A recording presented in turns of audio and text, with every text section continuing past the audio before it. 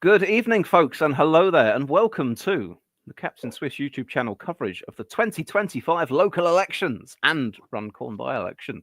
In the meantime, since I last saw you, I went out and voted. We will talk about that in just a moment. And I went to the shop to get some supplies for tonight, and I have treated myself to some delicious Jack Daniel's Tennessee honey whiskey. Other whiskies are available. And that's going to sustain me through the next few hours. I even got a big bag of ice and a mixer as well, so I'm well set. And I'm going to order myself a pizza in a minute as well. So it's going to be proper election night shenanigans tonight. I'm joined here to start with by Mr. John Cooper. Hello there, John.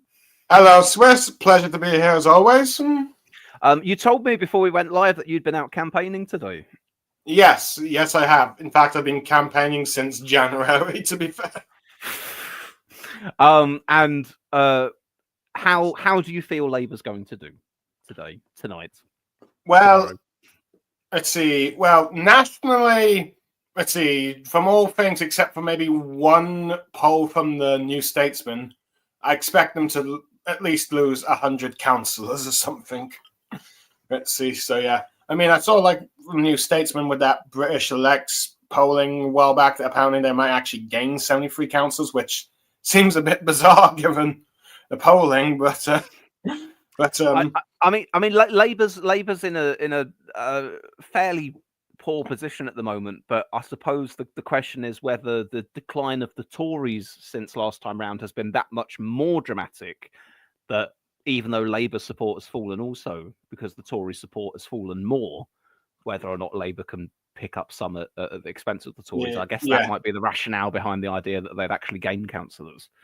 Yeah, it's like I expect Reform, unfortunately, to do very well because people are like they're the new shiny protest party in a sense. Ones that can, let's see. So I expect them to do well. Lib Dems and Greens, of course, they're probably going to have a decent night. The Tories, bad night. The only question is how bad of a night it is, and is it enough for the Tories to declare Kemi Badenoch must go? Well, Kemi Badenoch has preempted the results of this election by already saying, it's going to be a pretty bad time for them.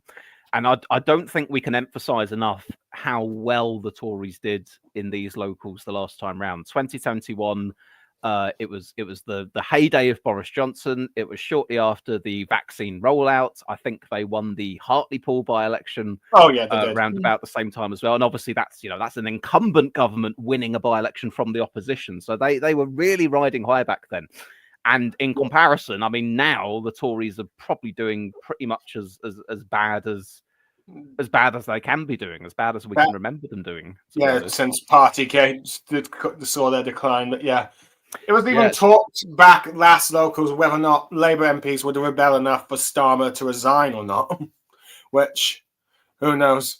Get some talk saying, will Starmer get rid of, I guess, Rachel Reeves for a bad night or something? Which I think a bit unlikely.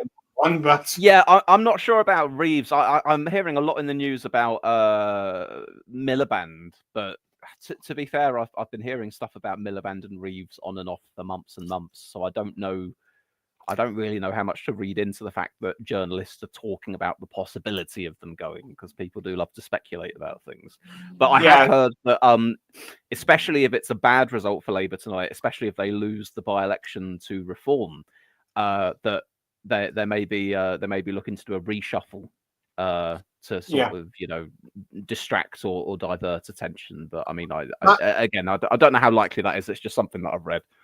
Ahead of it happens, it'll be on Tuesday because Monday's a bank holiday. Yeah. Right, I will take a few comments from the guys in the chat, and I'll apologise early, guys. You know what it's like on election night. I'll end up missing some as things get busier, but that's just the way of it.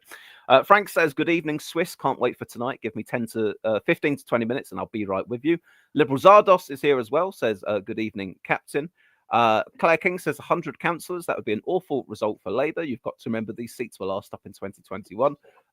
Liberal Zardos says they're not defending many councils today, Labour. I'll double check, but I think Labour are only actually defending one council. amongst the batch that we've got up today. Doncaster, right? Yes, Doncaster. The vast majority of them are Tory ones, and then I think we've got a few that are like no overall control as well. Blue Guy says reform is small dick energy in electoral form. Liberal Zardos says it would be a mistake to swap in another leader. I think speaking about Kemi Badnock here, it'll only cement the perception the Tories can't stop backstabbing.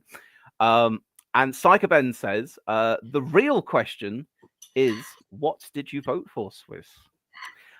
So before I did this stream, I did another stream where I was looking over the election literature for the North Tyneside mayoral elections here, and deciding on who I was going to vote for. And I read them out one by one, sort of gave my thoughts, saw what policies appealed to me, and discovered very quickly that I'm in fact a very passionate supporter of the regeneration of an outdoor swimming pool in Tynemouth. And we've got some money thrown at us. Stop everything. Random Quotes joins us and says Biden was never going to be Bernie. Captain Swiss. That's a one I haven't heard in a while. I don't. Will it ever change? Will it always just be that one following me to the grave? Lee Ball says open air swimming pool party, and Apollo TD says hi Swiss. Hello there, guys. Thank you very much, Random Quotes, by the way. What I want to do then, so what I said to you guys at the back end of the stream I just did is leave some comments on the stream for me. Tell me who you think I'm going to vote for, because I said I was gonna I'd probably end up deciding when I was actually there with the ballot in front of me, which is sometimes the case. So before I reveal who I voted for, I'm going to have a little look what you guys said. Let's see if you guys have got your fingers on the pulse of Captain Swiss. Watching, I was too busy canvassing while you're doing that stream, Swiss, so I have no idea. That's okay. That's okay. So for your information, then, there were two independents. There was a Labour, a local Conservative, Reform, Lib Dem, and a Green. Right. So decent spread. Right. So looking at this, let me Are you still a member of the Lib Dems, out of curiosity? I doubt it. Because I don't think I've had any money leave my account for many years. Just for background for some dear viewers, I joined as a joke many years back, basically, so I think I could get a vote in their leadership election. But I joined as Captain Swiss. That was my actual name with the Lib Dem membership. But it surely must have elapsed because I don't receive emails from them. I've not seen any money coming out of my bank in a long time. But I need to be careful here, John, because after having voted Lib Dem in the general election last year, people are going to start talking and think that I may have turned, and we can't be having that. Well, let's see if you're so I do just a guess that you were voting Lib Dem, but I'm going to guess one of the two independents. Maybe I've given the game away too soon. All right then. So I'm going to read a few of the comments from you guys, and we'll see how you thought I was going to end up voting. So. Psycho Benz had said Swiss is going to vote for Martin, the first independent. Fresh and Low to Go says, I think Swiss will vote for my bring the boats back to North Tyneside, then stop them policy. And Level says, you nicked my parody idea. Lee Hallam says, not Labour or Reform. I think the Green was as much a cookie-cutter candidate as Labour. The second independent was a waffler. That you switched to blah blah suggests to me that she had lost you. Did I switch to blah blah? How rude. The local Tory, I think, actually made the pitch that landed the best with you, but I don't think you could bring yourself to vote for him. The Lib Dem, well, can you stomach the virtue signalling self... Can you stomach the virtue signaling self-regard to go there again and nothing on the pool? I think you will go for the first independent. All right, then. We seem to have a consensus forming. And have we got any more that I've missed here? Fat Hunker, great name, says, or is it Farthunker? You tell me. I think Swiss will vote for Martin, the independent. Sorry for not catching the start, by the way. That's why you didn't see me in the live chat. No worries. All right, then. So... I can reveal, boys and girls. Obviously, the consensus view is that I was going to vote for Martin the Independent. And I can reveal I did vote for Martin the Independent, so you know me well. You all know me very well. I'm that easy to read, like a book, or at the very least in the stream. Maybe I came across more clearly that I was going to vote for Martin the Independent than even I had thought in my own mind there. But yes, to explain my rationale. Obviously, I wasn't going to vote Reform first and foremost. I'm quite anti-Reform, as you know. Yeah. The Tories, Lee Hallam was right. The Tory candidate did impress me, especially with some locally targeted policies. But I mean, if we're already talking about me selling all my values down the river, having voted Lib Dem last year, what exactly do I stand for if I'm willing to vote for the Tories? Couldn't be done, I'm afraid. The Tories still require punishing, even after the last election. Yeah, Labour, the candidate just wasn't much there. Well, didn't really impress me. And the Lib Dem wasn't anything about the pool, as you said. And the same goes for the Green for that matter. So yeah, I went for the Independent based on sort of, you know, it was a vote that I could feel good about. I wasn't having to hold my nose in voting for the Independent. And of course, the outdoor time now swimming pool. We all want to see that. Obviously, the Independent's not going to win. In all likelihood, it will be Labour who win. Or I think Lee had also posted a electoral calculus or something for the area saying how things were looking, and it looks like it's likely to be a Labour defence. But if it's not Labour, then it will be Reform taking it off of them. So it looks like we're going to have either Labour or, on a bad night for Labour, Reform taking the North Tyneside mayoral. But for my part, I've gone for Martin the Independent. You know, it's too bad that these mayor votes don't have AV anymore, because it'd be interesting to see the sort of the one-to-one battles that they used to have for the mayor elections. You've had a comment from Lee Ball, by the way, John, who says, "Coops, turn off those notifications." Sorry, someone's just messaging me. I'll quickly respond to them, and then you'll have my complete undivided attention, Swiss. No worries. I'll read a few. I'll just mute myself. That's right. I'll read a few. Yeah, no worries. I'll read a few more comments in the meantime. Random quote says, "Swiss never plugs my Twitter." Well, that's because from what I remember, you were always posing as some. I forget who it is. Was it like a UKIPper or a reformer or some? It was someone, wasn't it? It was someone that I wasn't going to plug. I can't remember who it was. Was it Tommy Robinson? Was that who it was? Remind me. Anyway, Liberal Zardos says, I went with the make it stop. Partly, no, it was to stop the cuts. Lee Ball says, you're already copying the Charles Kennedy hair, Swiss. Not a good sign. No. I was going to make an unkind joke there, but I'm not going to. No, you're right. Yeah. But I'm not going full Lib Dem. The beeps were loud, and Psychovan says it was Cooper sexting live on air. Cooper wouldn't do that to us. So anyway, guys, I want to give you a little rundown here of what is up for grabs in today's elections. So we've got this here on the BBC website. So who's getting elected today in 127 words? Well, that's how I like my summaries. They come in 127s. Voters in some parts of England have only a short time left to elect. Polling is now closed.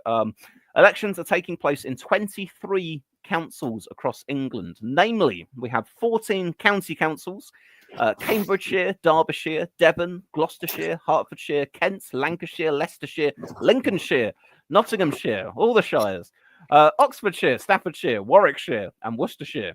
We have 8 unitary authorities, Buckinghamshire, Cornwall, County Durham, Northamptonshire, Northumberland, Shropshire, West Northamptonshire, and Wiltshire, and 1 metropolitan district in Doncaster, which you'd mentioned earlier, John, as I think the only Labour defence of a council we've got this evening.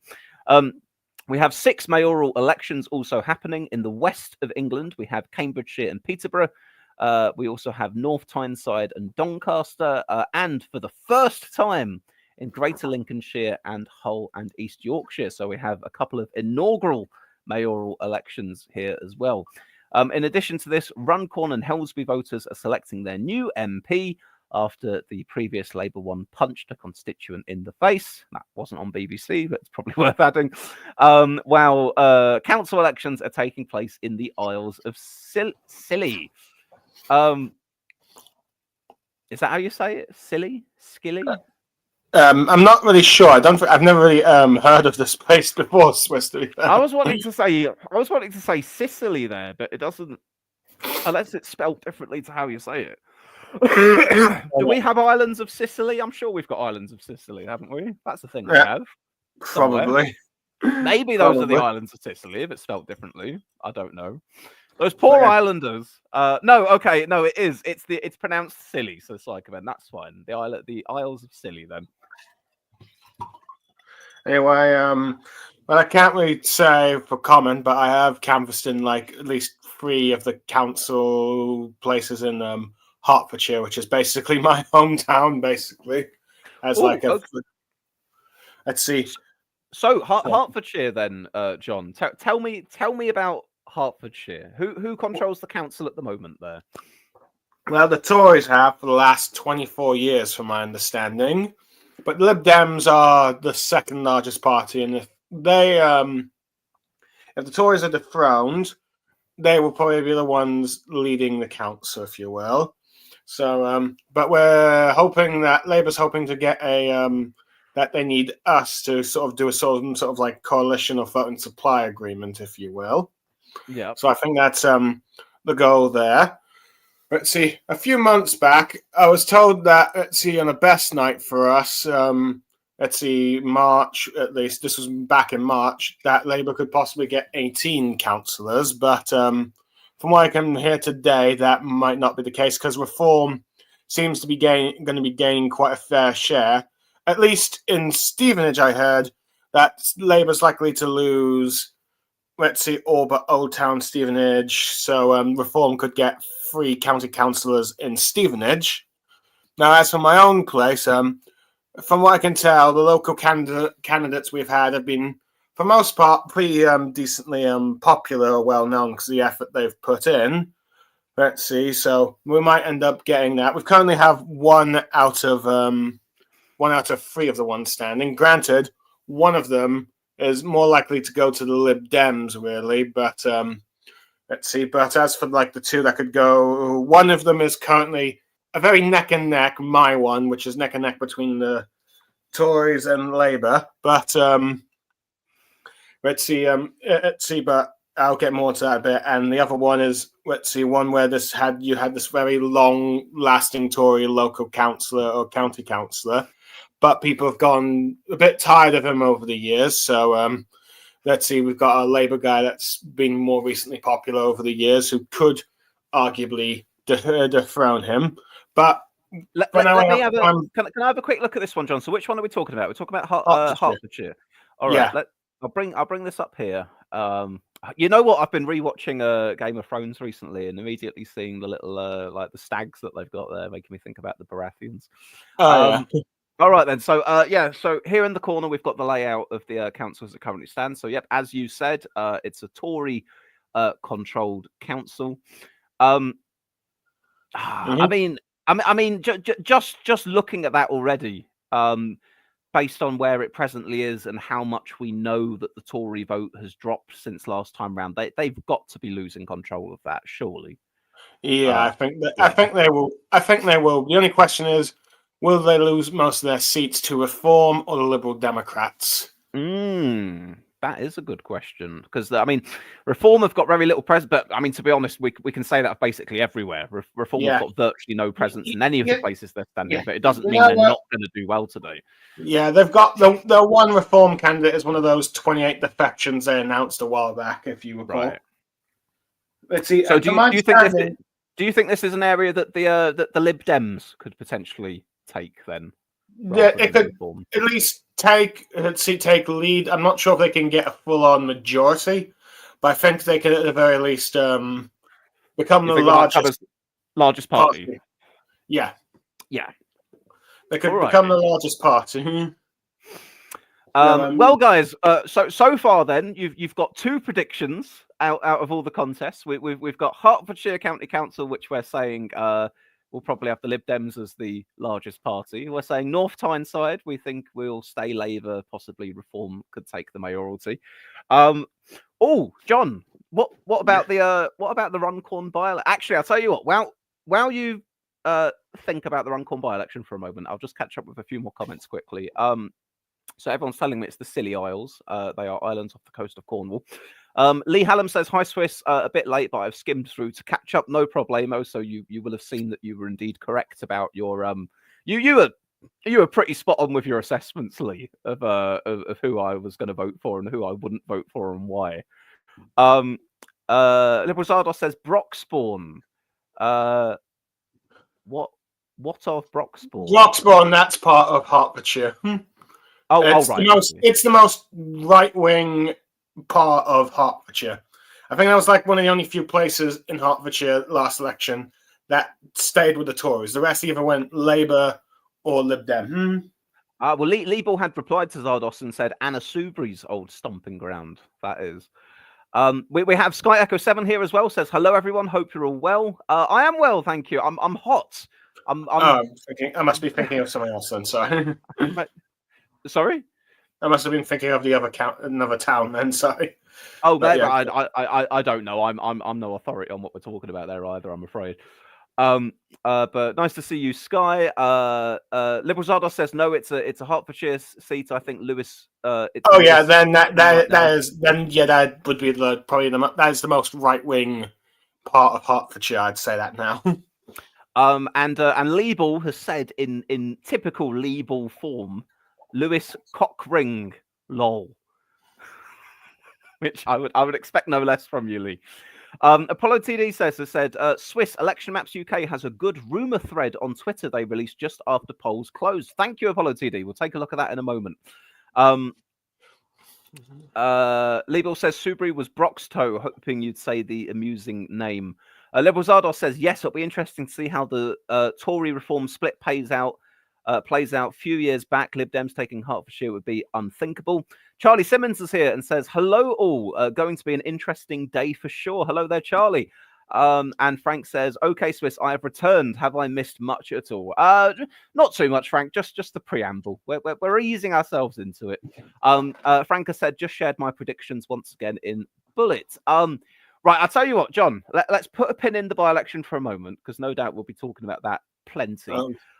Let me jump over to Twitter here, and we'll have a look at Election Maps UK. I'm going to violate my own rule just for tonight of not engaging with Twitter for the purposes of democracy. We're going to go on Election Maps UK and have a look at their rumour thread.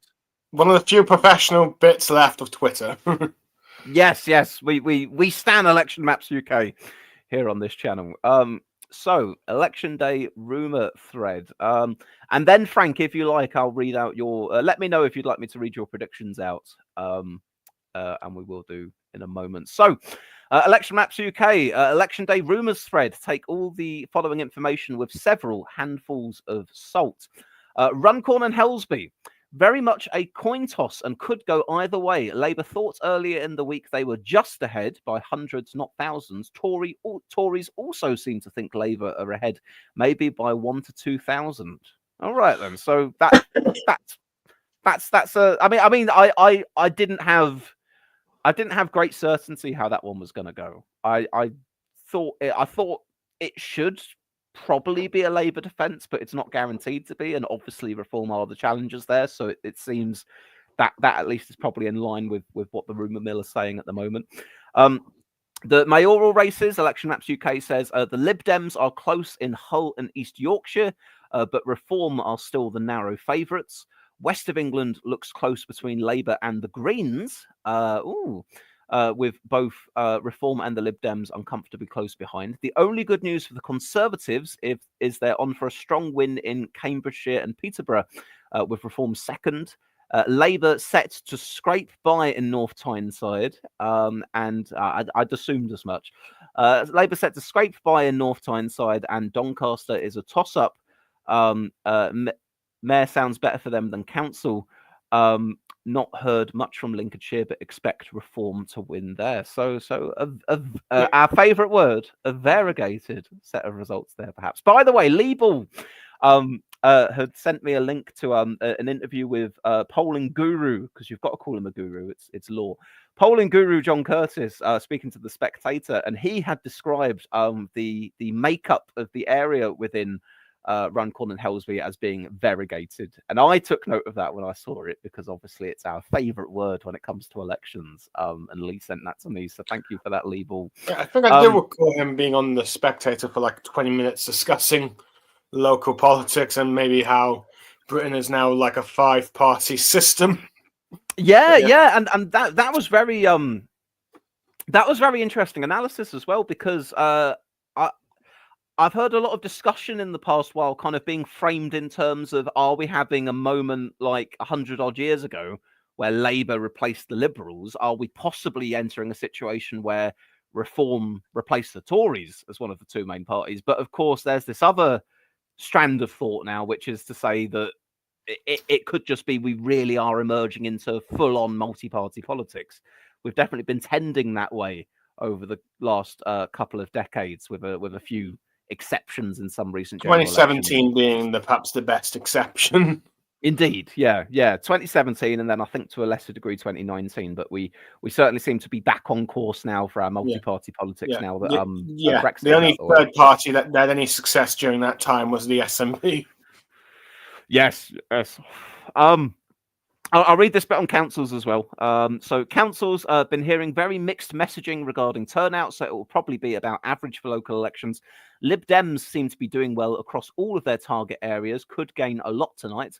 Labour worried of large losses to Reform in deprived areas and to Greens and Independents in urban areas, though there aren't loads of them up for contest, but might gain some in middle-class towns where the main opposition is the Conservatives, who are losing votes across the board as expected. So that we spoke about that at the very, very beginning, that given that the Tories have fallen further and harder since 2021 than Labour have, Labour could still benefit to the detriment of the Tories in some areas, but Labour are under threat in all directions, really. But generally speaking, these locals are certainly, as far as the councils go, the Tories are going to be losing hundreds and hundreds of councillors hand over fist and control over a lot of the councils that they hold, and we're expecting the best success story of the night to be Reform UK. Yes, Lib Dems. I'm expecting the Lib Dems to do well. Maybe the Lib Dems might surprise us and do even better than some may expect. I'm not sure where Labour will place in all this. It's a bit middling, really, and probably they'll get a middling to poor result. Yeah, well, I think in my council, from what I gathered from today, in the morning and early afternoon, one of the areas that is usually strongly Labour has become a bit. Half of it said they were voting against. They don't say who exactly they're voting for, but we assume that's probably likely Reform. So there are areas where we're still strong for certain places. Like the third place I went to canvass was a different area, was strongly Labour. So let's see, my area might be a three-way split between Tories, Labour, and Reform. But I don't know, how accurate that be. But we could be seeing a lot of freeway battles in these local and county council elections, basically, depending on where you are in the place. I mean, we are. I mean, and of course, it's not wise for me to try and transplant national opinion polling onto local contests for obvious reasons. But if we were to take sort of like a hypothetical ward that is somewhat akin to the national opinion polling, then you are looking at a very tight contest between sort of Labour, Reform, and the Tories that only a few percentage points could decide whether it goes one way or the other. So, I mean, we're in a place now where kind of across different parts of the country, we've got so many different parties facing each other. Once upon a time, traditionally, it was just kind of more or less Labour versus Tory, and then occasionally Lib Dem versus Tory. And now it's kind of blown wide open, isn't it? Or Lib Dem versus Labour back, I think, when you had Blair with the Iraq War in certain places. Yeah. Right, I'll do a few more of these comments, and then I'm going to read out what Frank's prediction was for the councillors here. So, what do we have on here? Podge says, "I hear Labour lost so bad, Keith is going to resign." I'll take that one with a pinch of salt, Podge. Yeah, I don't think that would happen. Arguably, if I think Keir Starmer resigned, to be closer before the next general election, I think. Let's see.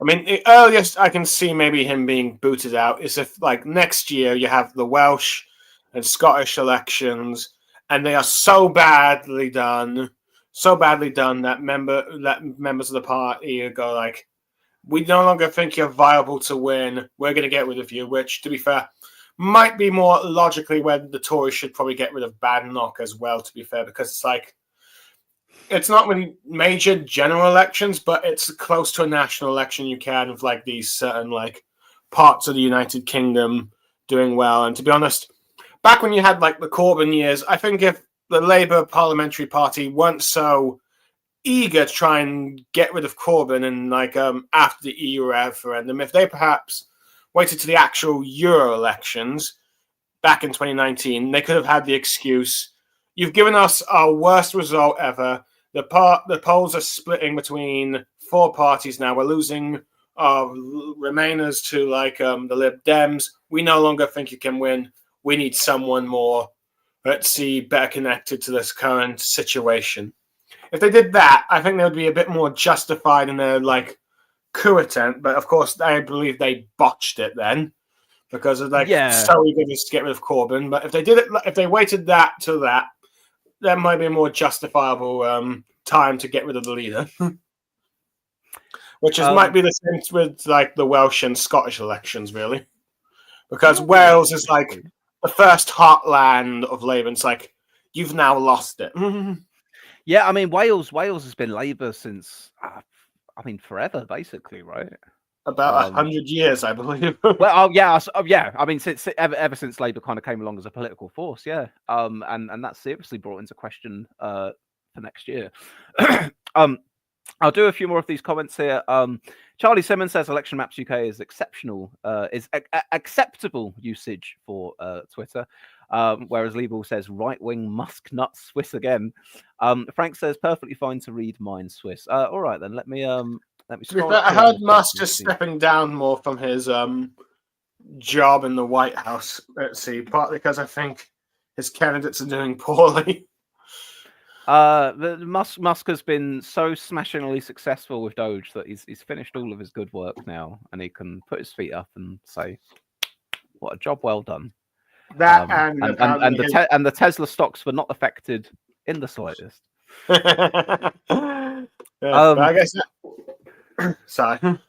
Right. Frank has said I'm fine to share his prediction, so I'll bring this up on screen. Friend of the channel and maker of some of our thumbnails, Frank. His predictions for the local elections. He says Reform will come out as the largest party in terms of councillors with 531. God, these are very specific predictions, Frank. If I was going to end up doing them, I'd be vague. I'd kind of go like 100 to 200, blah blah blah. But you've nailed it on down.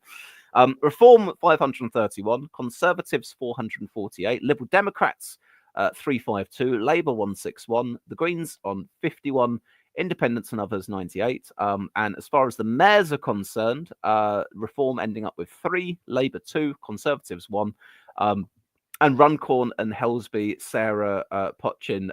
Is that the Labour candidate, Sarah Potchin? I suppose I should be double checking. Frank says their benchmarks Swiss. Yeah, no, fair dues. Yeah, I think of that prediction. I'm in two minds whether or not Reform or the Tories come out as the largest party. That I'm a little bit torn on. I certainly think that the Tories are going to be losing an awful lot of councillors, mainly to be gobbled up by Reform and to a lesser extent the Liberal Democrats. But I think you're certainly in the right kind of ballpark. Oh, Sarah Punchin is for Reform. You can tell by the blue arrow. Oh, yeah. There's me being thick. Look. Blame the Jack Daniels. Okay. All right then. So you're saying you think Reform will end up taking it by about 2,000 votes or so. Paul Fisher in the chat says anyone who still votes Tory or Labour needs to seriously look into their mental health status. Not a fan of the uni party there. I see, Paul.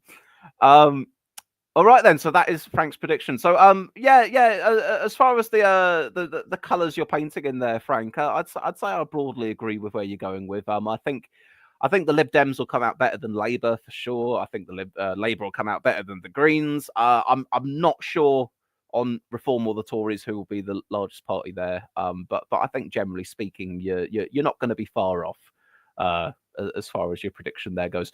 Any of the viewers in the chat, do any of you have any significantly different predictions to Frank there, either in the Runcorn and Helsby by-election or otherwise? Do let me know. John Cooper's back. Oh, did I lose you, John? Oh dear. Yeah, I think I might have accidentally closed the tab rather than refresh because I was trying to refresh the local elections. They've got the maps of like how many seats they may have won or lost. You know, those sort of like the coloured tabs. Sorry about that, Swiss. No worries, no worries. I own that part. As for my prediction, I think Reform are likely to get 400 to 500. Let's see. The Tories, I'd say probably since they started high, I assume they're going to lose. Like they had like 900 or 1,000 or something. I assume they're going to lose at least half of that. Liberal Democrats, I guess 300 to 400. Labour 100 to 200. Greens 50 to 100, and Independents, I guess, around 100. That seems pretty sensible. That's similar ballpark to Frank there. Lee Hallam has pointed out in the chat. So Frank doesn't think that the Greens will win in the west of England. And Frank says, I think Labour will narrowly hold, will be within 2%. So a very close race there. Claire King says, I predict the Lib Dems will win everything. Zardos says, I think the Greens will do well in the West, Bristol way, etc., but mainly Lib Dems out there too. Frank is predicting Doncaster for Reform. And Podge says Greens win Runcorn. Now, interestingly, Wes, when I went out canvassing today, I knocked and got like a Labour member that says they're voting for the Greens because they do not like Labour's stance on Palestine. Well, I mean that is a thing, though, isn't it? Labour are losing support from both ends, really, aren't they? On the one hand, they're losing support to sort of left-wing voters, either on issues like Palestine or kind of like austerity-esque policies. Although over in sort of like places that end up switching to Reform, it will be things like not getting a grip on immigration. And it's very tricky for them at the moment. I think I spent ages and ages back in the tail end of the Tories being in power talking about them losing support out both ends, and now it seems to have switched over to Labour having the same problem. I'd see someone, I think when they're out canvassing, knocked on the door, and they've got someone that's voting Lib Dem because they're not happy with Labour with Pip, and I had a few people that were not happy throughout the canvassing. They were not happy about disabled benefits kind of thing. I had to get my MP to come and talk to them for quite a bit. Who's a bit of a rebel, I will say, my local MP. A bit of a rebel. I like that. Yeah, I think he's defied the whip a few times, particularly on the farmer things. And there's, I think, some cases where he's been threatened of the whip being removed if he votes against the benefit things or something. But I think he's willing to do so if he does not agree with it. So I've got a decent local MP, to say the least. Oh, but yeah, right. But I also had some people that have said they're not voting Labour because they're cutting the benefits or something. And granted, this was like this was before like the whole Supreme Court thing. But there was one door I knocked, and the woman who responded, tell me how. I'm going to vote Labour. I won't vote Labour until they know what a woman actually is. So you've got some, I guess you could say, TERFs that didn't, like Labour's stance on supporting trans at the time or something. That kind of debacle. Oh yes. So yeah, I've got a few more. I have all kinds of door knocking, but I did have some very nice, polite people today when they said they were voting against, but saying I appreciate what you're doing going out, which is nice because when I've sometimes leafleted, I had some people cursing at me. Oh dear, no, we don't approve of that kind of behaviour here on the channel. But yeah. We treat political campaigners with a minimum of respect, even if we don't agree with who they're supporting. Yeah, but yeah, I was just telling you my experience from like the entire canvassing. Some were today, some of the against were actually rather polite at the beginning, and some of the people that I've had that were against back a few weeks ago were not so nice. So, but yeah, you can get like a mix of that if you're Labour knocking on the doorstep. They're either very nice to you about it, or they're rude as very rude. Well, Psycho Ben's here in the chat has says, "I'll be honest, Cooper, it's brave of you to campaign for Labour." Well, to be fair, I was also kind of curious to see how the door knocking would be if I did go around for some locals for Labour. But yeah, sorry, go on. Oh, I had someone waiting to join the chat there, and they've suddenly dropped out. Unfortunately, who was it? Maybe Tom or Cameron, because they're always changing what their usernames are. So I didn't recognize the username, so I thought, yeah, I'll be one of them too. Yeah. I'll do a few more comments that we got here as well. Lee Hatlam says, people keep talking about whether Tories can win back reform deform. There's a slip. Reform defectors, but not can Labour get back defectors to the Greens, Lib Dems, or Muslim independents? That's a fair question, yeah, because Labour, we've seen Labour have been losing significant support out of their sort of left flank. Probably why they're doing so poorly at the moment. You've got the rise of reform on one side, you've got Labour losing support of the left to the others, who I mean, you might know actually, John, better than anyone. Kind of, sort of demographically, who would you describe as being Labour's core votes these days? Have you noticed a trend in sort of the people you speak to, who age-wise, profession-wise areas, sort of who tends to be more Labour these days? A mix, really. It really depends on how they felt about the local candidates, I think. Let's see. I definitely say there was a fair share of middle-aged or young people that, depending if they knew the candidate, they were rather enthusiastic. But there were a fair share of, I guess, middle-aged or elderly that were willing to vote Labour as well. But I think it really sort of varied on the area and whether or not they liked the candidate or not. Let's see. But it was like a lot of national level, a lot of lack of enthusiasm, to say the least. Yeah, I mean, this is a very I saw it being described, this set of elections, as kind of being one part complete apathy and one part anger. You know, that you've got on the one hand a bunch of people just not giving a shit, thinking everyone's the same, just being completely uninterested, disengaged, etc. And then the other element to it is people just so dissatisfied with politics in general and the major parties that they're going out deliberately to try and vote for, you know, other smaller alternatives. Because you're in a situation really where, you know, the Tories were in for 14 years and they were absolutely burnt out by the end of it and fully rooted out of government, and they have not recovered their standing in fairness, relatively short amount of time since. But then you've also got the incoming Labour government that, by a quirk of the voting system, ended up with a huge majority off of a third of the vote, and they've become intensely unpopular very quickly into their time in office as well. So yeah, it's no wonder people are going other places. I have finally managed to add our other guest. So is it Cameron or is it Tom? Which one could it be? Would you like to say hello?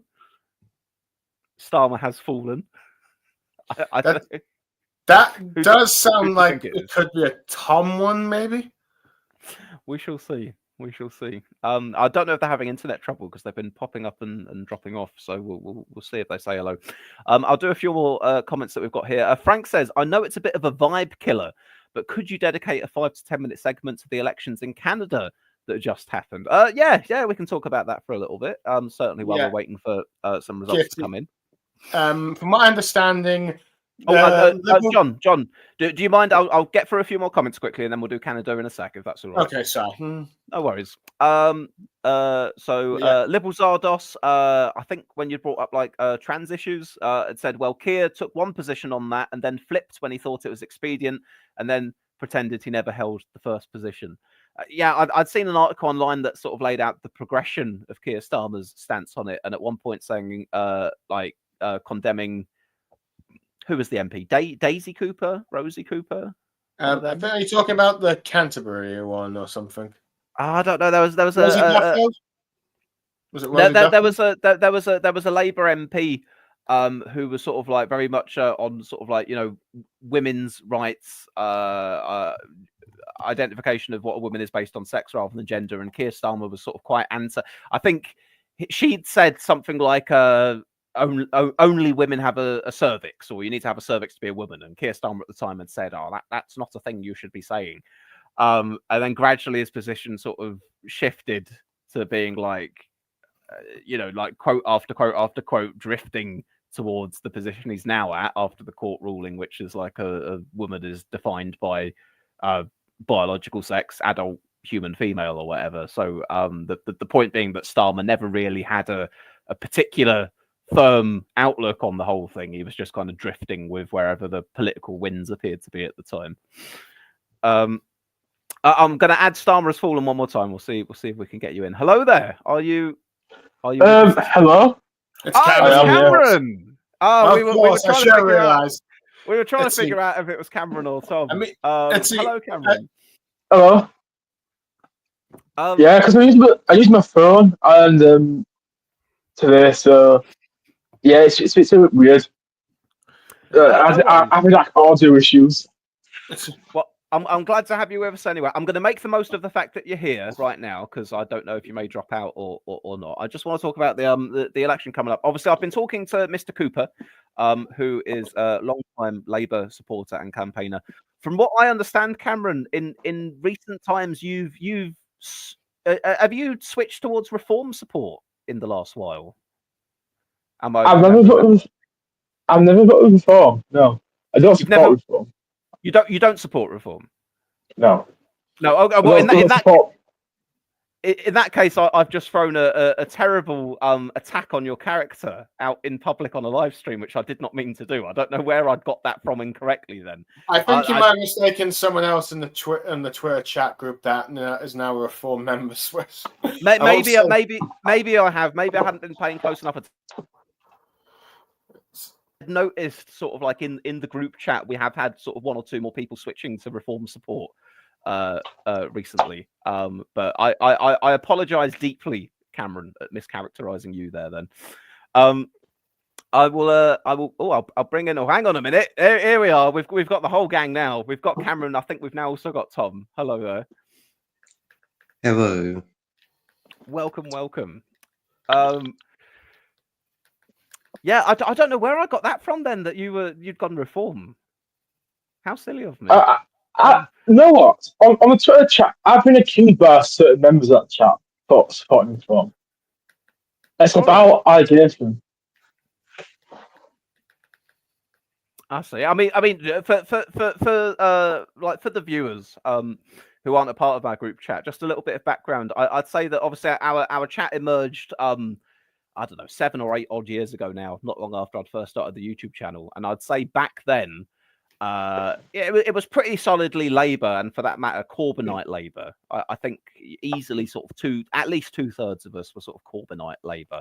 And then we had a few Lib Dems and Tories sprinkled in there as well.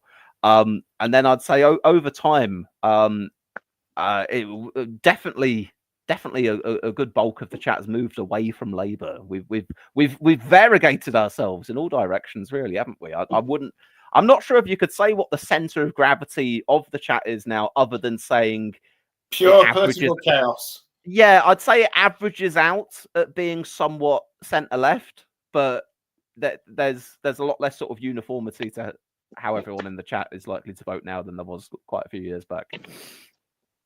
I think it's probably best to say at this point that the only governing principle of the chat seems to be nihilism and apathy because of the current state of the political makeup at the moment. So, Well, to be what fair, you're Tom, saying is they've come round to your way of thinking, Tom. Well, to be You're- fair, it's mostly Tom that's doing all the negativity. So Tom, given that I have you, well, in fact, Tom and Cameron, because both of you are fairly fresh to joining us. I want to ask you: do you have any predictions for the local elections that are anything that's distinctly different from what we've heard thus far, or do you think the general expectations of Tories doing poorly, Reform being the big winners, Labour pretty poor, Lib Dems succeeding? Do you think we're on track for that, or do you have any particular views that differ from it? No, I don't believe so. I think that my prediction is I have said in the chat that the prediction that I have is that the Tories will lose about 400 seats. The Labour Party will lose about 100 seats. Reform will get about 500.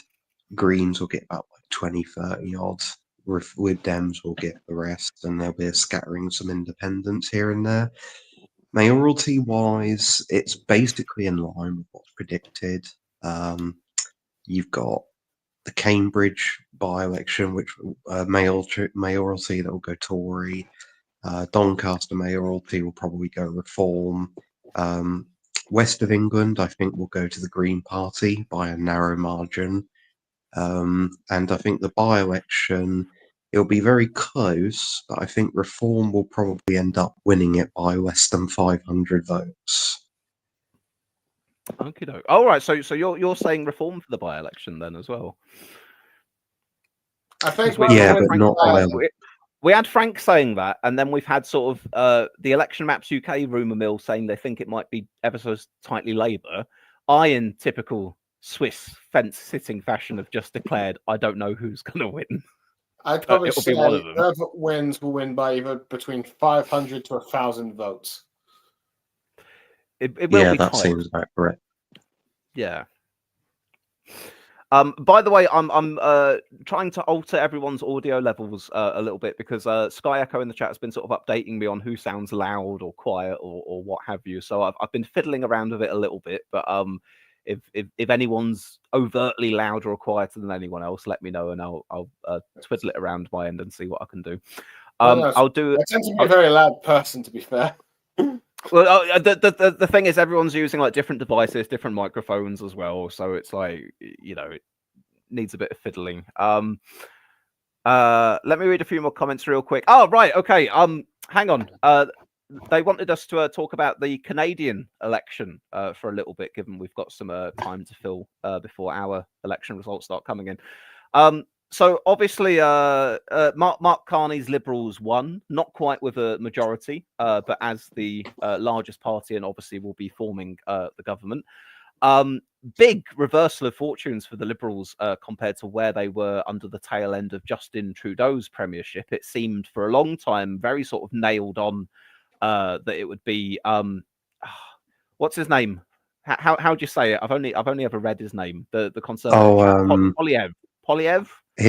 His name is Pierre Polyev. That's how you say his name. Pierre Polyev. Yeah. So it seemed for quite a while that it was nailed on that he was going to end up getting it, and I think he was sort of seen as not a Donald Trump figure per se, but kind of like he had one foot in the Trump-esque populist right wing kind of campaigning style. Yeah. There was shades of Trumpism to him. Yes. And then they get rid of Trudeau. They bring Mark Carney in. Mark Carney campaigns very hard on sort of Canadian backlash to all the Trump tariffs and 51st state rhetoric. And then the Liberals managed to sort of clinch what had been up until that point a rather unexpected win. That is the extent to which I've really got knowledge of the Canadian election. So if any of you have looked at it more deeply, I'd be very happy to hear what you've got to say on it. Well, twist before like the whole Betsy Carney and the Trump 51st state stuff, Canada's Liberals were expected to be wiped out the same way the sort of progressive Conservatives were in the 1993 election. There were many talks like that could actually end up happening. But then, of course, once Trudeau was replaced, and then of course that stuff happened, it became like a complete reverse. And the Liberals did so well that the Conservative leader actually lost his seat in the election. Yes, he lost his seat, didn't he? He had we can't talk about Portillo moments anymore. It's got to be Polyev moment instead. Yeah, Polyev ended up losing his seat in Ottawa in the end. Carleton, Ottawa was what his seat was. Yeah, that's more or less what ended up happening. It was a massive reversal of fortunes after 18 months of the Conservatives being ahead of the Liberals by about 20 to 25 points on average. As for what drove that to happen, the reversal that is, it seems that the factors that drove it were basically Trump threatening Canada's existence with the 51st state rhetoric, tariffs being slapped on Canada for no real justified reason, and the reasoning constantly changing over and over again, so that annoyed Canadians. And the fentanyl, Tom, the fentanyl. No, yeah, even though more fentanyl crosses into Canada than vice versa. I know, but I'm still. just messing. Sorry, carry on. Yeah, and the final factor behind it was basically an anti-Justin Trudeau backlash, because it seems that Canada really did not like Justin Trudeau whatsoever and had gotten sick of him over the years and wanted him gone. And when he eventually did leave, they were more inclined to vote Liberal than before. Was it a little bit like? I mean, I know I'm trying to draw parallels here, which aren't exactly the same. But if you think of the Conservatives under Theresa May, what absolute doldrums they were in, and obviously a lot of it was to do with the Brexit issue. But kind of Theresa May went, Boris Johnson came in, reinvigorated the party, managed to push that message on get Brexit done, and then they managed to win that further election. And it seems like you've had a similar-ish situation over in Canada, where you had the Liberals have been in for a long time, unpopular leader, unpopular party, switch over who's in charge, and it freshens it up a bit. They had an issue to campaign on, namely anti-Trump, and it did the trick for them. It seems to be a mix of... that's seemingly more or less what ended up happening in the end. Carney was able to effectively play the anti-Trump, anti-US card very well in Canada, and it benefited him and the Liberals. If anything, I think it's a mix of 2017 and 2019, at least in terms of the result being a sort of like a hung parliament still, but also sort of like in terms of polling, quick recovery. But yeah. I'm going to take a few more comments quickly, and we've seemed to have attracted some new viewers here doing our election live stream today, which is quite nice. So I'll read a few from them as well. Paul Fisher says, it's been a two-horse race for over 50 years of my life. The governments are only here to take away freedoms and to tax us more. Podge says, to be fair, speaking of the Canadian election, it was a rally around the flag effect when the Trump tariffs and the threats to annex Canada. Lee Hallam says of Keir Starmer, Keir only knows things if a judge tells him what is true. He lacks any independent capacity to reason. Let me skim down. The center of gravity in the chat, speaking of bullets, is you, Swiss. I suppose there's an element of that. I did make the chat. I do have the YouTube channel. You probably argue with the one person that would unite them if to lead a political party, Swiss. Yeah. Bullet could be a big tent coalition that I kind of sit in the center of. That's why Bullet elected me president, I suppose. I guess. I mean, I describe the center of gravity as being center left, and I guess that's probably where I am as well. So there we are. Apollo says, I'd still say the center of gravity in the chat is pro-nationalization. Yeah, actually, that's a very fair comment as well. I think there are a great number of people in favor of that in the chat also. Apollo TD also asks, is Galloway standing anywhere? No, but the Workers' Party are standing across the country. And also,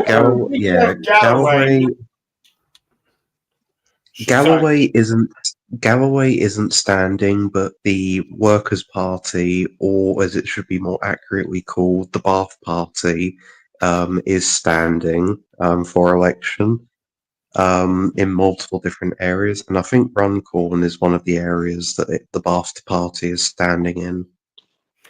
I don't think they're going to have the wild success in a by-election without Gorgeous George standing for them. Oh no, they won't. They'll lose their deposit. That's what I reckon will happen. Go on, Cameron.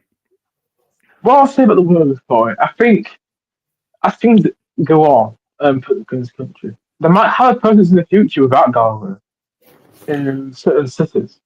Yeah, Like speaking of, we saw that almost won several constituencies without Galloway, and like they almost won 2 seats in Birmingham, I believe. There was I think a Workers' Party candidate almost ousted Jess Phillips. They might have a future. No.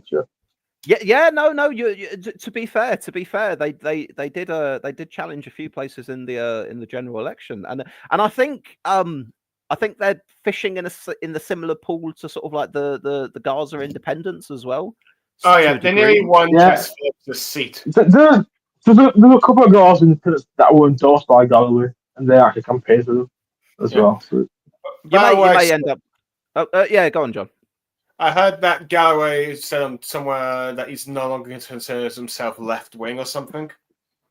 Well, I mean, I don't know whether or not I consider him left. Well, it's a thorny thing trying to describe it just in terms of left and right, because he's comes across as sort of like very much a social conservative on the one hand, but he's still got a lot of those kind of traditional seeming sort of economic left-wing policies trying to appeal to the working class as well.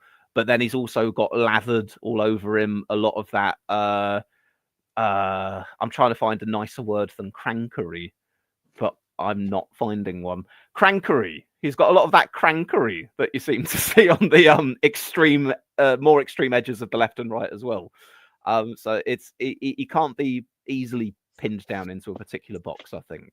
By the way, to reinforce my point about the Workers' Party being the Bastard Party, the Workers' Party candidate for Runcorn apparently is one of the former British ambassadors to Syria, which basically just reinforces my point. All I will say, Tom, is that I admire George Galloway's indefatigability. What was the word he said to Saddam Hussein? Do any of you know what it is? Am I just going out on a total limb here? Are you talking about individuality or something? Not individuality. It was some very strange word. It was like you know what? I'm going to find the quote. I'm going to find the quote here because it's going to bother me otherwise. And then we're going to switch, guys, because I don't know how we pivoted onto George fucking Galloway in the middle of the local election stream. I think Galloway is one of the biggest political figures of our time. He's not got many people. No, he's not got many people win that many by-elections outside of the NT forces. It's got to be said. It's got to be said. Galloway knows how to win a by-election. He's like a Farage. Well, actually, no, because a niche Farage, I guess you could say. But yeah, there's a quality to him, isn't there? He's got a political gravity of the individual rather than the party. It's kind of like Galloway. Galloway is like Farage in the sense that they both kind of set up parties, but the parties somewhat cling to the fact that they've got those very specific leaders of them. You know. The quote, by the way, was in. Oh yeah, go on. It was indefatigable, which basically just means undefeated. Oh, I thought it meant fatigability, as in fatigue, like being worn out, getting tired. I don't know if I could Saddam Hussein keeps on moving regardless. All the challenges against him, Saddam doesn't tire. He pushes on. Yeah, I don't really think you can use fatigability. I don't really think undefeatable thing that you just said really works with Galloway because he lost the Batley and Spen by-election. As a result, Labour sort of like that might have actually saved Starmer's premiership because there was talks of whether or not to remove Starmer until that by-election happened, ironically. It's like he went on it to try and get rid of Starmer, but it might have just accidentally saved Starmer. He more or less he's very good at grifting. That's basically what Galloway is good at. really, really good at grifting. I'm gonna skim along a few more comments here, and then I'm gonna move us on from Galloway. But yeah, the one thing I'll probably just say about the Canadian elections, it shows that in certain countries, there may be a Trump effect that gets a more, instead of the Conservatives elected when they could win, instead gets like either the center or center left wing candidates to like end up winning instead, as it might just happen with Australia in their election that's coming up as well. Oh yes, we do have people mentioning in the chat about the upcoming Australian election as well. This is the problem when I live stream on this. I end up completely scattergun trying to jump from one thing to another. Yeah, that's all I wanted to say left on the Canadian stuff. But yeah. No worries. David Gray here in the chat says the BBC is so unbearable that I'm going to give you a chance. Well, we appreciate that, David Gray. We founded this channel on being an alternative to the BBC long time ago. Cameron Hickman, also here in the stream, says Galloway is based. Psycho Ben says Galloway is based. What is happening? I didn't think that was the center of gravity of this channel. George Galloway is based. God, you appear on his chat show on Russia Today one time, and then this happens. Well, Swiss, we all make mistakes at least once in our lifetime. Yeah, I could. Yeah, you know, I've called into Galloway and Farage in a past life. Skyeko7 says Carney is a neoliberal centrist, but at least he actually understands the markets and the need to build. Psycho Ben says, wouldn't worry too much about being scattergun Swiss. You have 4 hours until we get the election results. Frank has said Galloway is based, of course. Claire King says Runcorn results in Lib Dem gain. And Liebel has spelled it out phonetically for me, so let's give it an attempt. Indefatigability. There we are. Indefatigability. Fuck, never mind. He doesn't tire, that Saddam Hussein. He'll stay lying down in that little hidey hole for hours at a time. Retro Gamer is here, and so is Panda Gamer UK as well. Our favorite viewing couple here on Captain Swiss. Nice to see the both of you. And so we've got a Panda Gamer and we've got a Retro Gamer as well. We have indeed, and Retro Gamer says that basically they got Panda Gamer into watching my channel. And it's a thing they do together, that they watch.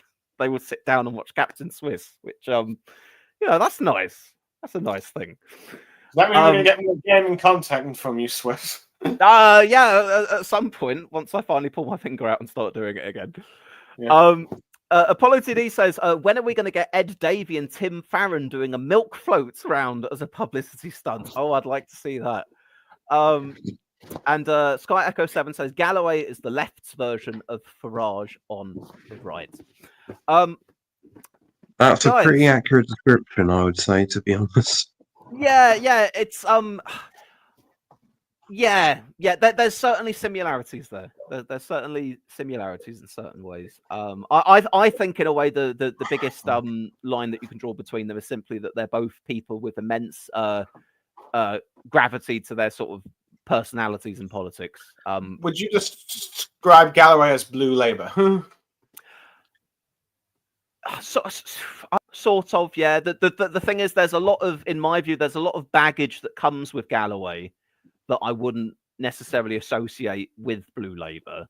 But in the sense that, elements of being economically left-wing, socially conservative, yes, there's some parallels there as well.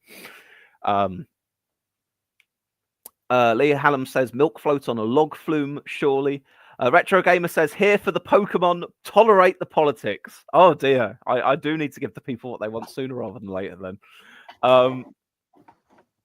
What else do we have? Blue Labour are Zionists, though, says Apology. Well, yes, there's the very clear difference between Galloway's ilk and Blue Labour, which is completely opposite sides of the Israel-Palestine conflict. Frank says, just laugh very hard when you described Galloway as blue Labour. Well, I like to make people laugh, Chris. David Gray says they've probably been on a milk float already. Soy though, not dairy. And Frank says, I think I woke my parents up. Podge says that infamous quote, "Would you like me to be the cat?" Shudders internally. Psycho Benz wants to see more Pokemon. Sky7 says Blue Ava-ish, not Blue New Laver.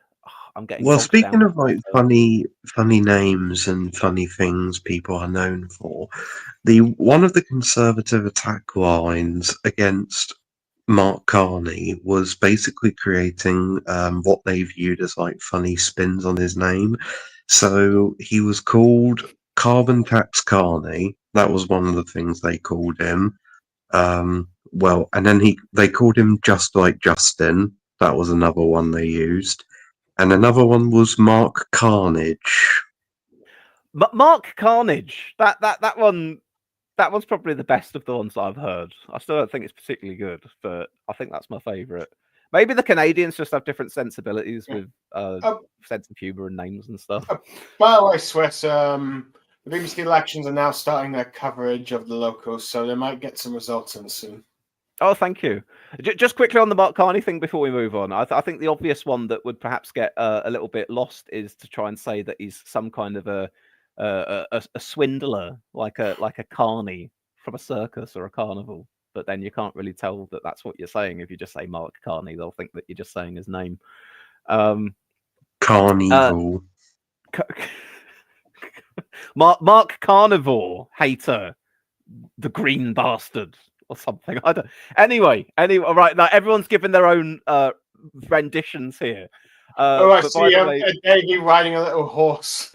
And there's carbon full of dams.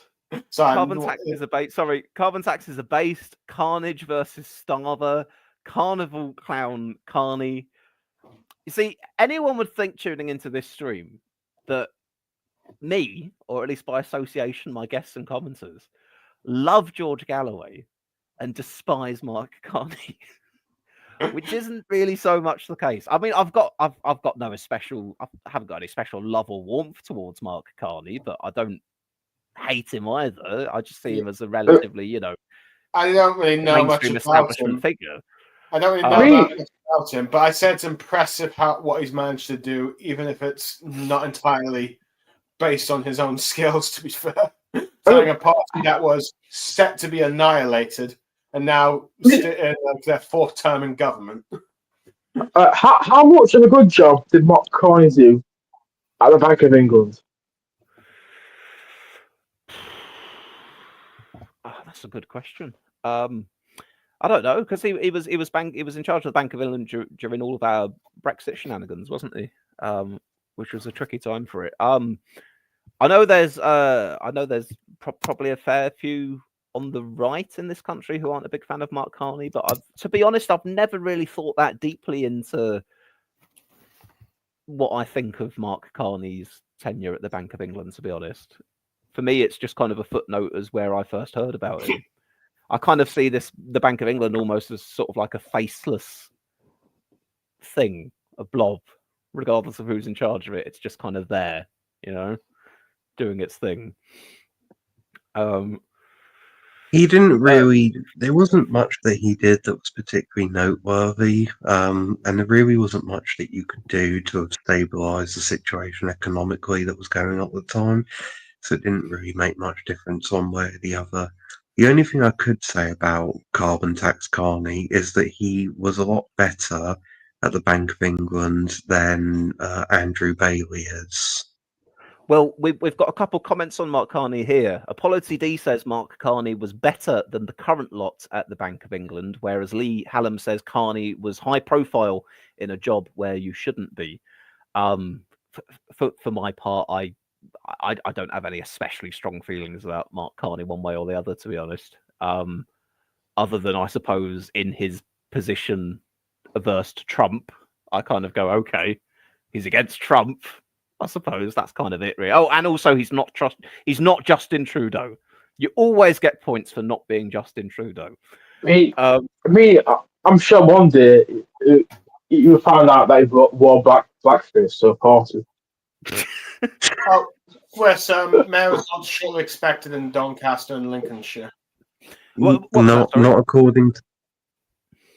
Not according to Conservative. Oh, What was that about Doncaster and Lincolnshire? Sorry. See, BBC says the results for that will be shortly or something. Oh, It won't be short. I don't know if it's short or Doncaster's not expected like 3 in the morning. I mean, we know from election nights past, don't we, that when we hear about something being shortly or imminent, that can range anywhere from about 10 minutes to 2 hours, can't it? But yeah, so the local press in Doncaster says between 3 and 4 o'clock in the morning. And also they are saying, well, they're saying that reform was doing better than expected. That's how it's being said. right. Just quickly to finally finish up the Canadian stuff. You say that he gets points for not being Justin Trudeau, but according to the Conservatives, he was just like Justin. But I mean obviously that's kind of like their best attack, isn't it? It's a bit like in this country where like Labour wanted to tarnish Sunak by association of also being a Tory with, say, Liz Truss, even though Sunak and Liz Truss were quite different from one another. You obviously want to, even if they've switched over leaders, you want to try and pile in that baggage onto them as well, don't you? That's sort of like a typical tactic, I think. Sky Echo has a comment about what Carney did as governor of Bank of England. Oh, we're never going to get off the Canadian election at this. Sorry, I just wanted to that one last part and. Okay, I'll read a few more. I'll read a few more of these comments here. So, Retro Gamer says he was too anti-Brexit, political in a neutral job. Didn't like him. Like him as Canadian PM though, just for standing up to Trump and showing strength and resilience when needed most. Well, yeah, I'd agree with that. It's certainly much easier to like Mark Carney from afar when it's purely a matter of, okay, he's Canadian Prime Minister, Donald Trump's President of America, they're doing their thing with each other, no longer involved in the Bank of England. Apollo TD says, I reckon the first by-election result, I'm assuming you just mean the election results, will be in 15 to 20 minutes. David Gray says he didn't even wear blackface once. It was multiple times. It was his go-to outfit. Is that true? Did Trudeau do it multiple times? Yes, he did. Oh, Justin. No, I'm not getting hung up on Justin Trudeau. We'll spend all night on him. Sky Echo 7 says Carney was governor of the Bank of Canada and brought them through the 2007-8 global financial crash, and governor of Bank of England, bringing us through the Brexit financial situation quite well too. I will say this, Mark Carney, he's obviously got a great deal of experience, economic experience, which is probably going to be definitely going to be useful as far as the turbulent times with the Trump tariffs go at the moment. As Bill Clinton said, it's the economy, stupid.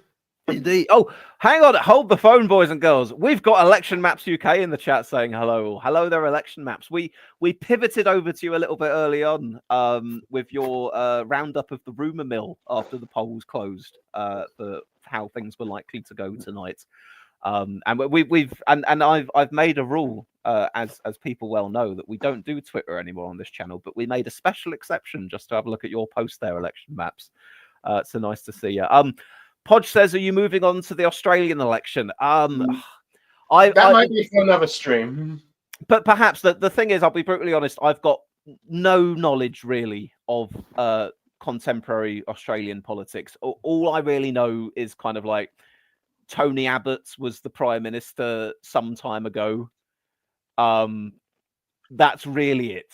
I probably, if you were to push me, I'd be able to tell you a few more things, but I've got nothing of any importance to say on the Australian election right now, so it's probably best I'm not devoting an awful lot of time talking about it. The only thing worth noting is that you're seeing a similar thing happens in Canada as you did in Australia. The Conservatives look like they're in for a dribbling. The Labour Party looks like it's going to actually make a gain and win a bigger majority. And the leader of the coalition is probably going to lose his seat. Well, there we are. I cede to Tom there on Australian. So it's basically the Trump effect seems to have a trend of, let's see, left, centre-left parties doing well, and Tory leaders or Conservative leaders losing their seat. But yeah. Blue By the way, Swiss, I think apparently I saw on the BBC that they expect the North Tennessee mayoral results to be announced at around 1:30 a.m. Okay. So we'll probably the golden period for us is probably going to be between about 1 a.m. and 3 a.m. That's when we're going to get some of the more interesting things for tonight, I guess. Yes. A blue guy has suggested Swiss papal conclave stream. Yes, when the white smoke rises from. Wait, no, is it the white smoke to say they've decided? Is it regular coloured smoke when they're deciding, and then once there's a new pope, it's white smoke that comes out? Am I saying that correctly? Does anyone else know? I think that's Yeah. the case. By the way, why has the BBC kept that ugly purple as their for their election coverage again? I Well, guess it's to contrast the colours of the party or something. Yeah, yeah, that probably makes good sense actually. That previously UKIP were the purple party, but given that UKIP are kind of dead and buried now, there is no purple party, so it contrasts very nicely with everything else. Are you not a fan of the purple, Tom? Would you prefer a white or a black? It's just a very ugly colour. I would prefer if it was like a more neutral looking colour. See, truly, we have arrived at the pre-result stage of the stream where we're discussing our thoughts on the colour of the BBC background, but the viewers can see it for themselves here. I'm getting that excited feeling seeing their little chart here, number of councillors and all the rest of it. Yeah. We truly are in a local election stream. So far, no gains or losses. No, nothing so far. More than 1,600 seats are being contested, but we are. Looks like John Curtis is on the BBC right now. Oh, is it? We love John Curtis here on the channel. We love our Election Maps UK. We love our John Curtis. I did see. I've muted it, so I don't know what he's saying, but he is talking right now. Probably he's because I've seen enough John Curtis in the past few weeks schooling up on these elections. He's probably discussing the variegated nature of how the voters are moving into multi-party politics, the fact that sort of like tight races and similar shares of support between some of the larger parties could mean that things could go kind of in any direction on a relatively small share of the vote. And I'd imagine also that, bad time for the Tories, not great for Labour, good time for Reform, Lib Dems will do well, Greens will be there somewhere, etc. And David Gray and Lee Ball in the chat are having a nice little chat about what you talk about, snooker, pool, something like that. I'm glad that you've made friends with some of our new viewers already. Sky Echo 7 says it's a bit sweary but bloody funny. What, John Curtis? That foul-mouthed John Curtis? No, they're talking about the Juice Media thing about the Australian elections. Oh, right, okay. The Trump effect doesn't seem to be hurting Reform here, though, says Lee Hallam. Well, no, certainly not to the degree of, say, Canada. Although, of course, Canada is very specifically targeted by Trump policies and rhetoric at the moment. The United Kingdom less so. I would argue, though, if not for Nigel Farage's very close sort of support of Donald Trump and wanting to big up his association with him over the years, perhaps Reform could be doing slightly better than they are doing now. But I can't really put a number on that. That's just speculation. But no, you're right. Certainly in contrast to, say, Canada, we're not seeing an anti-Trump effect damaging Reform in the same way. Grave Peril says Trump attacked Farage. Is that true? I'd heard about. I mean, obviously, I know about Elon Musk attacking Farage. I've not heard anything about anything that Trump has said against Farage before. I don't know if any of you guys have or not. It's interesting with the whole Musk and Farage thing, because you're supposed to get like 70 or 80 million pounds for them.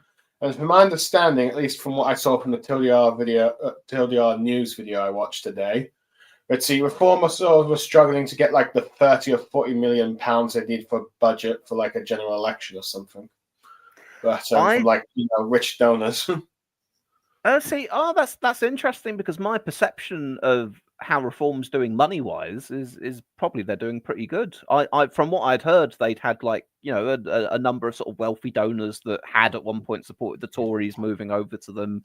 They've got a growing party membership, and I'm assuming people pay fees to sign up for them. I'd assumed, if you'd asked me, I would have said, oh yeah, I think Reform's in a pretty good state for money wise for campaigning. But that's not what you've seen then?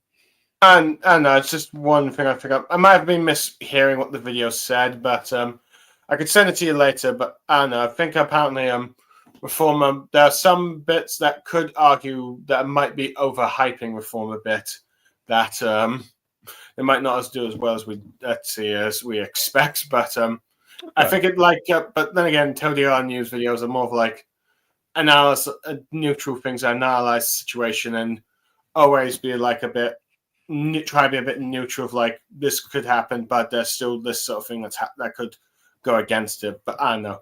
I think you're probably more best asking Tom. And Election Maps UK said the first result is out.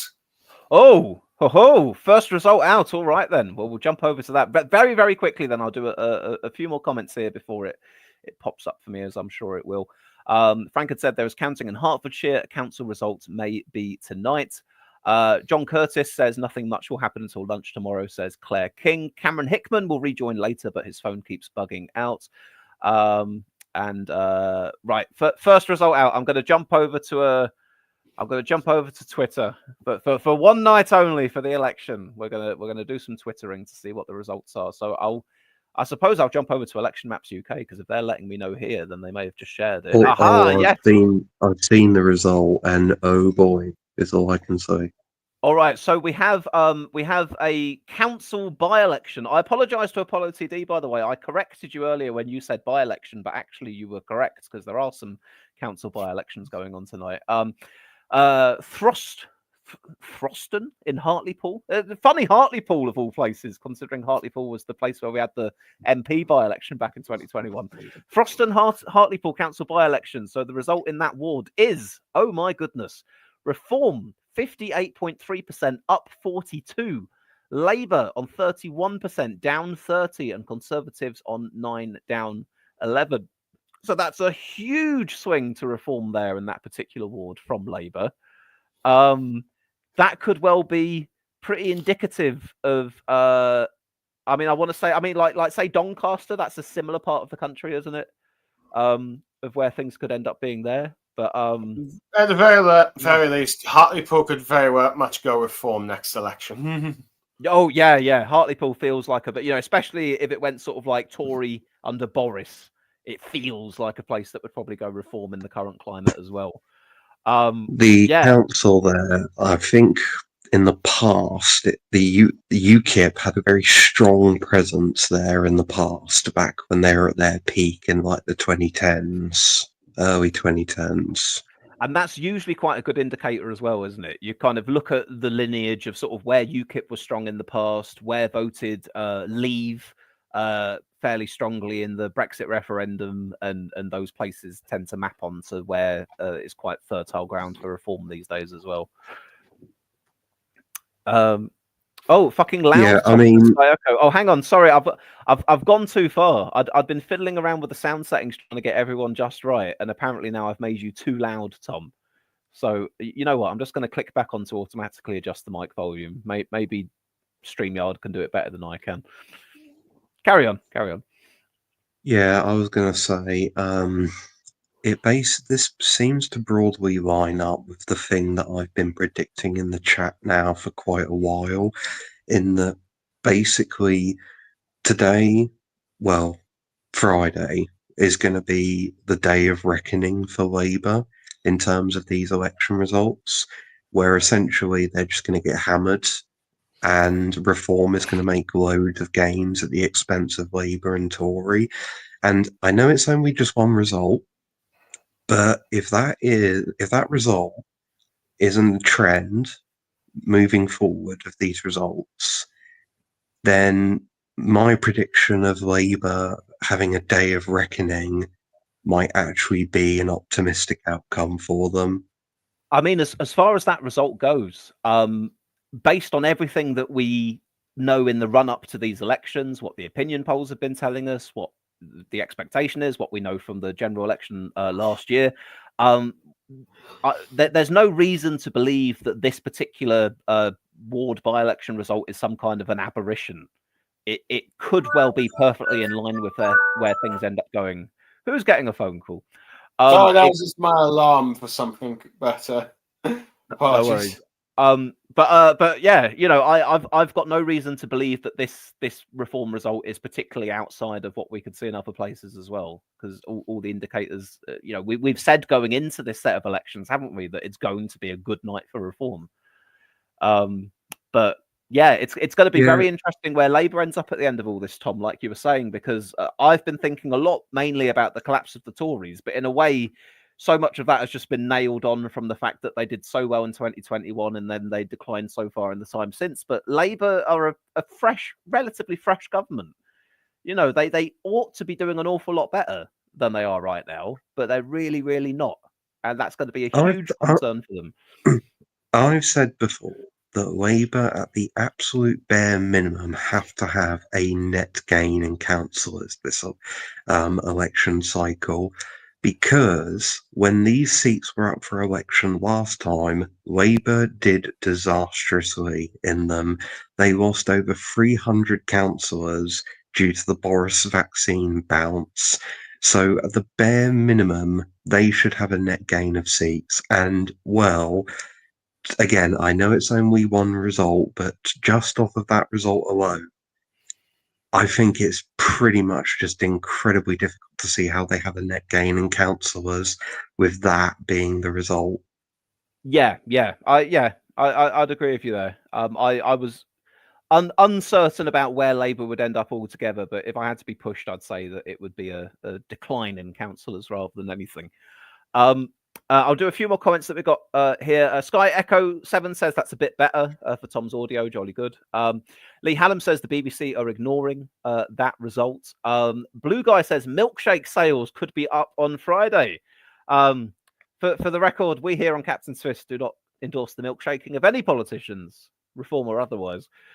David Gray says, I call reform Southwest Mayor my neck of the woods. Lee Ball says, I don't think this hurts Labour that much overall. These seats were slim pickings for them anyway, hence the previous results. Not great, but brush-offable. That's a great new term, brush-offable. Frank says, lots of reform rosettes in Northumberland. Apollo TD says, the Apollo TD says, can't see Sky or BBC paying much attention to the 90 or so council by-elections. All the standard council elections are tomorrow. The mainstream media sites don't have them or the maps set up to them. Apollo says Labour have halved in that ward, though it's old UKIP territory. And Liebel says variegated results, Swiss. And Lee also adds of the previous local elections, that was the day that they'd lost Hartlepool last time. Indeed. Guys, I am going to go refill my drink and grab myself. You know what? I've ran out of time to order pizza. I should have done it way earlier, so I'm just going to make a sandwich and get myself another drink. So will you hold down the fort for me for sort of 5-10 minutes, and then I will be back? Yes, I will do exactly that. Well, I'm very glad you said yes, because if you'd said no, the stream would have been in a lot of trouble. So thank you very much for that. All right then, smashing. Lovely. Right, okay, I'll catch you guys in a little bit. Right. So in terms of BBC at the moment, from what I can see, they've got Sarah on how do you say her name? Sarah Onley or Olney, Liberal Democrat MP for Richmond Park. She's on there. Bridget Phillipson is also on there. I think it's Richard Holden is on there as well. And they're all essentially just arguing about the results of these elections and Labour's government at the moment. Olney. Okay, that's it. Sarah Olney. All right. Thank you very much, chat.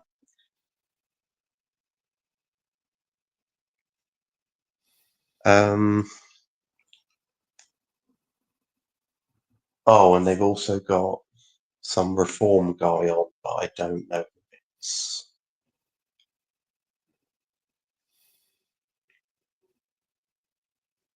I watched these clowns for a whole 5 minutes before it became unbearable. Yeah, to be fair, I've got it on just as like background ambience. I'm not actually paying attention that much to what they're saying because it's mostly just mindless drivel that you get from these sort of panels. Very much uninteresting discussion.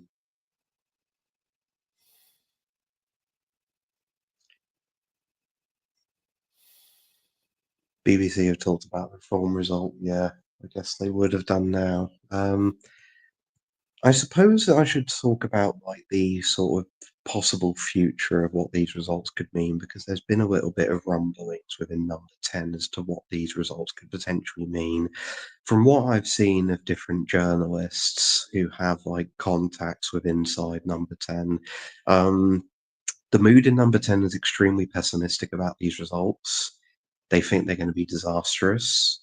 And signs of that are the fact that Starmer didn't go to Runcorn to campaign, which is not a particularly great sign because usually the leader of the party, especially the Prime Minister, usually goes and campaigns in in whatever by-election is being held, especially so they can claim credit for it if they win. So the fact that Starmer didn't go is not a particularly great sign for that by-election. But in terms of what they're planning for the future, a cabinet reshuffle has been floated. That is something that's been discussed, and the people who are apparently up for being sacked or moved around are Ed Miliband, who is the energy secretary. He's apparently being removed because of net zero reasons. Starmer essentially thinks that in his desperate attempts to try and win over the reform vote, Starmer is essentially trying to appeal to them as much as possible on literally everything. And because net zero is something that reform people hate, and because Ed Miliband is a big champion of that, he seems to be somebody who will probably be removed from the cabinet in the coming reshuffle, which number 10 says is imminent. Another person who could potentially be got rid of is Lisa Nandy. She's another one who potentially could go as well, just because Starmer's not a fan of her ideologically or politically. Bridget Phillipson is somebody else who I've heard could potentially be moved around from her role in Education Secretary. And some potentially, as for the Tory side of things, some potentially ambitious Tories, especially people who back Robert Jenrick, could potentially come out and say, like, oh, Kemi Badenoch needs to resign because these results have been a disaster for the party. So that's the internal rumour mill of what could potentially happen if these results end up being as bad for Labour as it looks like they're going to be.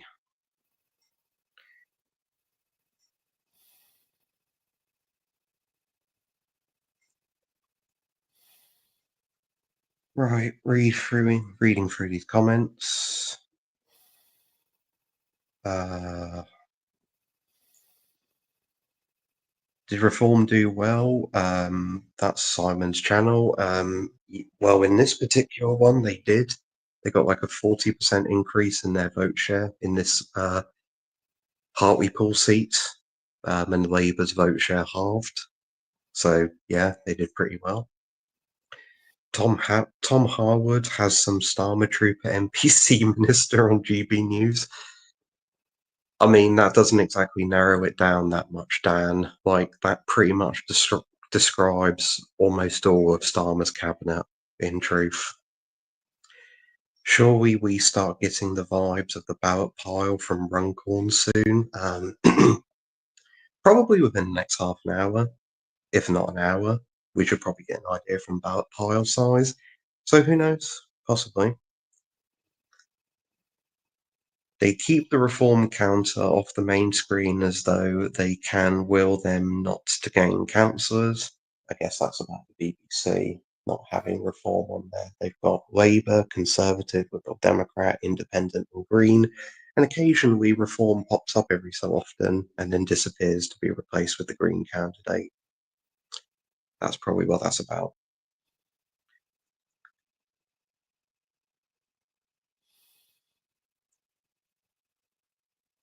It usually means a loss. Starmer didn't go because he would reduce their chances. He's so unpopular. Yeah, that's something that I put forward in the chat. I basically said that he would be better, Starmer would be better off not going to Runcorn because of how deeply unpopular he is as Prime Minister. Like, I've seen polls that show that he is about as unpopular as Prime Minister as Sunak was at the height of his unpopularity before the election happened anyway. So Starmer's popularity is so low that he probably would have hurt Labour's chances in Runcorn, so it was probably for the best that he didn't go. Here would be a disaster if he went, that's what Claire King said. Blue Guy, hope he gets rid of Rachel Reeves, but I don't think he will. I don't think he will, at the end of the day.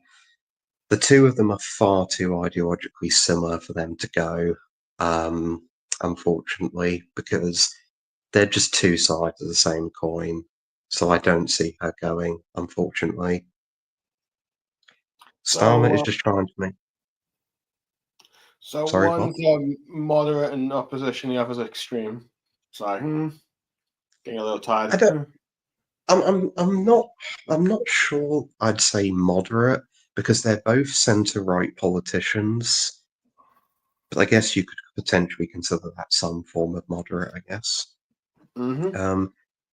Simon's channel, Starmer is just trying to make as much money as he can while he can. That seems to be what politics is about now. Get in, make deals, rinse the country, and leave to America. Unfortunately, that does seem to be the direction that a lot of politicians in Britain take these days. What? Sorry, could you say that again? Sorry, Tom, could you say that last bit again? Sorry? I said that seems to be the direction that a lot of British politicians take these days. What direction would that be? Well, what Simon's channel just said, get in, rinse the country of all the Oh, money, you and mean then leave to careerists? America. Basically, use this as a footing stone to actually get a proper job. They would want. Okay, yeah, that does seem the case. The only, I'd say, exception you could probably argue to some extent is perhaps maybe Corbyn, who seems to just actually like being his constituency MP. Hence why he voted as an fought for as an independent when he couldn't get back into Labour. Yeah, Dan said one way Starmer losing to Reform, McSweeney will want them to become more Reform. If they beat Reform, McSweeney will see the Reform strategy as a winner. Either way, Reform movement for Starmer. Yeah, that basically seems to be the way that Starmer operates. So damned if you do, damned if you. Sorry, go on. Just keep chasing the Reform vote over and over again. So damned if you do, damned if you don't, but it's like reform. It's gotta be reform. Even though he's not considering that there are other options that appealing to reform will actually long-term damage your base in certain areas. Hello, by the way. Oh, Dan, another thing to say from Dan, because Dan is well, more or less an insider, but not completely. But he says no major Labour figures coming to the count in Runcorn and Helsby parliamentary by-election tonight, sources say to the Telegraph. Have you guys already mentioned that Starmer didn't go campaigning there? No. Yeah, I did. I mentioned it.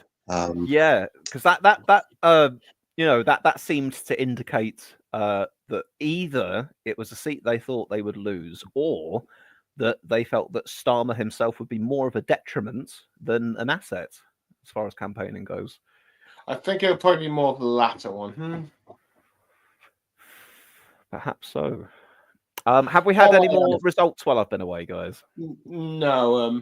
It's just saying how many this or that is standing. Let's see. Okay. Yeah, we basically what I did while you're away is I went over some of the more potential plotting that could take place after the by-election, like cabinet reshuffle and direction of the parties from Labour, and basically speculating that one of Bobby Jenrick's crew within the Tory party might call for Kemi Badenoch to resign if the results are as bad as they potentially could be. This is something that I probably haven't spoken about much recently, but obviously Jenrick has been on such obvious manoeuvres pretty much ever since Kemi Badenoch became leader. But I think especially recently, it seems so obvious that he's priming himself to take over from her when the opportunity arises. He's making no secrets about it, really, is he? Apollo to DT is reporting something from Sky News, apparently. Sky News still Just saying reporting that one corner's tight. Remember 2021 Batley and Spen saved Starmer's leadership by winning by 300 votes. Yeah. I don't think this by-election will have people calling for Starmer's head. Like I probably said earlier, probably Wales and Scotland would be a more witty situation that will require those talks. Yeah, I think, and I could be proven wrong on the Tories. I don't think Labour, but I think Labour and the Tories will both come out of this set of local elections not trying to oust their leaders, he says. I feel that pretty strongly with Labour. Tories, I'm less sure about, but even then, I think that so much of the poor results of these locals was kind of nailed on. Realistically, even though Kemi Badenoch has been a bit of a non-entity since she became the Tory leader, probably you couldn't really have expected anyone to come along and significantly improve how they'd be doing in these elections, regardless. Really, I think it was they'd fallen so far from 2021. I think they were always going to have such a poor time with it. Yeah, so it's why I think 2026 is at minimum if they do replace their leaders. And I think Labour might be more, if they do replace it, will probably be more closer to the actual general election, which would be like, 2029. I mean, I think that Labour will just brush this off as like midterm blues, or they'll blame Corbyn because that's something they like to do quite a lot. That will be either one of two ways that they do it. It will either be blame Corbyn or say it's midterm blues, and they'll just carry on as if nothing really happened. I don't really know how to blame. It's a bit early for midterm blues, isn't it? I don't really know how they can blame Corbyn for this one, because it's like Corbyn has nothing to do with these locals now. Oh, but they're still moaning about him in Parliament. That's just not changed. Oh yeah, I think if I recall, Frank has been talking about how his MP won't stop moaning about Corbyn. But I mean, the thing is, Labour's losing so much support at the moment out of their left-wing flank. So I don't understand where criticism of Corbyn would come into it one way or the other. Like, because they're just completely hyper fixated on chasing the reform vote, because basically Labour's position is we'll chase after 25% of the country who are voting reform, who will never vote Labour in any way, shape, or form, apart from a small handful of people. It's ludicrous. Sorry, go on. Yeah, I was going to say, I will say this though. I agree to a degree with the idea that they're chasing after reform, because certainly they've recognised reform as a big threat to them, and they're trying to do something about that. Whether they're doing enough or succeeding, or whether it's the right strategy, I don't know. But nonetheless, I recognise that that's on their radar. But nonetheless, I think only in the past week or so, Labour had done a big push to say that they were still going ahead with sort of like green energy, net zero, yada, yada, yada. And they'd actually come into conflict with Tony Blair over that, where Tony Blair was a lot cooler on the idea. So as much as we can say that Labour's chasing reform in some ways, reform also being obviously like very anti-net zero kind of party, they're not throwing everything away to chase reform. They seem to be pulling in different directions depending on the policy area. There's another result that's come in from about a by-election. It's another reform victory, but I don't know what percentages are. I know that Labour has come third in it, though. Tories got more votes than them. I wonder, the reason why they're not showing up on the BBC is because these are like by-election things rather than actual county council ones. Yeah, I think the BBC coverage is focusing on the locals per se, you know, the mayoral contests and the actual councils. And so is what happened. All of these council by-elections, they've just kind of decided to hold these on the same day as the locals because it kind of makes like administrative sense, I suppose. But obviously they're not part of the locals per se.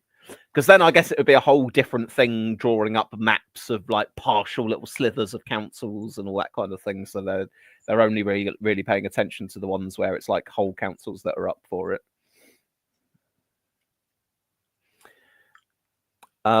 Blue Guy says Reform want net zero immigration. Ha ha ha. Yeah. Cameron Hickman says, did you see Galloway at Tate's mansion in Romania? No. I'm not going back to Galloway, and I'm definitely not going over to Andrew Tate via Galloway. Limazada says, oh, but Swiss, Blair's saying it now, so Starmer might be saying it in a few months. What were you going to say there, John?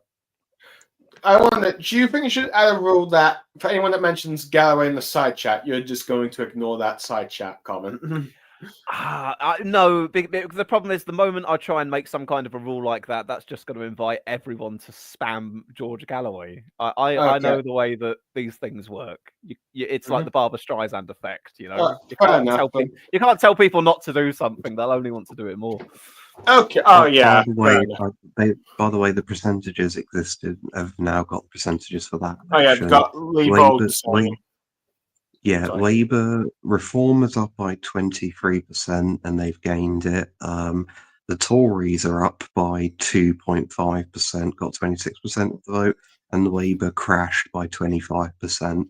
So yeah, I think at this point Labour is heading for a reckoning.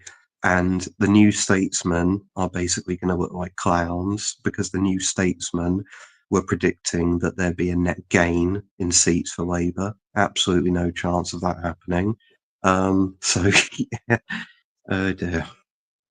By the way, I think this is one topic that's been sort of mentioned in the chat, but not really in the stream yet. Say Reform do exceptionally well and they actually end up starting to govern or mayor or some of these places. You think people will judge whether or not to vote for them in the general election based on how they do performance in local councils and mayors? And if it turns out they actually suck really, really bad at it, they'll be like, you know what, maybe not, maybe some other alternative. That will begin to. Do you want to go first, Tom, or shall I? Yeah, I'll go first. I think that I lean towards the view that in the long term, it will probably do quite a lot of damage to Reform if they end up ruling these places, because Reform will basically behave the same way that UKIP did when they were put in charge of councils, and they were just completely useless when they were put in charge of them. So Reform will probably end up behaving the exact same way if they get put in charge. As for whether it will cause people to turn away from them, it's 50-50, because on the one hand, you'll have people who will be like, oh, these guys are terrible in local government, let's not vote them in. But on the other hand, you could potentially have people who are like, oh, I don't care about that, I just want immigration to be lower. You could potentially just have it that way. So I'm not too sure. It's 50-50, I think. I do think that there will be damage done to the Reform brand in the long term because of how bad this lot will be running councils. From what I can tell from what you just... Sorry. Oh yeah, sorry. Yeah, if I can jump in on my 2 cents. What I'll say is that certainly one aspect of Reform's appeal at the moment is that they are not tarnished with the brush of having been in power and disappointed people. You know, they're able to put out that message of saying, you know, you had 14 years of Tory government. What did it get you? They weren't even proper conservatives, yada yada. Now Labour's in. Labour's very unpopular. You know, they're selling the whole uni party line that there's no real difference between Labour and the Tories, and that's working for them at the moment. Obviously, yeah, once they are in power in some places, they will begin to, or at least the voters in those areas, they will begin to assess reform through a slightly different prism. It will be all of those things already, and in addition, sort of, Nigel Farage, what the reform policies are, etc. But they will also start taking into account, how has my reform council been? How has my reform mayor been, etc. Now, I think really the only way that would serve to the detriment of reform, sort of like in a future general election, is if they get in and it's an absolute disaster. And I mean disaster. If they get in and the council or the area or whatever just kind of trundle along largely the same as they have been already, then it's not really going to affect things one way or the other. So I think the only way that reform being in power affects like a general election vote for reform is if there's like horror stories of reform performing terribly. But to be honest, there's that many stories and examples of badly ran Labour councils, badly ran Tory councils, badly ran Green, whatever. I don't think there's going to be any sort of imminent reckoning of reform support of them getting in.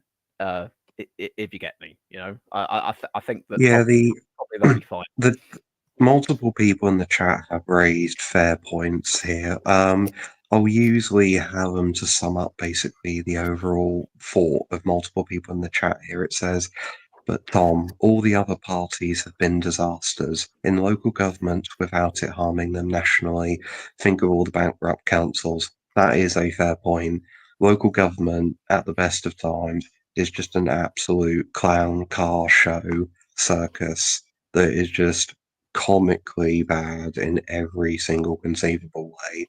So it's possible that if reform are terrible at the council level, people will just be like, oh well, same as any other day, shit council, nothing new there, and just doesn't affect them in any way. Because I've mentioned it many times before in the chat, but local government is just a disaster in most of the world. It's just a circus, corruption, vanity projects, incompetence, councils just bankrupting themselves for stupid reasons. On reading my election literature for North Tyneside mayor today, I discovered two things, assuming they're both true, from the candidates, which is that the Labour ran council was 400 million in debt, and also apparently the mayor gets a chauffeur-driven car, which I was completely unaware of as well. But as soon as I heard those two things, I felt myself going, "Ugh." Like what the hell's going on there? It's just your typical local government shenanigans. Like this kind of stuff is just what they do. They bankrupt themselves on stupid vanity projects, or they just do corruption because why not? I mean, local government is just completely awash with corruption to a comical extent. And it's just never been improved or ever focused on in any way, shape, or form. I personally blame a lot of that on the collapse of local journalism because local journalism has just evaporated, and it used to be on local journalism to call out this rampant corruption that happened at the local council level. But as local journalism has just faded away due to lack of funding, there's less and less coverage of this stuff, and so the corruption just carries on unscathed. So is that kind of like how a lot of things went away when Thatcher said there's like no society kind of thing, and then you've got like a lot less communities doing their thing? Is it sort of similar to that? I might be making a bad analogy. I don't think you can really blame it on Thatcher because local government corruption isn't something exclusive to the UK. It's something that happens all over the world. Like you can find local government corruption in basically every country in the world. It's not a UK exclusive thing. Guys, I've got a lot of comments to catch up on here, so if you allow me a few minutes, I'm just going to speed through a few of these. Apollo TD, we'll start with the important ones first. Apollo TD says, Swiss, do you have pineapple on pizza? Yes, sometimes. Tom already read the one from Lee there. Zardos says, maybe also the other parties and all the media will be watching the reform councillors like a hawk. Any gaffes or missteps they'll hone in on like a laser. Earlier on, Liberal Zardos had also said, is Andy Marr New Statesman? Yes, he is. Yes. Andrew Marr's New Statesman. Let me do a few more of these. Psycho Benz had said, if you had to pick between Keir Starmer and George Galloway for PM, who would you pick, Swiss? This is an easier one for me than maybe you thought it'd be. I'd pick Keir Starmer. Because I'm no big fan of Keir Starmer, don't get me wrong, but Keir Starmer is the devil I know. And for all of his flaws, I think Galloway has more flaws. Let me do a few more of these here. I'd probably pick Starmer just because that Galloway would probably be a Russian stooge. Yeah. That and many other things. Cameron Hickman says Swiss is 2 Kevin Bacons from Andrew Tate after appearing on Moats. Psycho Ben says councils go bankrupt all the time, but did anyone think in 1998 that the Equality Act would bankrupt the council of the second largest city in the country? Blue Guy says at my council, all of the council leaders get a chauffeur-driven car. Well, we need to do away with this first of all, don't we? Councillors have no business with chauffeur-driven cars. Lee Hallam, this is a very important point, I think. What reform gets from winning seats is credibility about winning. Yes, at the moment, reform, despite how well they're doing in the polls, are still seen as a somewhat untested entity electorally. How far can they actually go? Can they translate this support into actually winning? If they gain control of councils, if they gain control of mayoralties, and obviously the fact that they've already got a handful of MPs, it solidifies that idea of, yes, you can vote for reform and get reform. And the message so often about parties other than Labour or the Tories is, oh, it's a wasted vote, you'll let the other one in, blah, blah, blah. But if reform show themselves to be able to win, then that helps. Like how in Scotland the SNP, once they started winning like the Scottish elections and then more of the locals, they won a lot of seats in the House of Parliament as well. Well, I think if we're talking about sort of like the SNP wave in 2015, I think a great deal of that was to do with the fact that they just had the independence referendum. And sort of like that share of independence vote then translated quite nicely into SNP votes. And even though it was still less than 50% because of first past the post, that delivered them a hell of a lot of seats. But generally, yeah, if you can take the Lib Dems, for example, traditionally their whole shtick has been that they embed themselves at a local level first, get the ground troops, get the councillors, get the councils, and then that translates into them being able to win MPs. So generally, just if you're able to win elections at any level and do it consistently and be seen to be doing it, then it helps your cause to the wider public that you can indeed win bigger elections. Zardos, by the way, also says internet killed local journalism. They got a lot of their funding from ads for local businesses, but now everyone goes online. Lee Hallam also adds the collapse of local journalism is just that people stopped buying the papers. The online media has never really replaced it. Councillors give a good grounding for a general election, boots and resources on the ground. Cameron Hickman says the only newspaper I buy is the local paper. Local journalism is much better than journalism in the national papers. David Gray says people don't care about voting tactically anymore because there is so much uni-party sludge that it makes no difference if you keep out the blue team or the red team anymore. I will ask you guys. Well, I mean, I know that John, obviously you are a Labour supporter, Labour campaigner. You vote for Labour. Did I say John there? I did. This is the alcohol starting to talk. Tom, as far as because your vote is more flexible, I'd say, a little bit like myself. Would you say that sort of voting for the lesser evil or to try and keep a certain person out, does that still factor in strongly to your vote, or have you tended more recently towards thinking, no, I'm going to vote for the thing that I want above all else? I basically have given up on the whole idea of lesser evil voting because all we seem to get out of it is evil and terrible, incompetent government. as we can see from the current Labour government that rules over us at the moment. So generally speaking, I basically lean towards sort of either spoiling the ballot or voting for an independent. But if the independent is somebody who is like a NIMBY, somebody who is like not in my backyard, then I lean towards just spoiling the ballot, because I've basically adopted the mentality that exists amongst a lot of people in this country, where I just have massive apathy and disillusionment and more or less cynicism towards the current political establishment that exists in the country.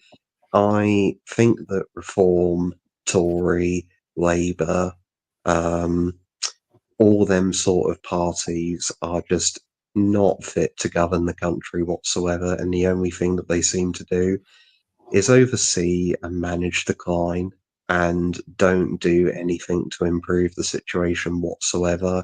Keep doing the same failed policies, promoting the same failed ideologies over and over again, and somehow expecting it to be different.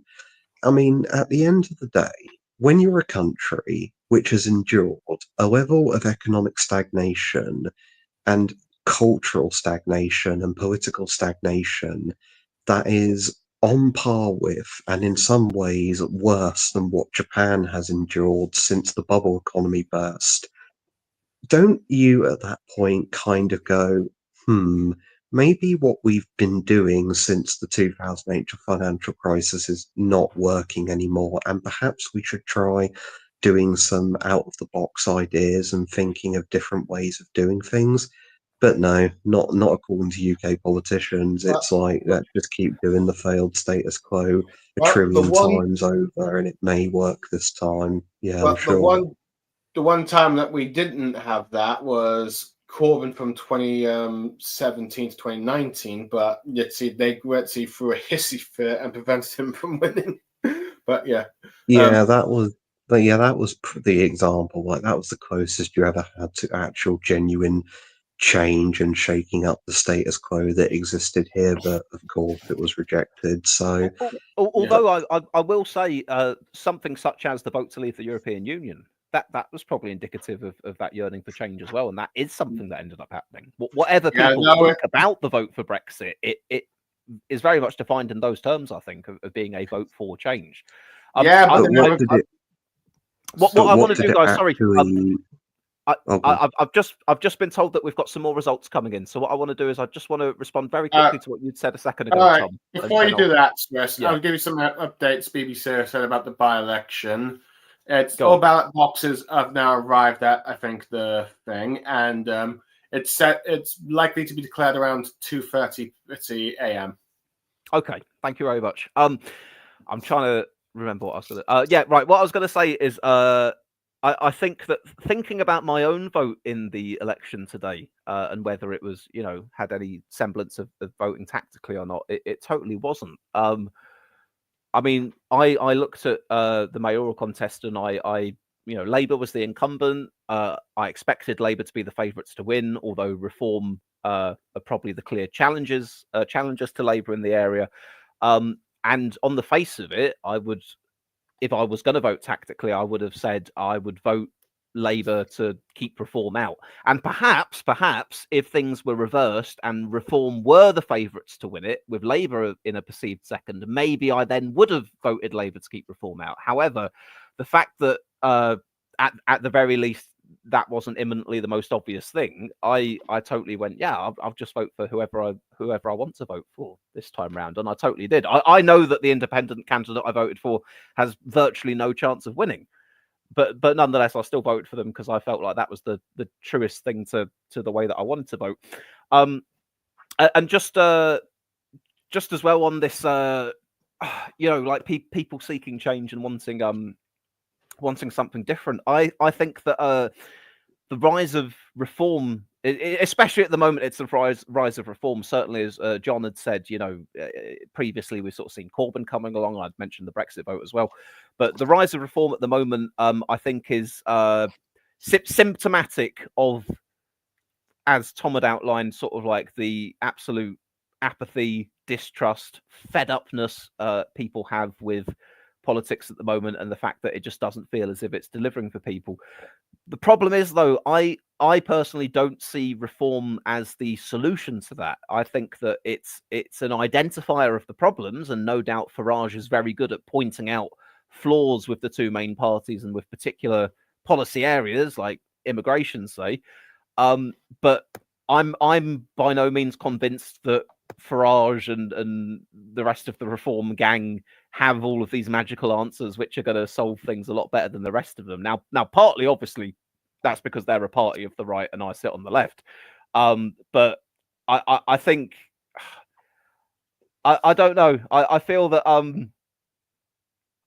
that it could ultimately be disappointing if they do get into power. And then some people go, "Oh, is this really what we want to do?" But I don't know. I mean, you think about like the rise of Trump in America. Say what you like about Donald Trump, he is different.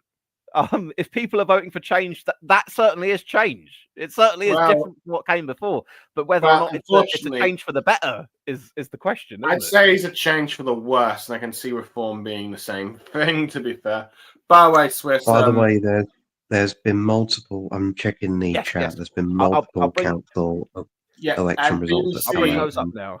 And BBC's finally shown one up and one loss for like Labour. But basically, when you look at it, the general trend is that Labour's just getting obliterated. Like, this one here, we've got Mark Hall ward in Harlow. Reform have won it, brand new, no vote share previously. Conservatives up slightly. 27%. Labour down 22%, down 19%. That's a huge drop for them in that particular ward. By far, they have been the biggest fall in that particular contest there. We take another one here, Oxted South in Tanbridge. That's a local hold. Again, Tories up ever so slightly, Labour down. I mean, you know, this is early days. Oh, okay, no, we've got another one here. This is Reform have won this one in Norfolk. It's another council by-election with nearly 50% of the vote. Labour down 20 or more points. Conservatives down a similar amount. This is the first one of this admittedly small batch of results we've got so far that I've actually seen the Tories down significantly in. But the one consistent thread through all of these results so far has been Reform up and Labour down. That's been the biggest takeaway so far from what I've seen, which is interesting. And you said that they've now updated the little BBC ticker with some of the results, have they? So we'll have a little look here. Oh, there we are. Look at that. It's begun. Reform 1 up 1, Labour 0 down 1. And again, to be clear, I think that this is. Am I right that this is reflecting the council elections rather than the by-elections? Yeah. Although Lee Hallam says, I stand corrected, the BBC have added that by-election on the councillor ticker. I don't know. Anyway, we are starting to get some results in. And thus far, good time for Reform, bad time for Labour. And we'll see how things map out for everybody else. Let me have we've lost Tom there. I'm sure we'll be back. Let me read a few more of these comments. BBC's image of Farage has got a bit of a shadowy silhouette to it, from what I can see. Where's the Beebs image of Farage? Oh, you're watching on the feed. Yeah. So. Oh, that's all right. I've got the website open on one side of my screen here, and then on the telly I've got Sky News. Psycho Ben says, vote anyone except Lib Dem, vile party. So what did you make of our Lib Dems in the bullet chat? Just quickly, sorry. Election map says, nope, the BBC result is from Northumberland where there are elections. Okay. They're showing Northumberland with 59%, Labour 31%, Conservatives 10%, and that was the others 0, because I think it's only those 3 that stood. Gotcha. Yeah. So just to be clear to the viewers, although we've been reading out a number of results so far, quite a few of these are council by-elections, and they are not being fed into the results we're seeing on the BBC, which is the results from like whole council elections, if that makes sense.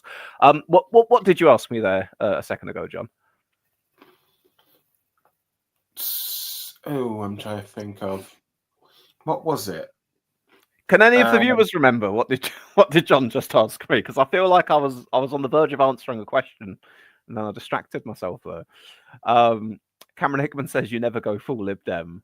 Sky Echo says if you want left of centre, vote Green, more right of centre. I think I remember. I think I was asking Ben what he thought of our Lib Dem members then, since he said never vote Lib Dem, Val Party. Oh, by the way, just checking more results in the chat, and it's just a total bloodbath for Labour. They're doing worse than even I thought they were going to do. You're seeing Labour vote share collapse 20, 30, even 40% everywhere you look. It's not even like small reductions. They're having their vote share just be halved on average in every single seat that is up for election. Not even the Tories are doing as bad. That's what I was about to ask. Key question: are Labour actually dropping further than the Tories are? At the moment, yes. So far? That's remarkable, because that really was not the impression that I had coming into these elections. I thought it was going to be the Tories dropping the most of anybody. So the fact that early days it seems to be Labour. Wow. But is it a surprise? What reason is there to honestly vote for the Labour Party? Oh, I'm not. There I'm not. any I'm not reason disputing, to vote for them. Well, I'm not disputing the grounds for their current unpopularity, but the reason that I was surprised is simply because 2021 was such a high benchmark for the Tories. They were doing so well then that I expected the drops to be really pronounced given where they are now. So it's surprising me a lot that it so far seems to be Labour that's dropping more than the Tories. I don't know if that's down to the fact that these are we talking about council by-elections rather than the full councils, though, because the full councils were last done in 2021, but the council by-elections, these might be slightly more recent changes on, say, a year ago or 2 years ago. Election Maps has made a comment about the by-elections, Swiss. Oh, yeah, okay, so right, there we are. Election Map said, worth noting the by-elections are mostly changes with 2024, not 2021. That makes more sense to me then. If the council by-elections are changes of 2024, it makes an awful lot more sense that Labour are dropping more significantly compared to a year ago, and the Tories aren't dropping much compared to a year ago, because the difference between 2025 and 2024 is very different from 2025 and 2021. So so I suppose then what I ought to be saying is that we're going to be seeing two different sets of changes and swing. There's going to be the changes from the 2021 results, which I had expected would tend to be worse for the Tories. But then any changes from elections more recently, say only last year, those probably will be more pronounced in a decline for Labour, because Labour have fallen significantly more recently than the Tories had. The Tories' decline was pretty much nailed on ever since about 2022. Yeah. By the way, to answer one of Tom's questions of what is this vote for Labour, well, personally for me, I actually kind of like the local candidates in my area. So let's see. Well, to be fair, that's fair enough. Like, if you've got a local council or like a candidate who is actually quite good for the local area, then that's a fair enough reason to vote for them. But outside of that, I just genuinely don't see what reason there is to vote for them anymore. They've come in, promised change, and then basically just been a continuation of Sunak in 80% of areas.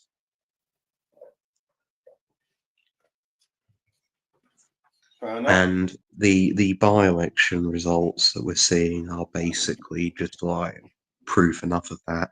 There's been a couple more that have come in from like Rochdale.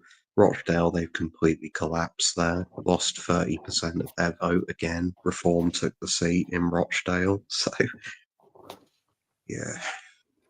I suppose then, probably the one common thread that we can draw between results changes with 2021 and results changes with 2024, say, is probably that in both cases we're going to have a marked increase for Reform, because Reform have reform have exploded in the past year or so.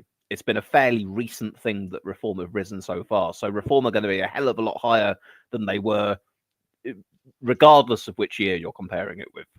We're going to see big swings to reform in both the council by-elections and the whole council elections.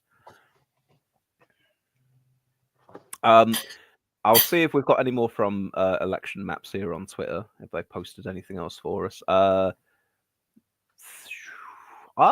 think there's one that I hadn't read out yet. I'll bring that one up. This is another by-election result. Thetford West in Norfolk. Did I read that one? I don't think I did. Reform 47. No, maybe I did. I don't know. I'm losing track already. Yeah, you did. You covered that. I read that one already. All right. Yeah, I recall there being like one where the Tories and Labour both lost around 20% of the vote. Yeah, no, you're right. You're right. Okay, then. So, yeah, so I that's the thing I need to try and be mindful of a little bit. That I suddenly got very blown away and going, wow, what a shock that Labour's doing so poorly. But I was misinterpreting that as being versus 2021 rather than by-elections versus much more recent results. To be fair, if you look at the Norfolk result that you just read out, that was 2021, and that was another disastrous result for Labour. Yeah. I mean, this is the thing, isn't it? Overall, we know it's going to be a bad time for Labour and the Tories and a good time for reform, regardless of what way you slice it, isn't it? The way you could see it, the 2024 ones are the extremely bad, and 2021 ones are bad, but maybe not as bad as the 2024s. That seems to be the trend at the moment. Yeah. I'll do a few more comments that we've got here. Peter Johnston says there is no excuse for voting for a party led by Starmer, a complete dead-eyed shark. Whereas David Gray says you can only take a bite of the sandwich when a seat changes hands. Yeah, I've been very I may not be tactically voting anymore, but I'm tactically having bites of that sandwich whenever there's a break in the action. Lee Ball says there's a Lib Dem hold in Norfolk. We'll probably see that shortly. Lee Hallam says Thetford is Stephen Fry's hometown and where Dad's Army was filmed. Psychoben says, Swiss, can you talk about the Workers' Party doing better than the Tories and the Lib Dems combined in Rochdale? What's the story? What's the story here with Rochdale? You were mentioning Rochdale a second ago, Tom. I think you were.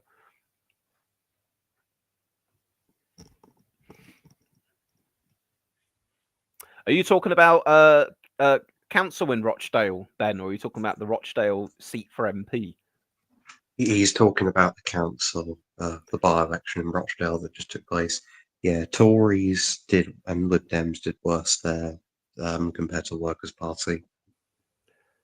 Wow. Well, I don't have that result in front of me. Have you got that in front of you? I think I have to check though. I've just been paying attention to the BBC, some of their news headlines that's crossing by from besides the by-election and local council stuff. Apparently, the temperature is going to be 29.3 degrees in London. So, yeah, that'll be extremely hot. Let's see, trans women to be banned from FA football on the 1st of June. And fourth rounds of negotiation talks between the US and Iran for nuclear deals has been postponed. It was Workers' Party got 16%, Tories got 9%, Lib Dem. Oh, I've got this here. I don't have it in percentages, but I've got it in terms of the raw Lib Dem's votes. got 4%. Labour crashed to like 20 odd something and lost 30% of the vote, and Reform got about 33% of the vote and won easily. Do you think this is further evidence then of Labour? I mean, well, clearly Labour bleeding out support to its left flank, so to speak. If we're going to, for the sake of argument, put the Workers' Party in that box. They seem to just be losing votes from everywhere. They're losing votes to their left, they're losing votes to their right, which is to be expected, to be honest, because it's Oh. like they are alienating everybody on the right and the left. Oh, I see that my county council is live on the BBC thing. Oh my! Any results anytime soon? Are we hoping? Oh no, that's a silly question. We've got a while to go, haven't we? Let's see. I don't know. You just got like BBC just saying the same old results for those areas to be live soon, but I don't know. Oh, Doncaster murder declaration will be around 3:30 a.m. 3:38. My goodness, three. Do I really want to think about 3 hours in the future?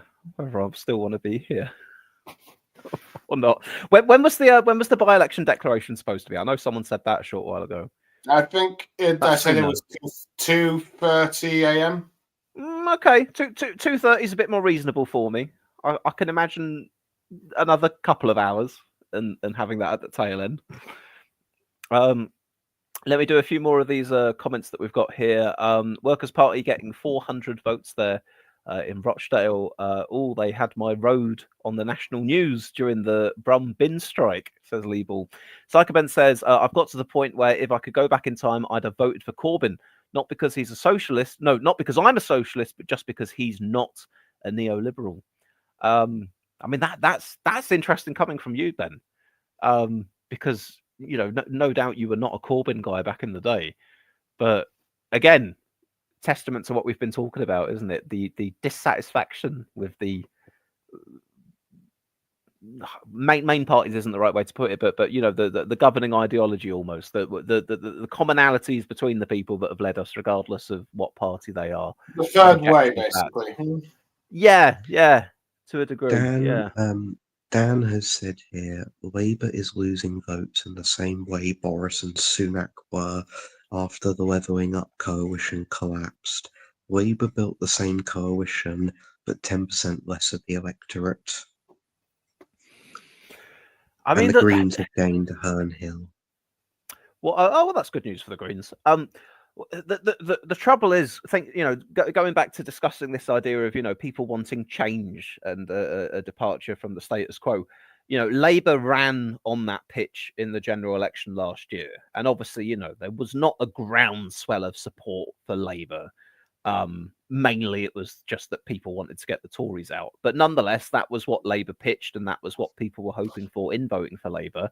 And obviously, in the time that they've been in power, they've pretty much managed to piss off virtually everyone in every direction. They've raided the pensioners' winter fuel payments. They've gone after disabled people on benefits.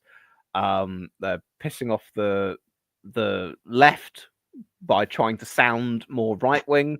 They're pissing off the right by the facts that clearly they're not doing anything about immigration. They just seem to be totally. They're also pissing off workers as well because of the situation in the public sector workers, because of the situation in Birmingham. I mean, I said to you guys that and the final thing as well is because they're not doing anything to help alleviate the cost of living crisis, especially with utility bills. That's also making people more and more angry at them. I think it's I'll read. Can I read this one really quickly? Sorry for the blue language here, but this blue guy, Farage wanks over Thatcher. How is he not a neoliberal? I think perhaps that comes to what I said a moment ago, which is that although I think that the rise of reform is a symptom of some of the problems, it's not necessarily a solution to all of the problems. Now, perhaps certainly in if we slice it a little bit thinner and we kind of say a particular issue like immigration, clearly that's Farage's forte. Clearly he's been saying the same thing consistently for a very long time, that needs to be lower. And clearly both the Tories before them and Labour now are still overseeing very large amounts of immigration, both legal and illegal. So that is absolutely fertile ground that Farage can go on, and people will see a distinct and clear difference. Yes. But the point that you make about, Farage being an old Thatcherite, as far as sort of the economic consensus of the last 30 or 40 years goes, Farage is very much embedded within that. I mean, you know that there are little differences here. Who, you know, like, oh yes, let's nationalise the steel because the steel's in trouble or whatever. But by and large, I think Farage is very much still cut from that same sort of Thatcherite cloth. So that isn't going to be particularly different there. Peter Johnson says, yes, they are all bastards. We need a new system, not a new party. I mean, I'm all for a little bit of electoral reform. Get rid of first past the post. Psycho Ben says, I'm absolutely peed off with the big three Swiss. Replace the left wing with the Greens and the right with Reform for all I care.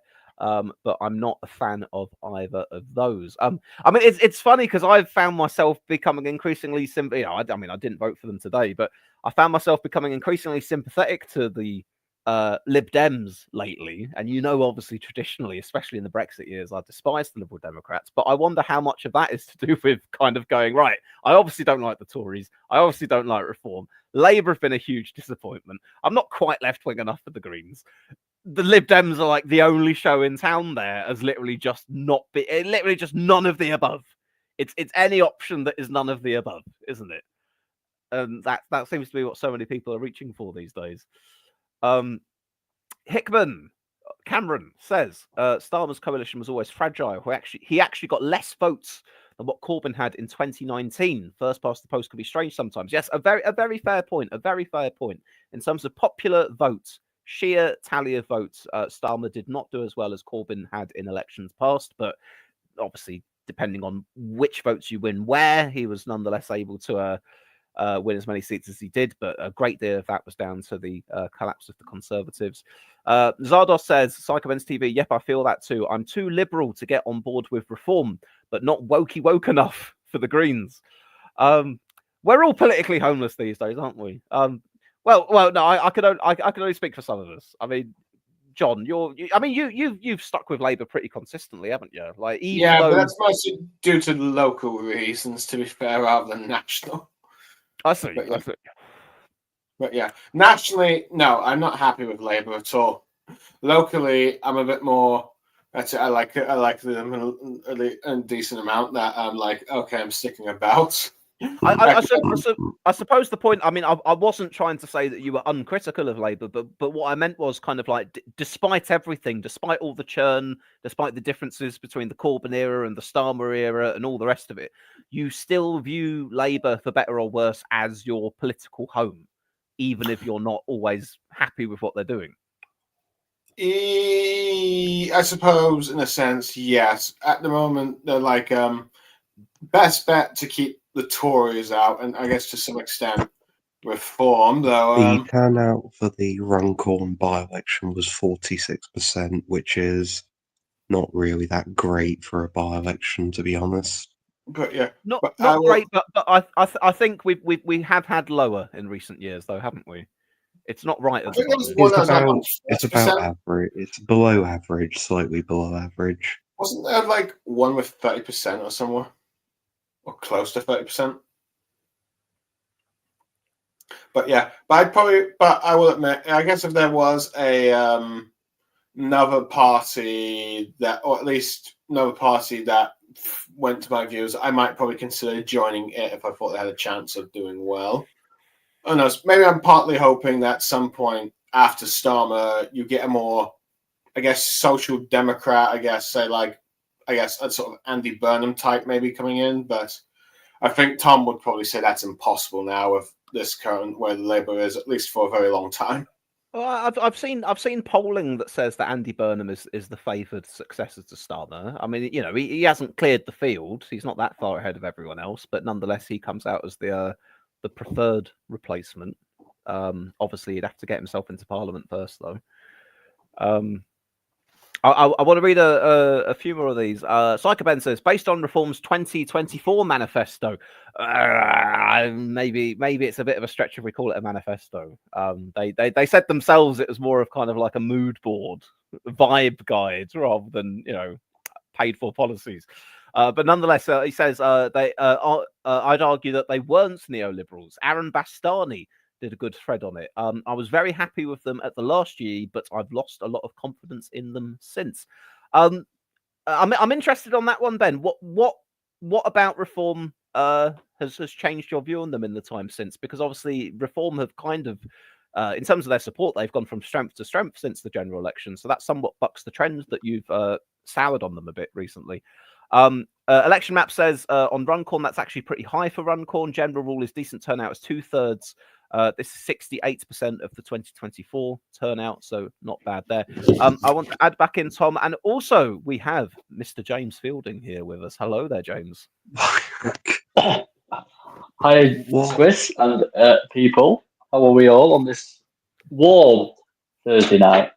Oh yes, very warm. We're good, thank you. So we finally well, not quite, but we're slowly filling in all of the colours on our spectrum here. You stand here to represent the Liberal Democrats on our stream this evening, don't you? Can I quickly Yes, just ask? yes. Why Go on. why on earth is your profile picture of the North Korean propaganda woman? I'll ask you, why isn't yours a picture of the North Korea propaganda woman? Is it because we're making jokes about whether or not someone is a career politician or not? Ho ho ho ho ho. Oh, Ah, that wasn't even Terrible. my joke. I nixed that off of the side chat from the last stream. Mate, I'm just doing the 10th Doctor because I'm a Doctor Who fan. And it's British. so yes, back to your point, Captain. Yes, I guess, the Liberal representative. I don't think there's been any seats that we've. I think we've won one seat tonight up to now, but predominantly the voting this evening or overnight is predominantly in not blue wall-esque areas. It's more in either the northeast or I think it's mainly the northeast and obviously Runcorn, which the Liberal Democrats have zero chance of So winning. But they may keep the deposit. So it's going to be tomorrow, really, that we end up getting the results that are more favourable to the Lib Dems. We're expecting. Yeah, I think not good news for Labour is obviously overnight. They'll lose a lot of seats overnight, Labour, because obviously where these seats are being these council seats are being contested overnight again is predominantly places where they've done well in at the last local elections and in historical times where. So there'll be a lot of reform gains to Labour, but then over probably say tomorrow afternoon, tomorrow evening, that reform game will probably change to reform game over Conservative. That's just basically where the votes are being casted overnight. But again, the issue for Labour is the narrative when people wake up in the morning and they see that they've had a terrible night. Won't be the best thing for them anyway. Something similar happened at a previous. I was just going to say something similar happened at a previous local elections. I think it might have been 2021, where Labour did really bad overnight. I think they lost a Hartlepool by-election. They lost council seats and all that caper. But then by the Friday evening, Saturday morning, they actually did well in mayoral elections, and the narrative had just switched because it was at the time where Keir Starmer was practically threatening to sack Angela Rayner, or he tried to, and failed. And yeah, it just I remember reading from Labour supporters at the time saying Starmer sort of rushed it. If it had just waited, the local elections weren't as bad as he made out at the time. So yeah, something similar could happen here. You could wake up in the morning, Labour have lost 100 councillors, and then he goes and sacks half his cabinet, which I don't think will happen. I don't think there'll be a reshuffle tomorrow, but I definitely think there is one on the way anyway. He won't. To be fair, I don't think he'll sack his whole cabinet. I think that he'll get rid of about 2-3 people. I think if anybody leaves, gets sacked, it's going to be Miliband, Phillipson, and Nandy. The idea of him sacking the whole cabinet. Well, yeah. Funny. Starmer just calls them up and says, "Get up, go home. I'm opposed to what you're doing." Good fun. Yeah. Yeah, I think,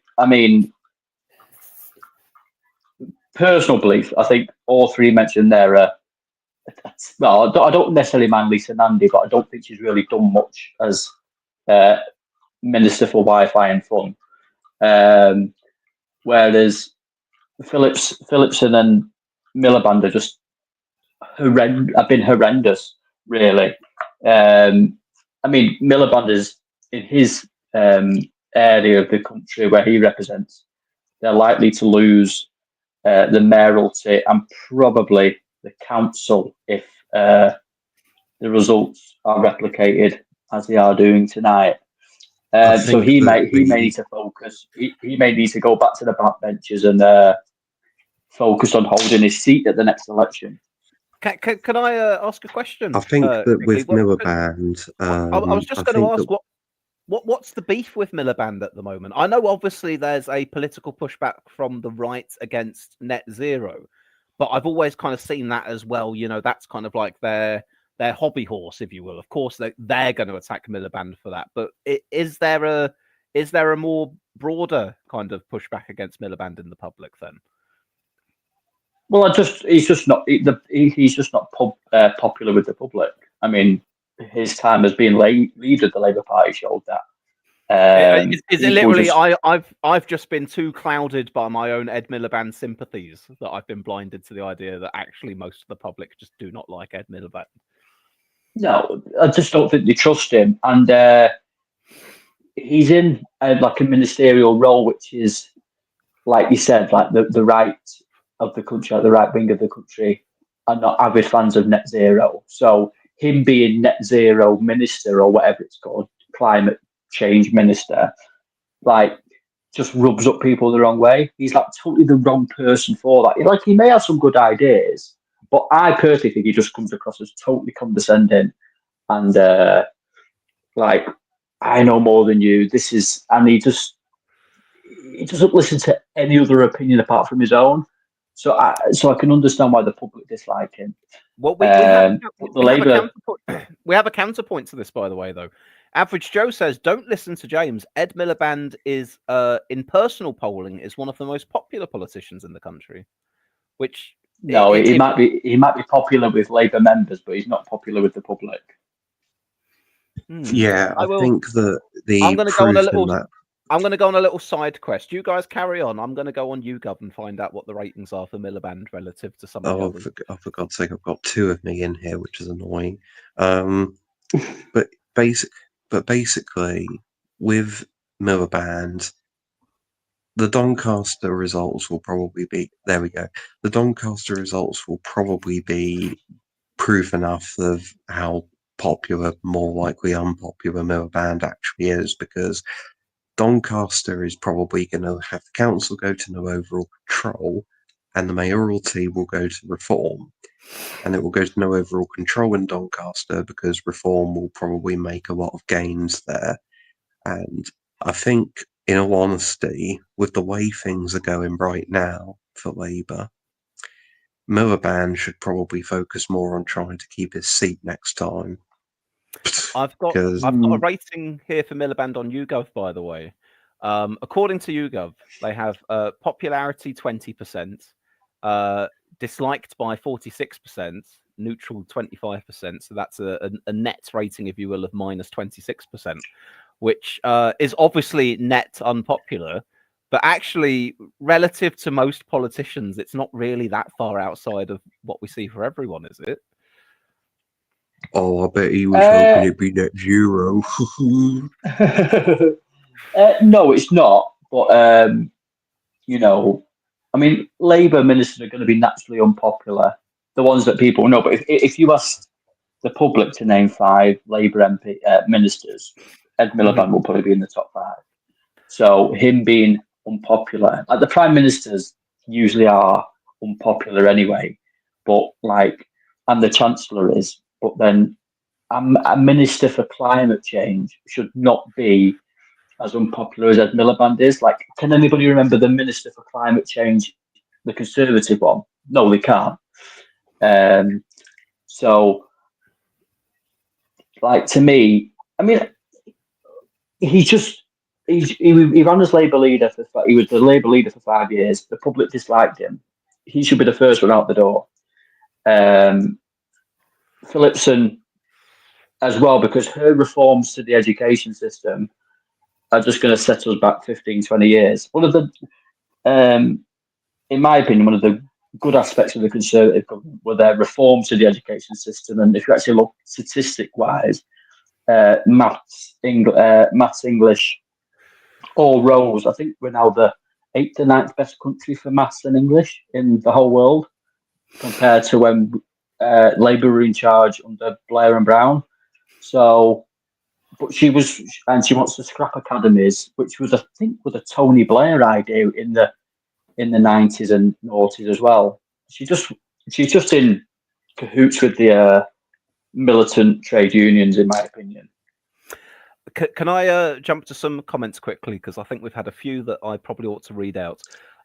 Lee Ball says Northumberland result: Labour hold, Labour 47.9, Reform 47.3. Whew, that's very tight, very, very tight. But nonetheless, a Labour hold in Northumberland there, and a second result. This one, a Reform win, 43.6% to Labour's 36.7.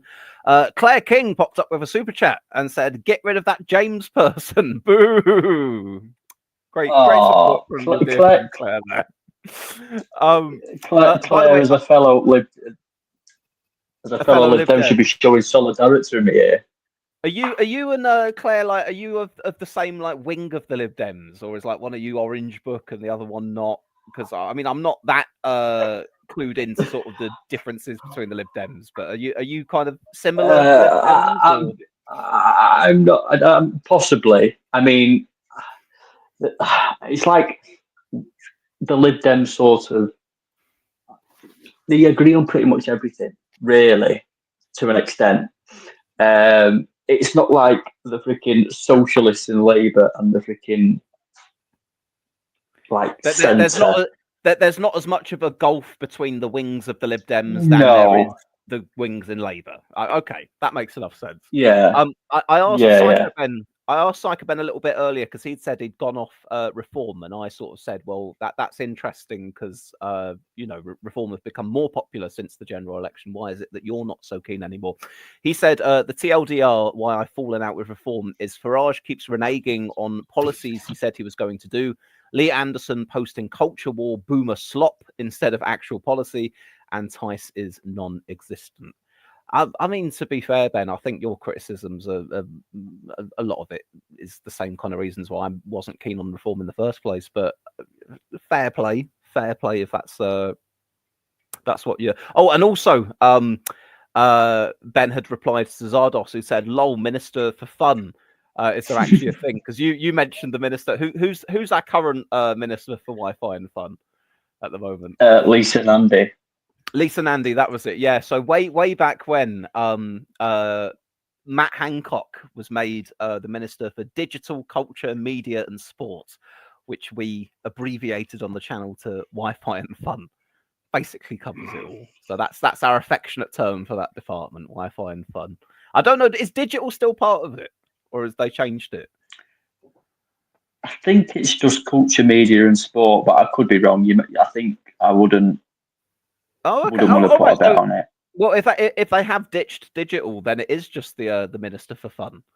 If it's culture, media, and sport, because that's basically the arts, telly, football. So it's all the fun things. Yeah, though I would be careful. I mean, if Lisa Nandy is sacked from the cabinet, personally, I think she'll probably be like reshuffled to some sort of non-entity job. But if she is like sacked, you probably don't want her on the backbenches, because she did run against Starmer in 2020 for the leadership contest. She's fairly popular with Labour members as well. You don't want somebody like that on the backbenches, to be honest. So if she is like sort of sacked from her Wi-Fi and fun job, she might be moved on to something else as well. Could she potentially be made the energy minister to replace Miliband? Possibly. I think they'll probably get somebody in as a. I can see Labour sort of going scrapping some sort of net zero sort of rules. I'm not sure if anybody read the article from Tony Blair about No. basically criticising. He was No, criticising the government. I saw the reaction to it, but I didn't see the article itself. Yeah, he was sort of criticising sort of some of the policies of net zero and stuff, saying it shouldn't fall to the lowest sort of people. And usually, when Tony Blair makes an intervention, it takes about a couple of months before the Labour Party finally agree on it and roll with it. I So think I can sort of see them. So, what had ruffled feathers, though, was the fact that Blair made that intervention so soon before the local elections. That was seen as quite unhelpful. yeah, I mean, he literally did it on, I think it was Wednesday, so the day before the local elections, which is not the best of things when you're trying to drum up support. Basically, Tony Blair rubbishing Labour policy the day before the local elections. But this is Tony Blair. He works in mysterious ways. I mean, the whole, we could spend forever talking about net zero, but in a nutshell, I agree with elements of the criticism that certain policies in pursuit of net zero are not well thought out or counterproductive. However, my primary concern with the major pushback against net zero seems to be that it tends to be a lot of right wingers who just rather be using fossil fuel than investing in renewables. There are valid criticisms to be made about how the policy is pursued, whether the deadline is the correct deadline, etc., etc. But for me, the overall direction of travel to say, let's move towards greener, more renewable energy and try to combat climate change, that to me is absolutely the right direction of travel. I don't think there's a particularly good case why it isn't. But nonetheless, I think the problem is that because of certain specific policies, or almost in some cases a bit of sort of zealotry in favor of net zero, it's then created this enormous pushback that now people are trying to harness against pursuits of sort of greener policies in general, as I'm seeing it. Yeah, and I think that's the issue. When people say, "Oh, do you want to live in a cleaner, greener sort of country?" It'll take you a sort of a very, very sour person to say no.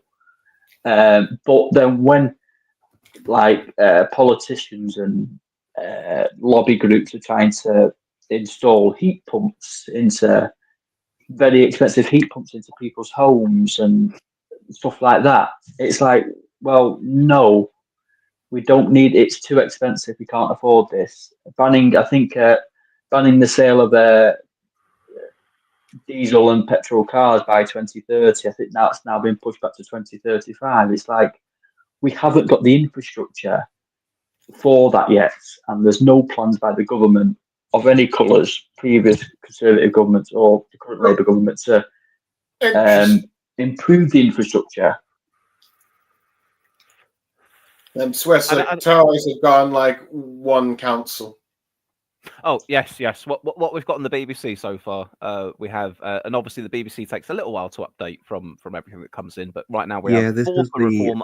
the shocking thing here, right? Is that there's a council, I think it's Cramlington, where the Tories got 60% of the vote, and Reform had a gain of 10%, and the Labour actually went down. And this was from a council in 2021.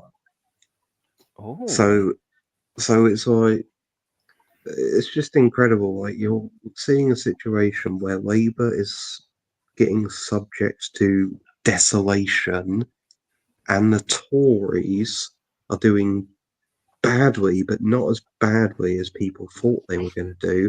And Reform is essentially just sweeping the ball. I'm honestly shocked by that, genuinely, because I thought that what was going to happen today was going to be a handful of Labour losses, but quite substantial, massive Tory losses, and quite a lot of Reform gains. But basically what you're seeing is a handful of Tory losses here and there, but holding on more surprisingly than people thought they would. Reform sweeping the board, and Labour just being desolated. Well, Is to be it fair, though? it's Okay, still early if I days. can, yeah, if I can make this point quickly, what I will say though is that obviously what we're getting tonight mainly is a combination of council by-elections, which were contested more recently than 2021, and also I think generally the sway of things for what's actually up in the main council elections is, I think I'm right in saying that the results we're getting tonight are probably more Labour-y areas, and the ones that we'll get tomorrow are going to be the more Tory-dominated areas. So possibly the combination of those council by-elections and the areas of the main councils in election, that could be skewing things ever so slightly towards us thinking Labour are having a worse time of things than the results tomorrow will paint the picture of. Now, I'm not disputing the possibility that Labour are in fact going to do a great deal worse than we'd expected, but I would say that from the batch of results we've got at the moment, I feel that sort of like the Tories doing significantly worse than Labour is probably going to come tomorrow, by and large. Yeah, I But do even recall then, I back think that in won't come at the. But I don't think that'll come at the expense of Labour doing better than Tories. It'll be, if that happens, just Tories and Labour doing badly, because you've got to look at the percentages that Labour are losing by. It's 20%, 30%, even 40% crashing, just complete crashing of their vote all over the place. And just there's no sign of any gain in vote share anywhere. It's just massive crashing. Yes, you like so we said in these areas like Northumberland and stuff. These are sort of Labour, not all Labour strongholds by all means, because there'll be sort of pockets of conservatism. But these areas have sort of gone from Boris Johnson 2019, Labour 2024 to Reform. So there's been a massive swing both ways. These are the results now. Tomorrow morning or tomorrow afternoon, Labour are not really contesting many seats down south. So, I mean, I don't think they'll gain seats by all means, but like I think Labour only contested about 300 seats anyway of theirs. So, in theory, Labour could lose every single seat that they have in these council elections and still won't lose as many as the Conservatives will. If the Conservatives lose less than 300, it's been a good night for them. Well, no, I'm not these saying, seats- by the way, that the Conservatives are going to do well. They obviously aren't, because you can see that they're making losses as well. What I'm saying is that what you're probably going to see is you're going to see Labour like losing massively by like 90%, and then Tories is like 85%, if that makes any sense. Like Labour, the Tories do incredibly badly, but just a tiny bit better than Labour, but not by a lot, like 10 seats. On a slight different note here, I just want to read out an Apollo TD comment who says, "I've been told by someone at the Staffordshire County Council counts, try saying that 10 times, that Reform have won nearly every seat. Tories won something like 56 out of 62 in 2021. Oh god! And the thing is, I don't doubt him. I don't doubt him. I used to live in that part of the country. You know, I can totally see it being a big sweep for Reform. That's in the realms of possibility there. Was that Is it used like to be a a former? big? Is that was a Is it former like Labour a sort of big heartland? like reform type place, populist place? Then Well, the thing is, Staffordshire, you've got sort of slightly more affluent-ish Tory places, but then you've also got like your Stoke-on-Trent. So it's places, basically it's a combination of places that were once Labour that would have gone Reform and places that were once Tory that would have gone Reform. You've got a bit of both, really. Oh, I'm now seeing the Conservatives down 1 on the BBC and the Reform up 6. yeah, I'm seeing that as well. BBC. BBC Radio 2. I don't know why I just said that. Frank says, Swiss to let you know, my council, Hertfordshire, will be declaring its seats soon. Staffordshire election maps UK says Staffordshire County Council doesn't include Stoke-on-Trent. No, of course it doesn't, because that would be Stoke-on-Trent Council, wouldn't it? Shit, I've been outed. I've been outed as a fraud who doesn't know what he's talking about. Sorry, yes, no, you're right. I was thinking about Stoke-on-Trent as being part of wider Staffordshire, but in terms of the local election authorities, yes, you're right. You're right. It is separate, isn't it? Oh, by the way, Swiss, I know you had a vote today, and you may have already said it before I came onto the stream, but did you go out and vote, and who did you vote for? Yes, I went out and voted in the North Tyneside mayoral contest, and I voted for an independent candidate who was a self-described former lifelong Labour voter who'd become dissatisfied with the party, and they wanted to regenerate the outdoor Tynemouth swimming pool, which I decided to seize on as my single issue vote for the day. That's okay, because usually when I hear lifelong Labour voters disillusioned, it's usually going to go into mean like free Palestine or something. So I was slightly happy that there's actually local independent is campaigning on local issues. Well, that's the thing about these Middle East conflicts. That's the thing about these disillusioned lifelong Labour voters. They there's that many disillusioned ones that they're splitting off in all directions. Swiss. Well, yes, very true. I think I'm seeing on the TV the British candidates for the by-election in Woodcon, as I see the Monster Raving Loony Party leader on there. Oh, those guys are always there. What I want to know is Volt there? Volt? Are they the pro-EU party? Yeah, there's some pro-EU party. Yes. Well, there's a guy that has a ventriloquist, but not rejoin EU, a different party. Well, I see a guy that has a ventriloquist puppet on his hand, and a guy with a Hulk glove, from what I can tell. I love it.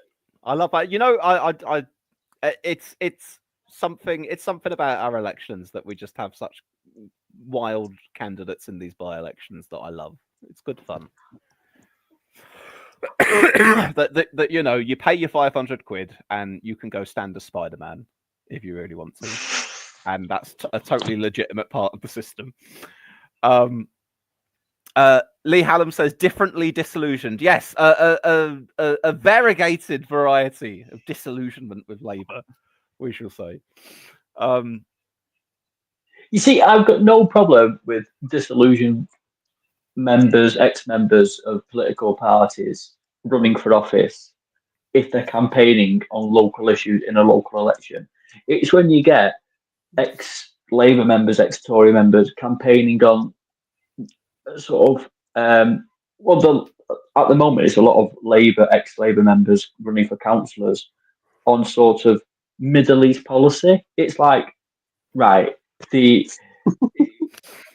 people are concerned about getting their bins emptied or, having their potholes filled, not what's happening in freaking Gaza. And that's no disrespect to what's happening in Gaza. It's a tragic circumstance.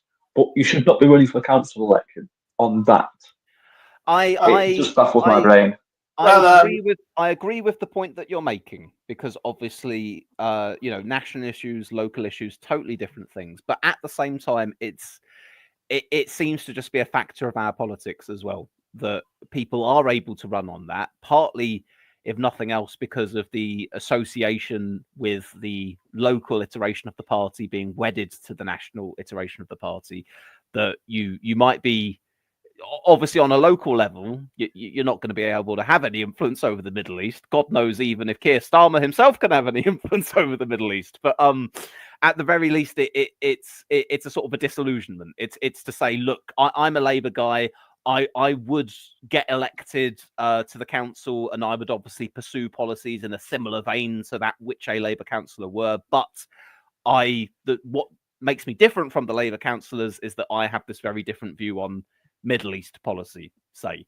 And that's what they want to separate out. Maybe they want to kind of say, look, you know, I still want to do at a local level the same kind of things that Labour would, but I can't stomach Labour because of that Middle East policy, and maybe you can't either. That's my guess of where it might fit in a more sort of legitimate kind of way.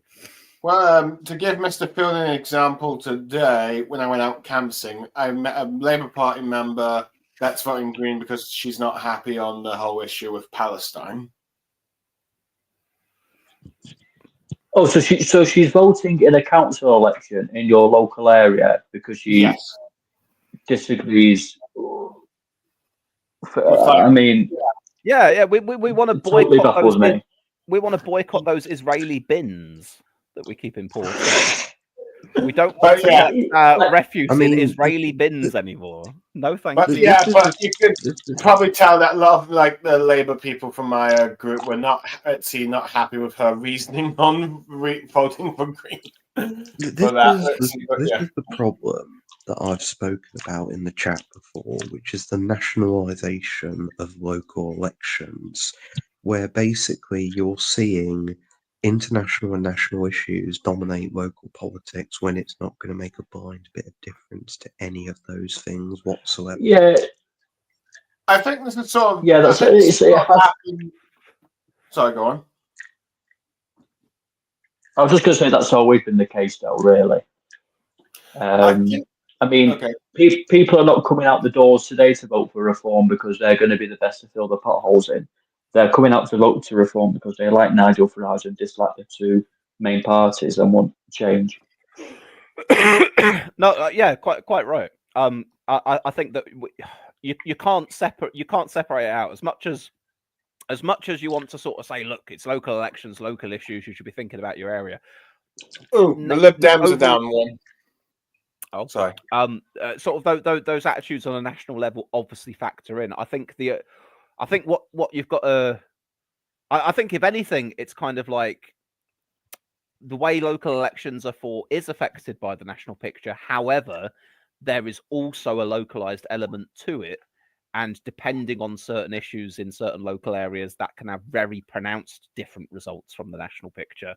But the overall sort of vibes and attitudes towards the large parties, or indeed figures like Nigel Farage, that is going to be something that comes into it. I mean, even today, you know, when I voted and I was talking about my rationale of who I was or wasn't going to vote for, again, I'm looking at voting for my, you know, the mayor of North Tyneside. And in my justification for saying why I didn't want to vote Labour, I said I feel that Keir Starmer and Rachel Reeves need to be punished a little bit. Now, the Labour candidate for mayor has nothing to do with Keir Starmer or Rachel Reeves' policy in government, but it's the association. It's the fact that you're standing under the same banner as the people in charge. I think that's how it sort of filters in a little bit. Would you say that part of the reason why local elections were sort of being affected by more, let's see, national, let's see, issues is due to the fact that when Brexit came around, a lot of people voted on parties solely based on where they stood on like Remain and Leave. Well, I mean, yeah, that intensified it at least. I certainly would say that that's something that during the Brexit period, definitely was occurring. Yeah, people were factoring in Brexit policies and Brexit allegiances and parties an awful lot when it came to who they were going to vote for at either a national or a local level. Whether that's, it's tricky though for me to sort of try and paint a picture of saying whether that in itself has then affected how things are now, because there's so many other things at play that have been changing over the last decade or so, like such as, generally speaking, voters moving away from the two main parties towards smaller parties and alternatives as well. But so by the saying that you think that sort of like opened the bridge, or at least opened the gates wide for this sort of more thing to happen, as in some ways local, let's see, third parties doing one of those kind of forced the two main parties to do change their stances on Brexit a bit as we sort of Labour? I don't know. I don't know. What's the argument that we're making here? That local results during the Brexit years shifted parties into changing their Brexit policy. I'm not sure. I'm not sure if I'd drawn any conclusions along those lines back then. I know obviously Corbyn in the run up to 2019, he had a shift on Brexit. He sort of did a whole sort of I'm going to step back and not really have a policy on the thing.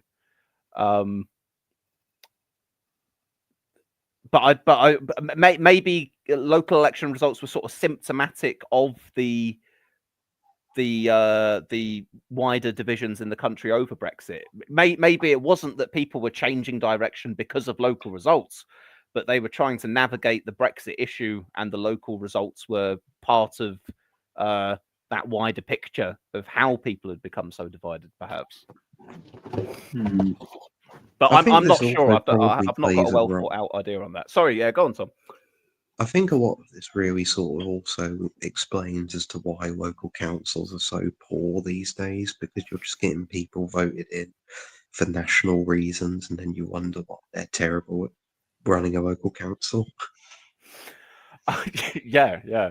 I've got one from. I'm going to do a few comments, by the way, guys. Lee Hallam here says a seat in Norwich, Labour down 30% to win by 1 vote.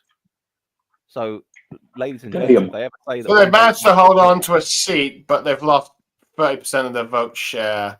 That was by only they won it by just the actual 1 vote kind of situation. Apparently so. Yeah, down 30%, but held on by a single vote. Earlier, Apollo TD, speaking of the counts that you were talking about, said, not going to lie, shocked security lets the Hulk glove in. Well, I mean, perhaps they searched the glove first and then allowed it to be returned. I'm surprised it wasn't a red Hulk glove, since that's a more recent addition. Liberal Zardos has been standing you during tonight's stream, by the way, James. Liberal Zardos has a lot of good things to say about you. Yeah. By the way, Swiss. Big up Liberal Zardos.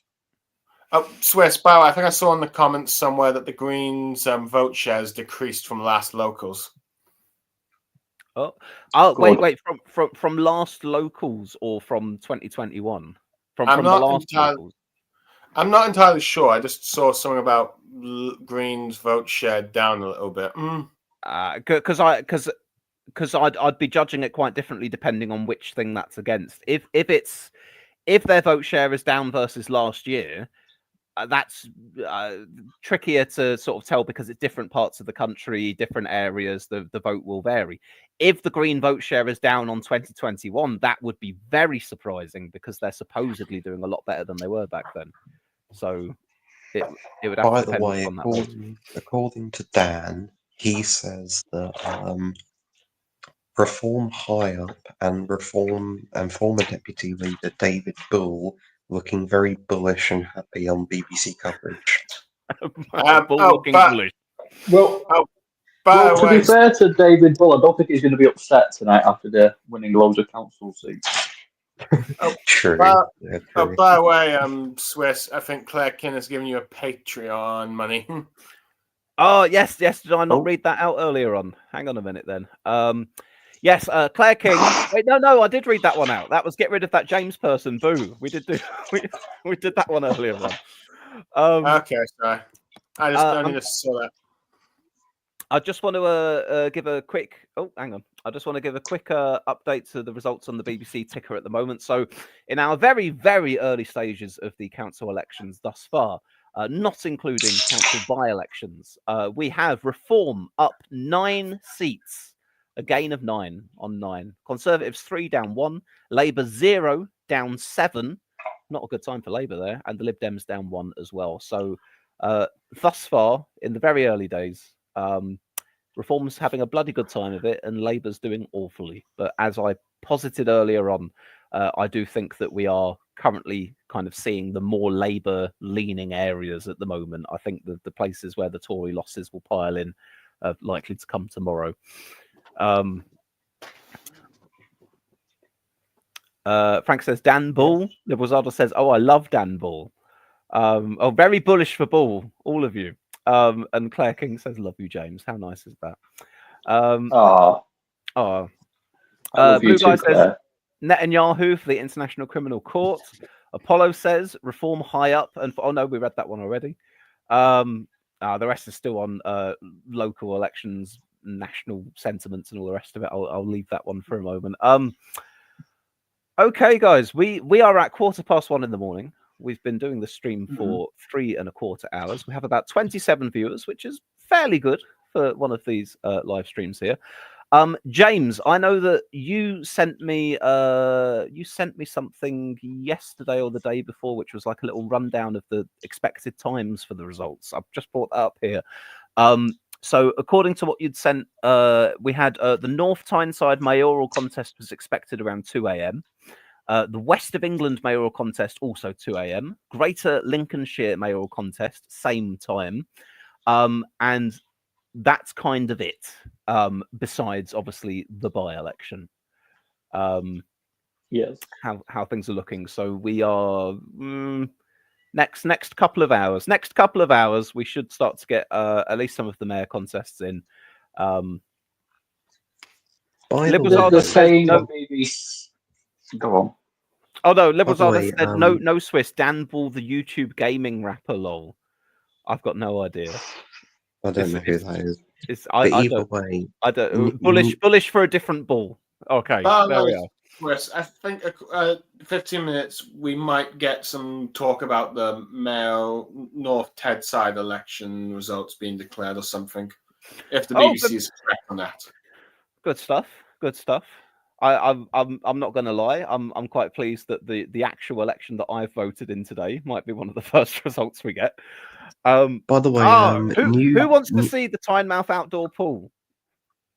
Just while we're here, go on, Tom. Say what you're going to say. I'll bring the picture up.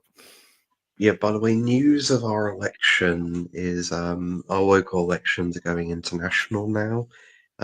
You've got Canadians and Americans that are now commenting on our local elections, basically going, "What is going on with the local elections?" Because they are sort of baffled about what's going on, because they're just seeing reform sweep the board, and they're just wondering why. This is true, but as I am quite, I am quite patriotic that there are fellow nerds in Canada and the USA, because we would probably doing the exact same thing when it comes to the midterm elections in the USA next year. Staying up to godly hours to watch some sort of district in freaking California. You know. Oh, no, it's fair enough. It's surprising that people. It's just surprising that somebody from like Edmonton, Alberta, Canada, is caring about Cranlington in Northumberland or wherever it is. Well, to be fair, with like the midterms in the US, they do have effect on like their Senate and House races. And, you know, US is Senate and House can affect US politics and largely the world, as we have seen. But yeah, I have heard talks that apparently Republicans are doing so bad in some places that there might be cases they might actually lose the Senate in 2026 or something. Or I'm not sure if that's how true that is, but I don't know. It's like a trying to predict the midterms of 2026 is quite foolish at the moment, considering Donald Trump can just sort of flick a switch and put tariffs on X, Y, and Z countries, and the fallout from that. I mean, in the USA, not just for the USA, across the world over the next year is going to be the economy. If the economy contracts in America, as the famous saying goes, when America sneezes, everyone catches a cold. So if the USA is heading for a recession, then a lot of the Western world is going to follow suit, and the repercussions from that could be seismic for current governments and oppositions.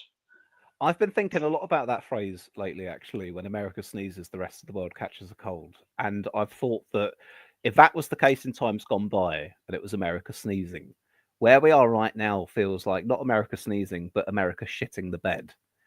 And it makes you wonder, what does that mean for the rest of us? If we catch a cold when they sneeze, what happens to us when they shit the bed? I want to read a few comments for you quickly. Lee Hallam says, low turnout in North Tyneside. I noticed the Lib Dem has stood there 3 times before, and his share of the votes fell each time. Interesting bit of trivia there. I know. One of your look, he doesn't drive a car, you know, that Lib Dem guy, and he's proud of it as well. I had a real dilemma early on because I was reading through the stuff and I was he was on about, oh yes, I don't drive a car and I do car sharing and blah blah blah blah blah. And on the one hand, I kind of wanted to make a little bit of fun, but on the other hand, I'm also a person who doesn't drive a car. But the difference is just I don't. It's not a part of what I talk about. It's not like an element of Please vote for me to be mayor, so I mean, you're not selling the Lib Dem candidate to me, Swiss. I can't drive a car. Well, if I was going to try and explain to you, 20 aspects of my personality, or fill out a 2-page thing about who I am and what I stand for, the fact that I don't drive a car would be so fucking far down the list it wouldn't be mentioned. It'd be kind of like me going, oh yes, and I haven't been on a plane since 2012. Please vote for me. Anyway. Mean, as a sad man that I am, I saw net zero commitments by not going on a plane. Sorry, just quickly, yes, Lee Hallam says he's definitely keeping the chauffeur. He needs it. This was when we discovered that the North Tyneside mayor gets a chauffeur-driven car, apparently. So yes, if you don't drive, you're going to need it, I suppose. Right, quickly, guys. Do you want to see the North Tyneside Tynemouth outdoor swimming pool? Yes, you do. You all want to see it. Hell yes. You want this vision of the future. So this is where things are right now. This is how it currently looks. It's derelict. It's full of sand and rocks, and the metal is all rusted, and it's just this great big concrete scar on the beach. And it's nonetheless a little bit of a local landmark. It's something to go look at. It's a thing, but I'm sure you'd all agree it could be better. This isn't a forward-looking North Tyneside. This is a derelict, run-down North Tyneside. Now, keep that image in your mind, okay? And now, feast your eyes on this baby. This is the promised future you could all enjoy. Look at that. A proper pool. Whoa. With actual pool water. Deck chairs and umbrellas and a kiosk and all sorts. This is the luxury communism of the future that could just be within our grasp. You see, I know it's sunny today and it has been for the past couple of weeks, but, in North Tyneside, they probably get about 40 days of sunshine. I can't see the people of North Tyneside swimming in the swimming pool in mid-December when it's 30-mile-an-hour gust winds. Well, that's because the Northerners aren't soft, James. They'll go swimming any old weather. No, genuinely, though, it's got a lot of popular support. It's one of those things. It's a little bit like HS2 or a third runway at Heathrow. It's something that's been talked about for fucking ages and it's never happened, but nonetheless, it does have quite a bit of popular support. A lot of the locals would love to see it happen, which is why I've decided to get nice and passionate about it for today and today only. But there we are. I've shared that little slice of local colour with you all. Enjoy. Blue Guy has said it could be turned into a Greg's. People in the north love those. Grave Peril says, so no longer natural seawater, now chlorinated water. Zardos says it's tiddly. Psychoben says that pool could be renovated into a dog track. A bit small for greyhounds, so it'd have to be Dashard racing instead. Is that Thames Water's master plan? Is it a tidal pool? Geordies don't own coats. Of course they would swim it. How many Geordies are you going to squeeze into that? It's a puddle. I love what response this has elicited. This has got the chat very passionate, almost as passionate as I am, which I love to see. Well, a big up to the North Tyneside people. I hope their independent now gets elected so you can have your freaking wonderful poll. I hope so. You know, there's an independent who wants it. The Tory candidate wanted it as well. Not that they're going to win, but there's a few of them. The Labour candidate, no mention of the poll. Sadly, Whoa. the Reform candidate, I don't think so. Didn't see it. We got a mention of scrapping equality and diversity. We had that one, but no poll. Of course.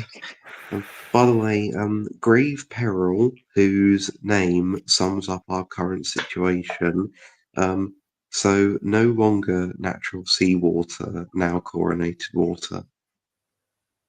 Chlorinated water for our chlorinated chicken from our chlorinated trade deal with the United States. That's the future I want to see. Hell yeah. Let's have a look at a few more results. I've got some actual results to share with you from Twitter here. So we'll just have a glance at some of these. So we've got lots. We have Mancroft in Norfolk. The Greens on 50%, down slightly. Reform up on 20. Labour down 15%. Tories down 9%. I love the person in the comments who just said the word woke and nothing else. Who said woke and nothing else? Just click on the Mancroft thing again and you'll see it. Oh, the Mancroft. Okay. Oh, them woke voting for the Greens. You look emotional, mate. My party is swimming in wins right now. And just think how many more wins you'd be swimming in if you wanted a pool in North Tyneside. What else do we have here? We have Glenn Parver in Blaby. Is that right? Blaby? Blabby? I'm not going to try it again. Reform have won that one. 43%, brand new. Lib Dems in that one down 20%. Tories down 11%. Labour are not down because they did not stand there last time. So they're on 5.8%. I missed it a moment ago, but someone in the chat had said possibility of the Tories losing their deposit in Runcorn. Apollo TD had said that. Rumours Tories have lost their deposit in Runcorn. That would be something, wouldn't it, if that were the case? That would be impressive, yeah. Should we read more of these comments as we go? Because this is good fun. So we've got Midhurst in West Sussex, council by-election. The Lib Dems have won this one, down 17 points. Reform on 20% as the new ones there. Pat, P80? I think it's a local associate group. Okay, because I think it's a patriotic party. By the way, I've been to Midhurst, and that result doesn't surprise me. Midhurst is a very, very, very, very, very middle class, extremely well off area, so that result doesn't surprise me. Glenn Patver sounds like a pub gammon, says Blue Guy. Also on the question of who is Pat, we have Pat the Dagger and Pat Butcher. Pat is actually short for Patver. It's Glenn Patver again. Anyway, I think that's it on the updates there. I'll just go on the BBC site if we've got any latest on the headline numbers. Oh, we've made it into double digits for Reform now. The early days turns into early weeks. Look at this. We have Reform on 12 up 12, Conservatives 3 down 2, 1 independent, Labour on 0 for Labour have not won, according to this, Labour have not won a single seat yet, which I surely is not the case. I'm sure they must have won at least one by now. But it's not on the BBC website yet. And the Lib Dems on 0 down 1 as well. Yeah, I think we've read results that have shown some differences with what we've got updated on the BBC yet, unless it was council by-elections there. But there we are. So we should nearly be due now for your mayoral result, Swiss. I hope so. Half one the expected. So Election maps ads, by the way, something is wrong with the BBC Labour figure. They've definitely got 3. Yeah, I mean, from elections past, and goodness knows we've been doing this for a few years now, the BBC website is always behind the curve when it comes to what the results are. It takes a while for them to update, doesn't it? So my intuition was correct. Labour do indeed have some councillors, just the Beeb doesn't say so yet. Well, the BBC should obviously employ Election Maps UK to get these results in quicker, because every time there's local elections, it takes them hours to get up to date. See, I would say that, but I don't want our beloved Election Maps UK to become corrupted by the BBC. I think Emma is doing perfectly fine. What that was it. ChatGPT Election Maps UK. I was asking ChatGPT about something politics related the other week, and as it pops up with its answer, it does little thumbnails for like the websites that some of the sources has come from, and I saw your logo. So ChatGPT is drawing some of its information off of Election Maps UK now. You truly are global. So there's been another council seat decided by one vote in Redbridge, which is down south East London. Labour won it on 28.8% of the vote. The Independent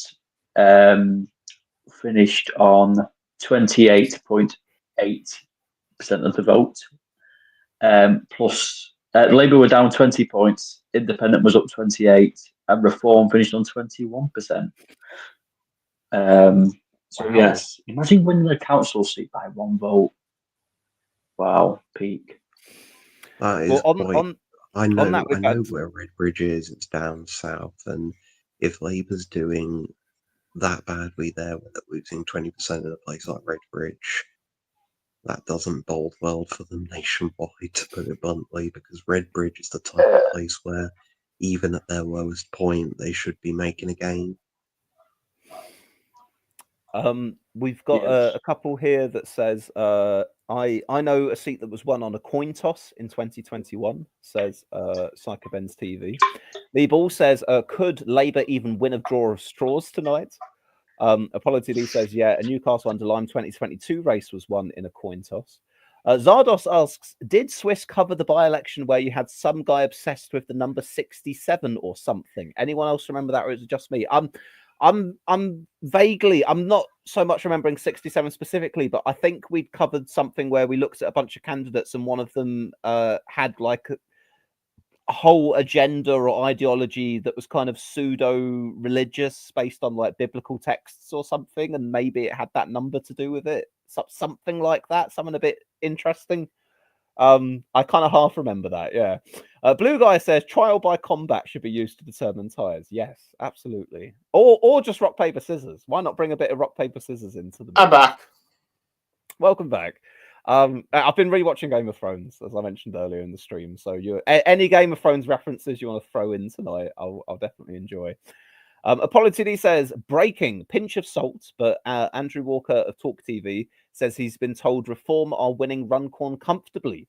Ovs Talk TV are unreliable, but still. I mean, we've been hearing that kind of... To be fair, it's probably, noises, at this point, given how well Reform are doing, that's probably true. But the problem is that it's Talk TV, and this is the place which has Mike Graham at it. And Mike Graham is a guy who has headlines on his little talk show, which have headlines such as, and I quote, Rachel Thieves. So, probably not the most reliable of sources. Where does Talk TV? Because I don't think I've ever really watched or seen much Talk TV. Where does it fit in with the pantheon of news? Like, kind of like I know where GB News is at. I've got a good feel for GB News. Where is Talk TV relative to GB News? More right wing than GB News. Oh yeah, it's extremely right wing. Yeah, it's got people on it like Julie Hartley Brewer, Mike Graham, Jeremy Kyle, and other people of that nature. The only person, the most left-wing person on Talk TV is George Galloway, which should tell you all you need to know about Talk TV. Oh no. Oh dearie me. Oh. All right, yeah, you've made your point there. Blue Guy says Talk TV is owned by Murdoch. There we are. Yeah, that as well. Redbridge results, Labour 28.8. Oh no, one of you read that out already, didn't you? Independent 28.8, Reform 21.1, etc., etc. So yes, we should hopefully be getting the North Tyneside mayoral contest up soon, and then I think was the guesstimate for the Runcorn by-election about 2:30. Yes, and your mayor election should be coming up anytime soon now, apparently. Okay, well, let's hope so. So my plan for the stream tonight, guys, is probably we will go as far as the Runcorn by-election results, given that we know that the vast bulk of these council elections are not going to be happening until tomorrow. I think the Runcorn by-election is a good marker for us to finish on this evening. So if we're lucky, we get the Runcorn by-election maybe before 3 a.m. That would be quite nice, but we'll see. I believe let's see, Wideness and Doncaster are on live on the BBC right now, but I think they're just more counting results. Sorry. No, that's all right. When you I got excited then, and then I went, oh no, yeah, no, they wouldn't have the results yet, would they? Psycho Ben says, I'd say that Talk is to the left of GB News, but the last time I watched or listened to it was before GB News even existed, so maybe it's changed. That's a lot more right wing now, much more right wing. I am gonna go get myself another delicious Jack Daniel's honey and Pepsi with some nice ice cubes as well, and that is going to sustain me through the next half an hour while we find things to talk about until we get some of the bigger results in.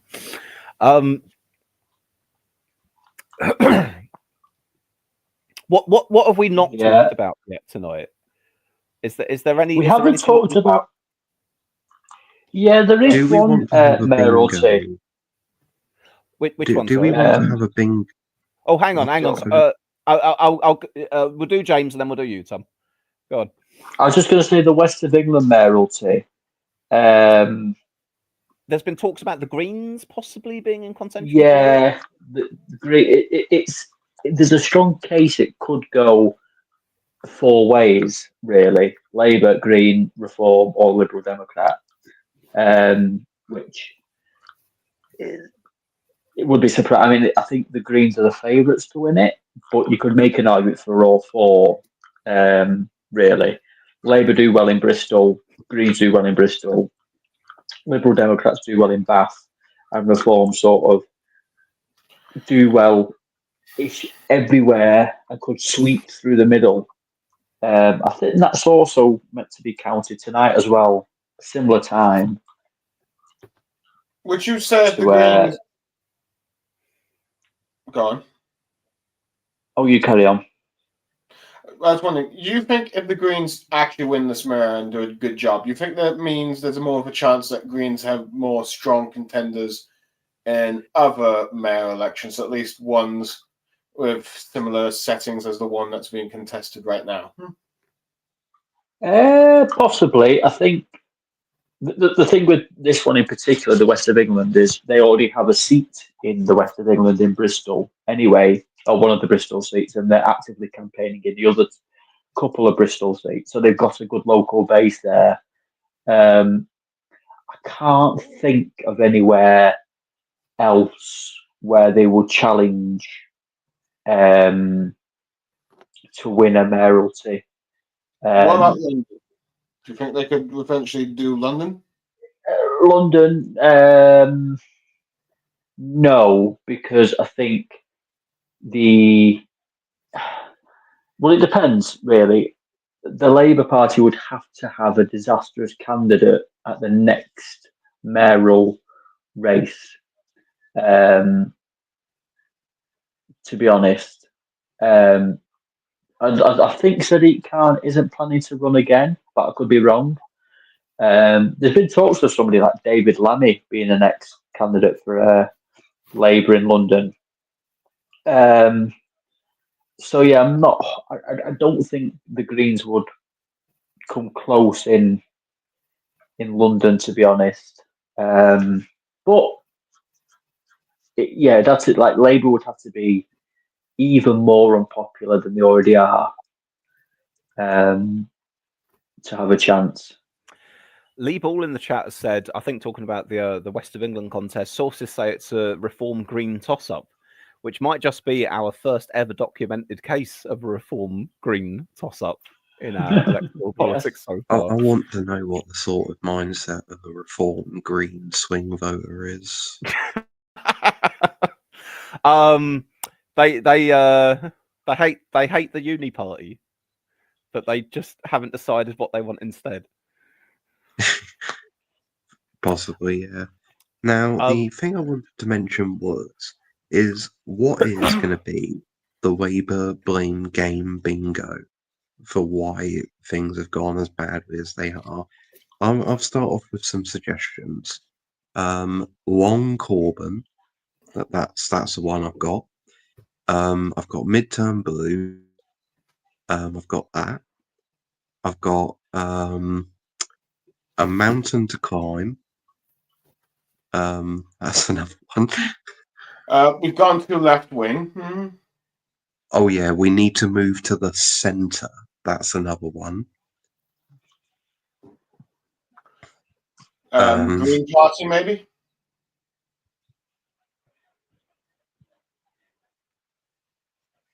Yeah, we need to listen to the concerns of Reform voters. That's another one.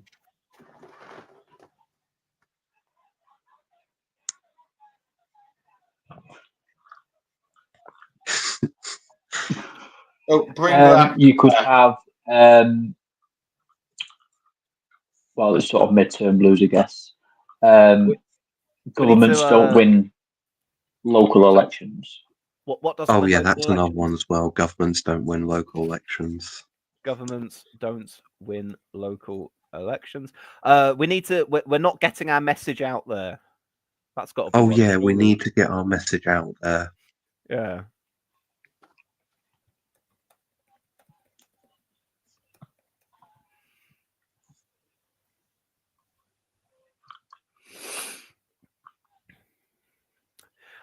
Apollo TD says in all caps, check out the Labour percentage vote reduction in Lichfield ward. All right, we paused this exciting game of Labour bingo to bring you. I think Lichfield's quite.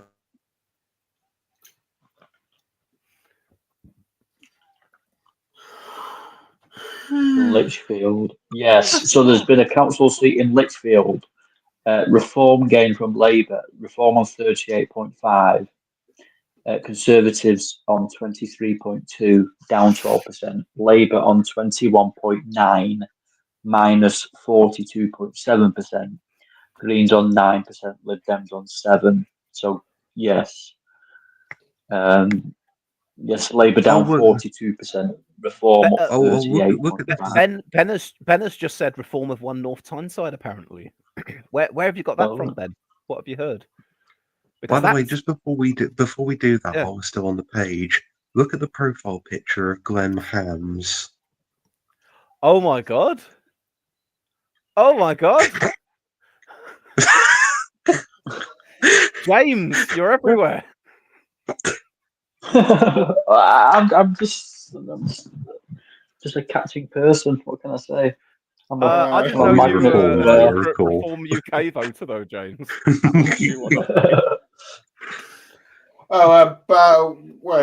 Question for the chat. We know one of the reasons Reform's doing so well is that they are being the party says we're going to get rid of immigration. Do you actually think if they get in charge, do you think they're actually able to reduce immigration numbers, or you think, let's see, they will just disappoint? Well, I will say one thing. I would one of the pathways, one of the arguments towards lowering immigration that some people are making is leaving the Court of Human Rights. and therefore not having to abide by some of that legislation on what am I trying to say? I'm a few drinks in now, guys. You know what I'm trying to say. The argument is leave the International Court of Human Rights, and then you don't have all this legislation saying about asylum seekers and all the rest of it. That's the sort of thing that I certainly could see reform actually doing. And if they did actually do that, I would imagine that they would actually, obviously implement that, and then be much more likely to refuse or turn away people coming here illegally. But of course, illegal immigration is a tiny, tiny, tiny fraction of the overall immigration numbers. So the bigger thing we're talking about, that would have to be what's reform's actual policy on broader immigration? Is it one in, one out, or is it something a bit more finessed? I think they have actually called for net zero immigration, which is the same as so, one in, one out. In, one out. Yeah. Yes. Which I remember making fun of Paul Nuttall for doing that policy about 8 or 9 years ago. Net zero immigration. Yeah, I'm sure. I remember seeing a leaflet from Reform that said net zero migration, even the EHRC, all that sort of populist jargon. I'm going to hazard a guess that they're not going to have net zero immigration, even if they get into power with a big stonking majority. I still don't think it will be net zero immigration. No, I don't think so. I'm not sure what their policy is on stopping the boats. I guess it's to leave the EHRC, but I'm not sure that would stop the boats either. Yeah, but Liberal Zardos says not possible, but you can get it down to 90s levels. Here's the thing then. Could I see Reform getting into power and actually successfully reducing immigration to, say, below 100,000, like the Tories said so many times that they wanted to do? I think if that was actually Reform's political will, and given that it's a key plank of what their campaigning policy is, I could see them achieving it. Don't get me wrong. I could see them manually pulling the levers of who's allowed in and out and what the criteria is in order to facilitate that. I could perceivably see that happen. However, you then have that flip side of the economy's propped up by immigrant labor. So if you have reduced it by that much so quickly, what is the then knock-on effect on the workforce? That is obviously a issue that Reform would then have to tackle as a consequence of it, and that's why so many parties, despite saying they want to lower immigration, have been reluctant to actually take strong measures to do it. So I could see Reform lowering immigration, but I don't know if they've got a plan for all the elements of it, if that makes sense. All the way from actually reducing the numbers to mitigating the effects that would have on the workforce and the economy. Okay. I do call Carmen Pochi is gone at the moment, but I do recall him saying no, so I wanted to see if he would elaborate that. But anyway, I caught on my BBC the vote share. Apparently, that's happened in Hertfordshire. Reform are up by 41%, Tories down by 30%, Lib Dems down by 3%, Labour down by 7%, Greens down by 2%. And is Hertfordshire? How many have we had in from Hertfordshire so far? Have we had a few? Let me just take. Let me see if I can find out. Let's see. Hertfordshire. Oh, Conservatives have 8 councillors minus 5. Reform up by 15. Labour. Let's see, down. Oh, is this the general national one I'm thinking of? Wait on. I think have I gotten it right one on the right page? Hold on, let me just I need to type it in. Sorry, my mistake. Or I'll just say quickly while you're doing that. Apollo Todia said, breaking, Tory leader of Staffs County Council loses seat to Reform. That seems to be very indicative of what you said earlier, Apollo, about Reform apparently having a huge sweep of that council. Certainly, if the council leaders lost their seat, that's probably an indicator. Let's see. I'm going to try and search Hertfordshire County Council results.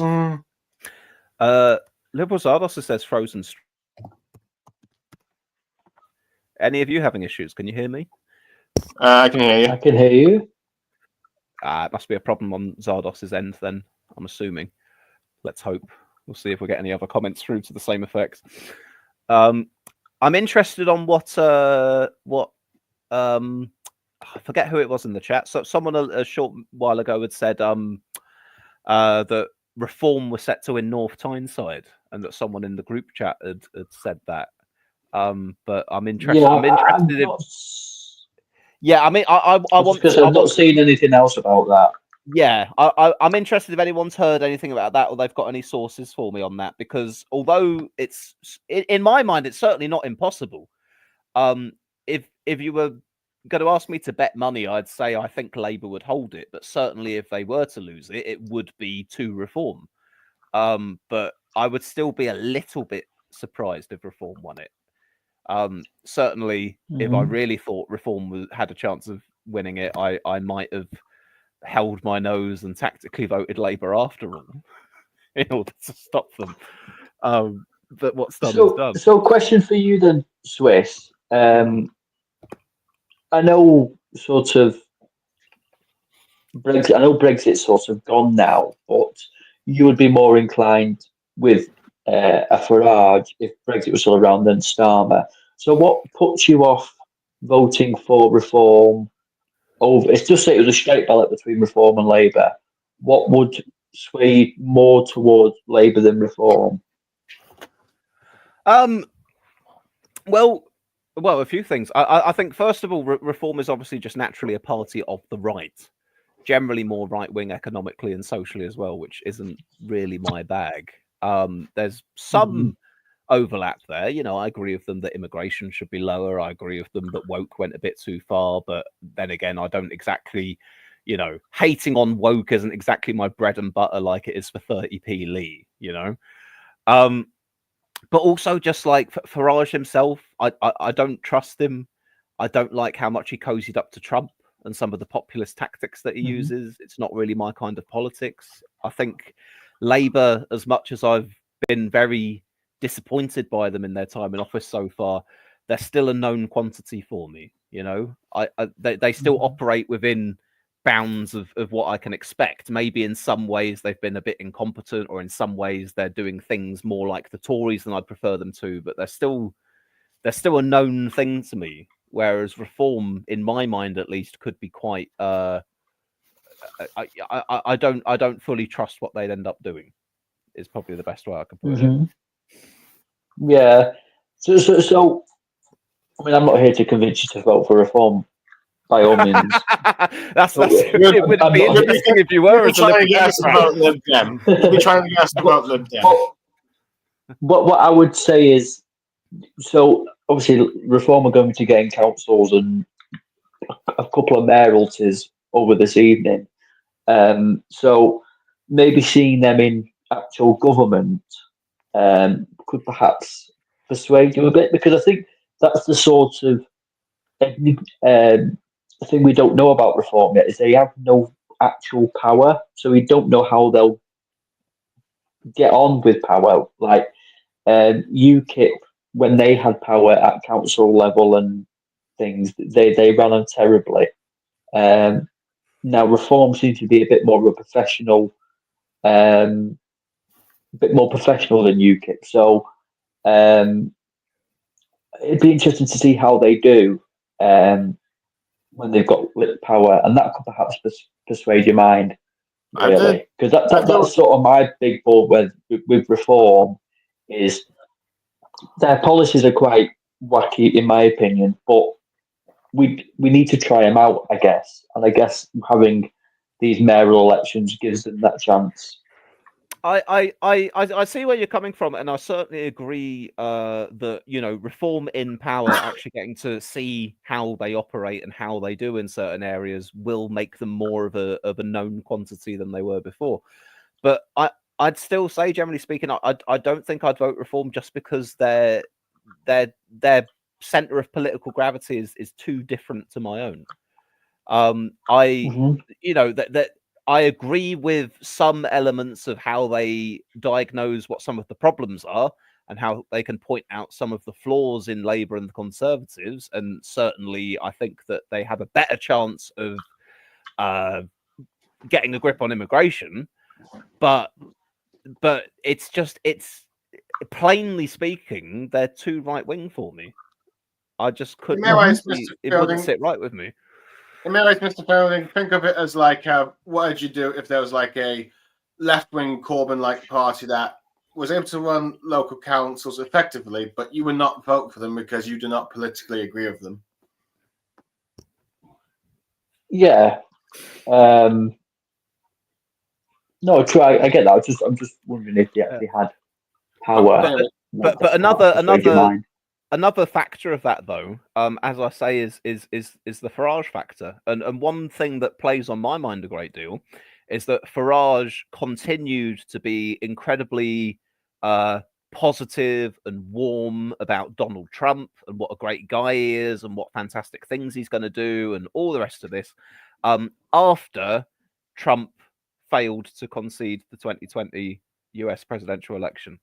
And I think that cozying up to and wanting to associate yourself with someone who clearly does not believe in the peaceful transference of power or the legitimacy of the democratic process, I think is a total it's a very good read for me on exactly the sort of values that I'm very much counter to being present at the top of reform. So that is another thing that factors in for me.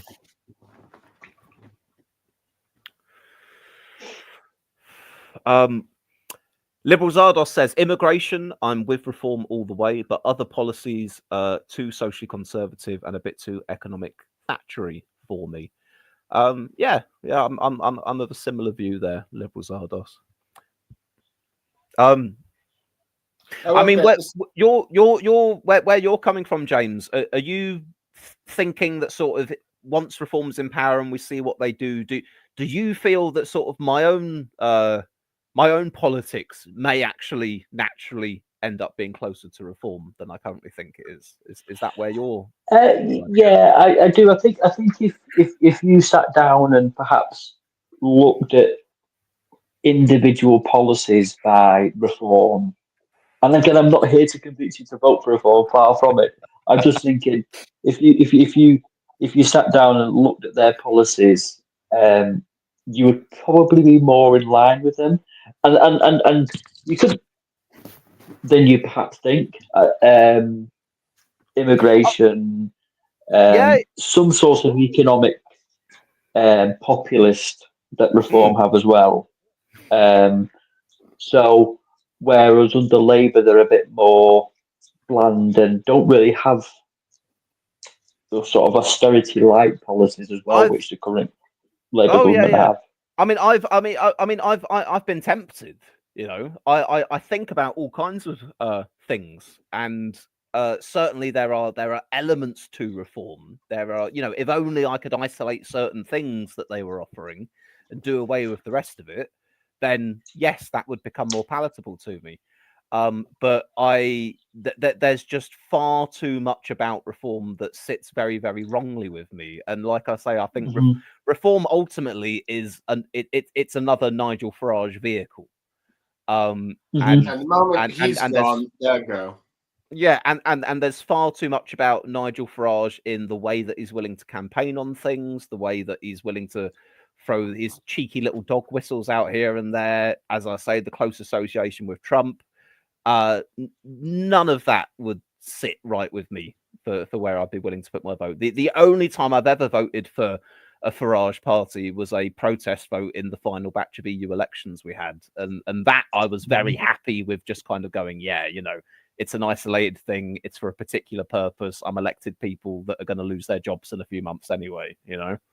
But if I was going to go, I see where you're coming from on the policies, but I'll put it this way. Average Joe here says reform have been going more SDP style with more nationalist economic policies and social conservatism.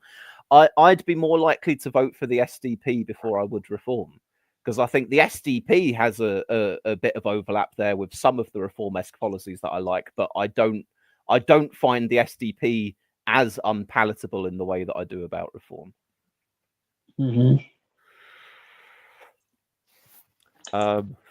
But you're right. Obviously, it's. I understand what seems like the inherent contradiction in a way that, you know, oftentimes I say, well, you know, I'm on the left of politics or the centre left. Ideally, I'd like a Labour government or what have you. But time and time again, I'm constantly disappointed by them, and there doesn't seem to be a version of a particular party on the left that really, you know, is the thing that I want to pin myself to. But I think that's because I just think that all of the things that I'd want to see for the country policy wise in different areas, unfortunately, those policies seem to be spread out across 3 or 4 different parties. They're not really coalesced together in one place in the way that I'd like. And maybe that'll change, you know, because we're going through a very tumultuous time politically right now. You know, you're getting a big diversification of the parties, multi-party politics. There does seem to be an awful lot of shifts. It might be that one of these larger parties does eventually settle somewhere that does do the majority of the things that I'd want it to do.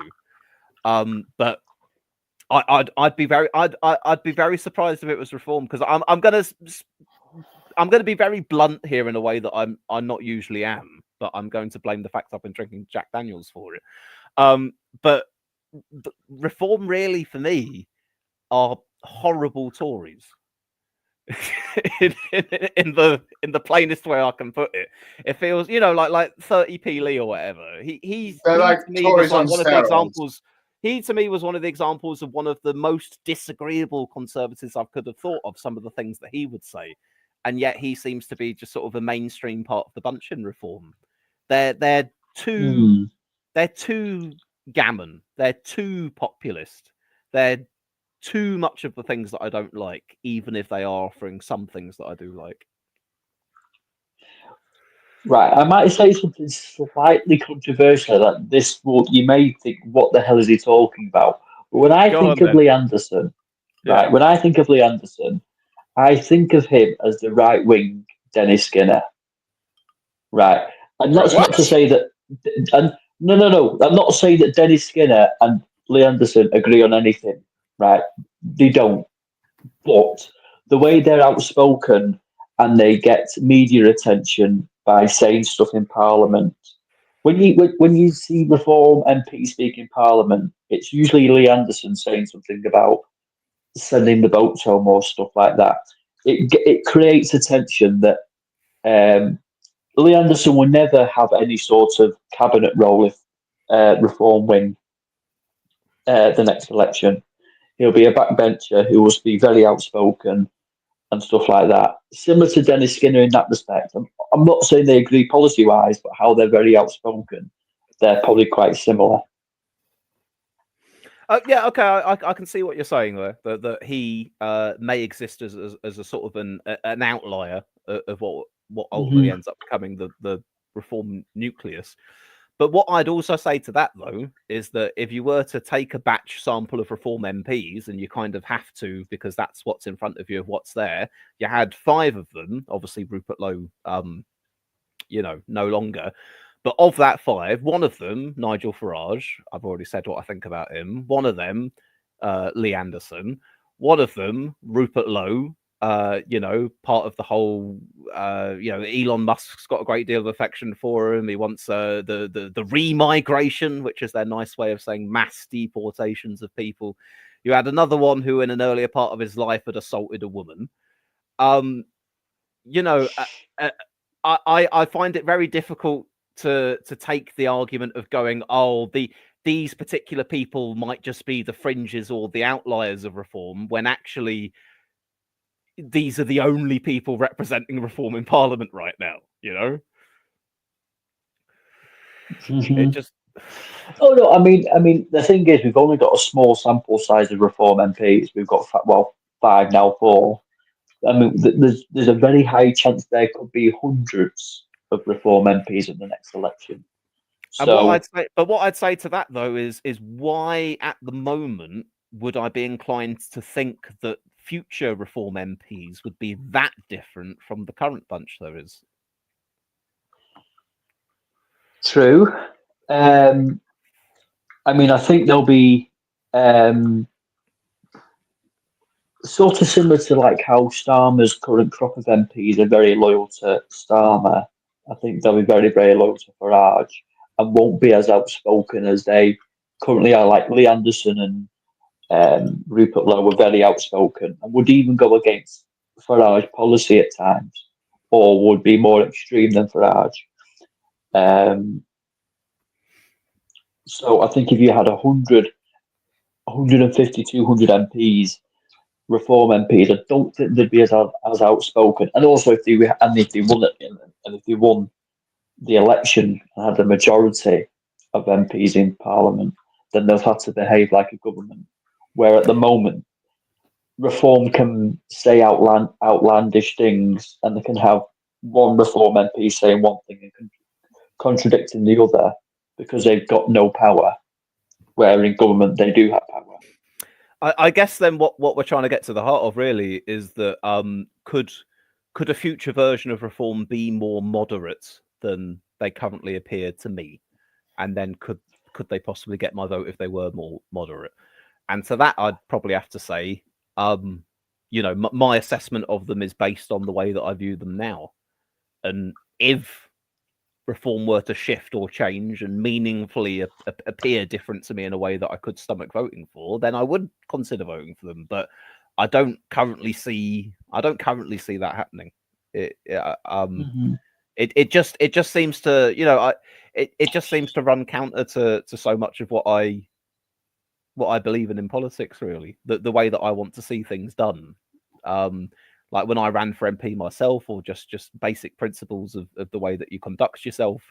And again, what hangs over it, there's plenty for me to seize on, but what hangs over it a great deal for me, as I say time and time again, Nigel Farage continued to bolster how much he loves Donald Trump well after Donald Trump denied he lost the 2020 election.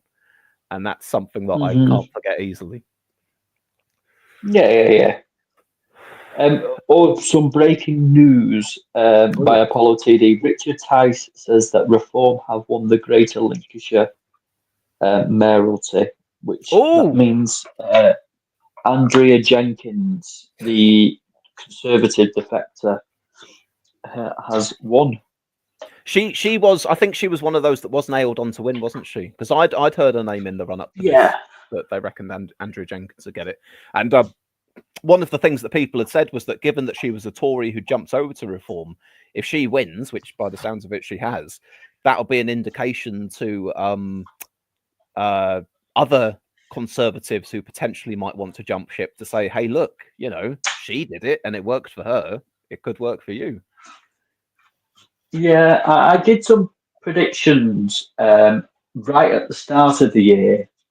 And my prediction was that I named the two MPs that I think would defect from the Tories to Reform.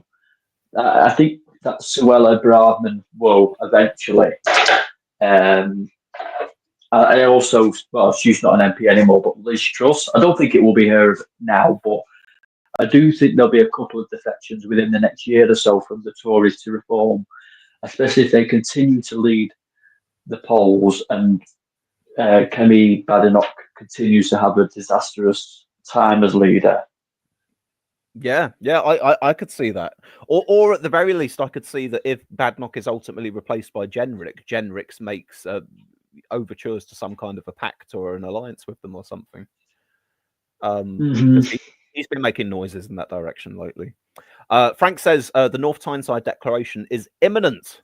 So we're keeping a very close eye out for that one. Election Maps UK on Twitter has said it's still early, but increasingly confident we're in turquoise tsunami territory for Reform. Better than expected results across the board. Hearing even West of England mayoralty is in play for them. Now, keep in mind, going into this election, we were already saying it's going to be a very good night for Reform. Better than expected than that is substantial, So very Apollo TV says Kemi Badenoch is Nicola Murray from the thick of it. Oh, poor Kemi. There was you might have heard about this, James. Actually, Kemi Badenoch was being interviewed by, I think it might have been Jordan Peterson of all people, and she was describing to him what the Liberal Democrats were like, and she said something like, "Oh, the Lib Dems, you know, they're yeah, all they're good for, they'll be nice and they'll fix your church roof." And then the Lib Dems seized on that and started putting it on like campaign things or whatever, saying, "Oh yeah, Kemi Badenoch says we'll fix your church roof." And then people had sort of said that kind of shows how far the Tories have gone, because once upon a time, any Tory leader would have loved to have been associating themselves as being the party that would fix your church roof. And then Kemi Badenoch sort of said it as a slight towards the Lib Dems. Yeah, it's like, yes, sorry, the Liberal Democrats are actually doing things to help the local area. Please vote for them. What a great campaign endorsement of the Liberal Democrats. I'll read a few more of the comments that we've got here. So Psychoben says, Skinner and Anderson probably agree a lot more than you think. Lee started out as a Labour councillor.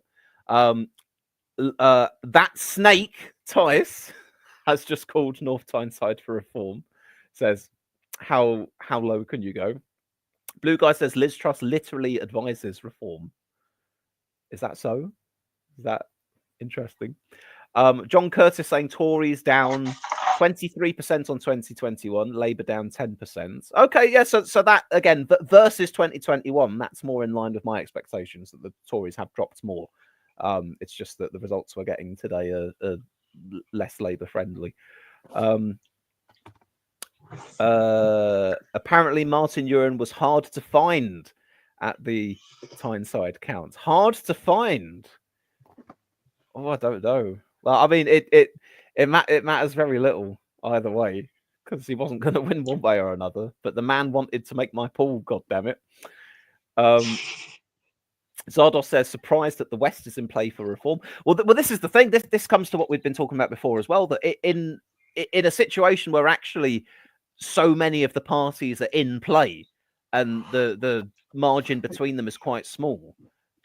If Reform are having a better than expected night, and it was already going to be a good night, that better than expected tonight night probably does mean, okay, only a few percentage points, and actually it gets you over the line in an awful lot of places that previously others were the favourites to win. Question: if Reform sort of be a bit of a letdown, do you think people will move to the Greens and the Lib Dems, or you think they just won't bother voting or go back to the Tories?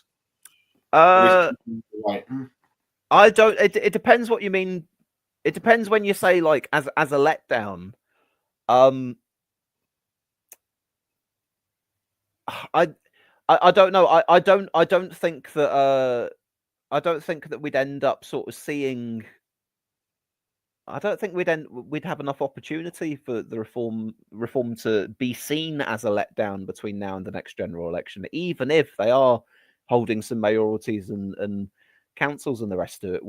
I think we'd sort of discussed this earlier on, and we'd said, yes, they could do poorly, but unless they did absolutely disastrously, then they wouldn't be doing any worse than any of the other parties. So it probably wouldn't affect them too poorly. I think you'd have to see reform in Downing Street before the larger public would really start souring on them, the ones that currently support them.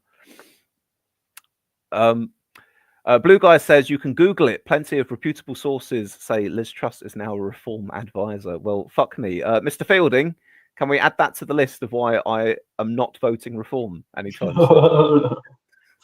That I'm not voting for the party advised by Liz Truss. Psychoben surely, says, go on. I was just going to say, surely Reform must be thinking there, right? She was an absolute awful Prime Minister. She lasted, 45 days or something. Let's have her advise us how to be in government. I mean, I don't get it. Well, this is what I'm saying when we're sort of discussing before about, what if it's just a bunch of bad apples and actually Reform down the line could be more moderate and different and everything. Again, all the indicators right now, Liz Truss advising them, it doesn't fill me with confidence for where they may be headed. Anyway, you shouldn't want to be convincing me of this, James. You should be saying, Captain Swiss, right. I'm so happy you voted Lib Dem last year. Please keep voting Lib Dem. Yes, I know. Trying to find the Liberal flag here.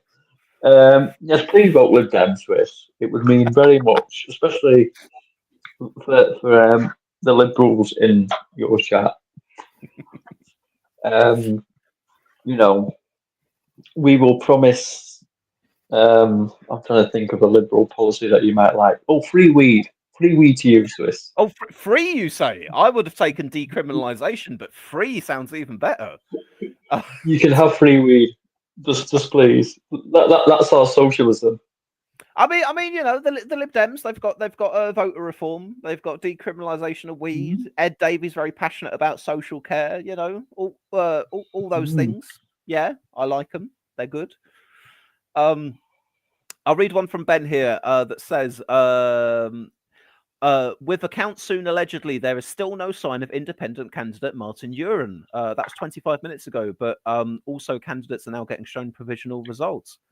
Well, I hope Martin's okay. Maybe he's trying to track me down after seeing the stream earlier to thank me for my support. I don't know. But Apollo says, do we agree that Farage's chance of being the next PM went up today? Yes, I suppose so. I would probably argue that more so whatever chance he had hasn't really shifted today. It's kind of like the results coming in have just sort of shown us as an indicator where things currently are in an additional way to what the national opinion polls are telling us. But there is also going to be a slight element of kind of, you know, being seen as a winner, good news vibes in the media. Look at how well we did at the local elections, and that'll bolster him a little bit more going forwards. But I think more broadly, these local election results they're a reflection of where Reform and Farage are at right now, which indeed is, well, by all accounts appears to be showing, yes, you know what, you've got those opinion polls where Reform are leading at the moment, or if they're not leading, they're in a close second place or whatever. That is indeed the case. We now have electoral results to show that is the case. We are indeed on track for Prime Minister Farage, probably, unless something shifts. So, yeah. Breaking recounts in North Tyneside mayoralty, Labour and Reform neck and neck. Reform source: this was never on the cards. I really hope that Labour don't lose by a single vote, because I'm going to have to look at myself in the mirror and say, was the outdoor pool really worth it? Did the Reform candidate not mention the outdoor pool? I don't believe so. No, the Reform candidate mentioned how much debt the Labour Council had got us in, the need for efficiency and corruption savings, and rooting out the woke. That was basically Reform guys' shtick.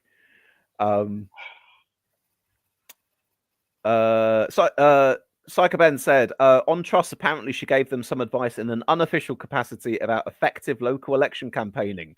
If that's true, it worked. Liz Truss, bless her, never got to lead a local election campaign. Wasn't Prime Minister long enough. She never had any locals under her premiership, did she? What else have we got here?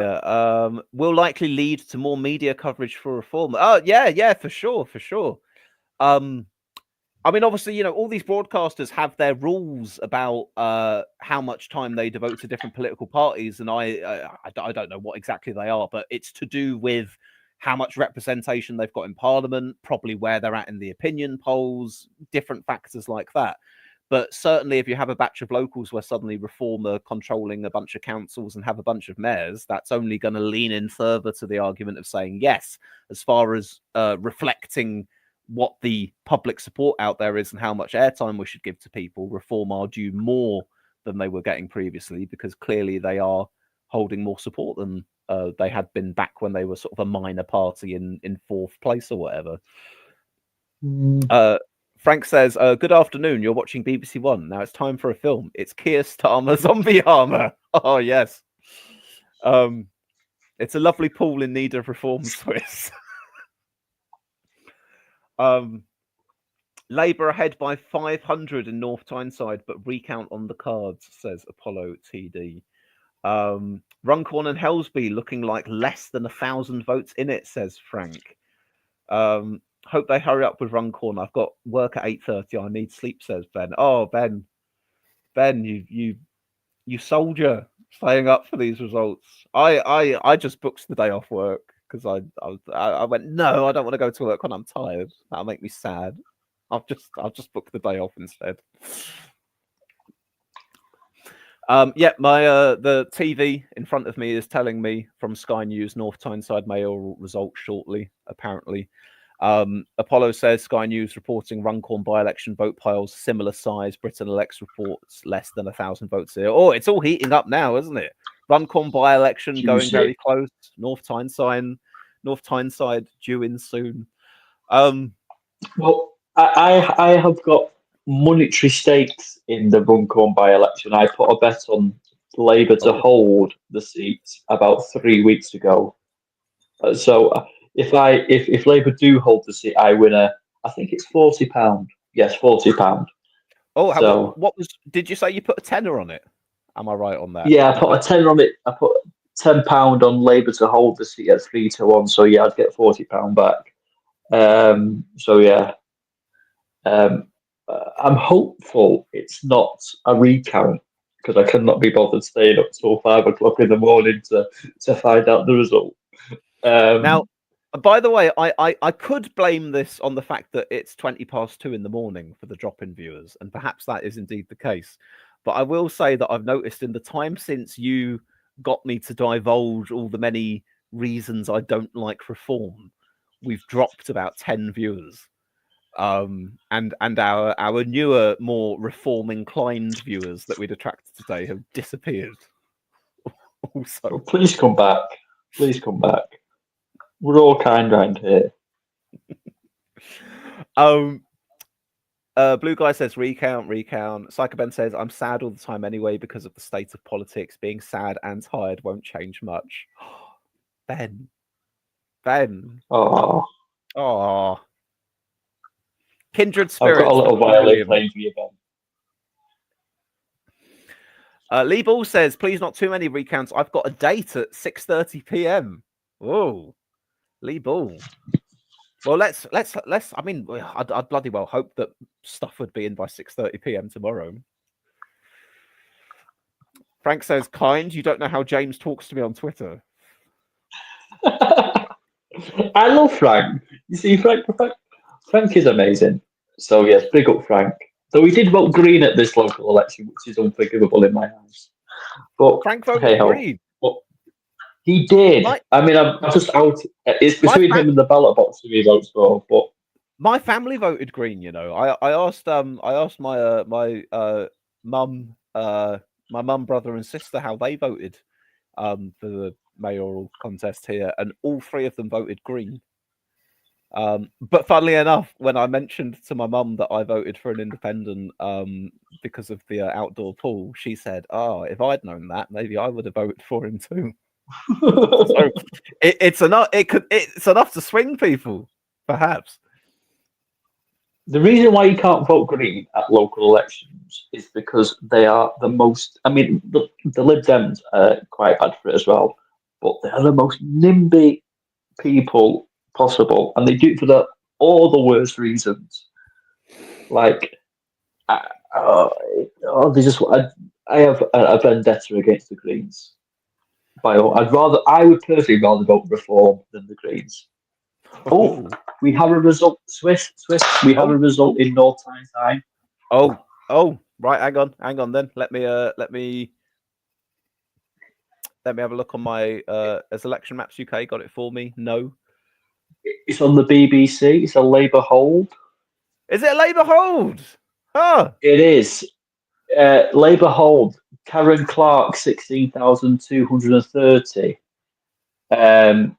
Reform 15,786. Conservatives 11,017.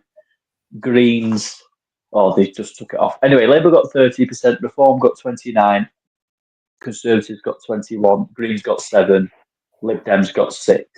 That was a close fought. That was closer than I thought it would be. Yes. I thought Labour had a little bit more wiggle room there than they did. Wow. The changes since 2021, Labour down 23%, Reform up 29, Conservatives down 11. My goodness. Well, at least I can say I'm relieved that I didn't cost Labour the mayoralty versus Reform. Not that I'm particularly thrilled that Labour's in, but you know, I think I'm happier with them in the Reform.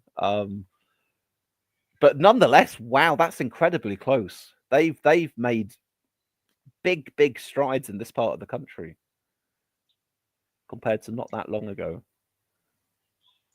Yeah, I mean, a swing of 26% between Labour and Reform, which is, yes.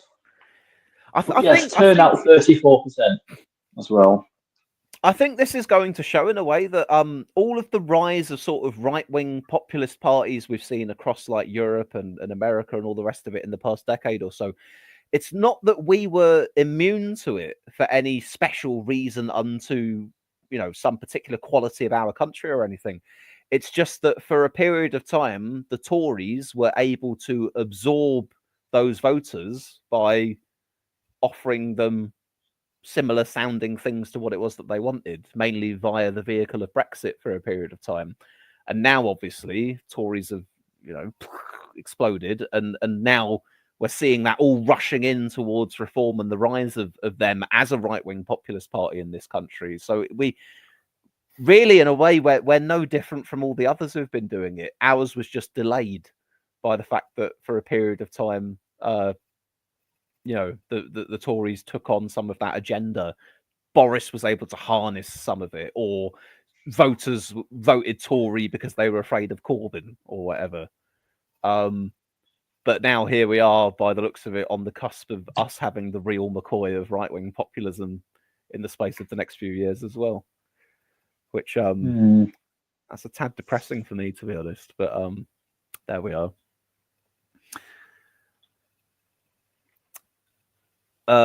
Plenty swung by Bones as much as you, Swiss. He held up surprisingly well. Lee Hallam says, your man came last, Swiss. The Lib Dem got 6.4%, but broke his downward drift. Well, there we are. Good for him. There we are. Well, you know what? My man came last, but if anything, it seems that my voting history, at least of the past couple years, seems to be drifting towards voting for people that I know won't win, but I can feel good about the fact I voted for them.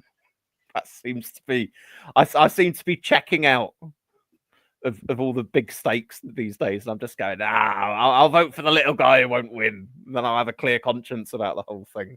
And then I can continue to snipe on the sidelines about how I don't like what the people in power are doing. As Leo Hallam has just said, the Liberal Democrats got 6.4% in North Tyneside, and he broke his downward drift. So maybe him not driving won the people over, and they all felt sorry for him. Maybe, you never know. Psycho Ben says, I thought there was one more independent, though. Yeah, there was. So I'm assuming perhaps that other independent finished higher than the one that I voted for. Blue Guy says, Swiss for mayor next time. Blue Guy says, no pool for you, Swiss. Well, we can't trust Labour to put the pool in. Labour have been in power around here for ages, and we've got no pool. So we're not going to get a pool now. We can dream, can't we? One day we'll have that pool back in Tynemouth. It will happen. Last. North Tennessee's mayor Labour hold. Yes. I've seen that on the BBC News. Yes, that's right. So Labour, so Labour are coming out of this with at least one mayor.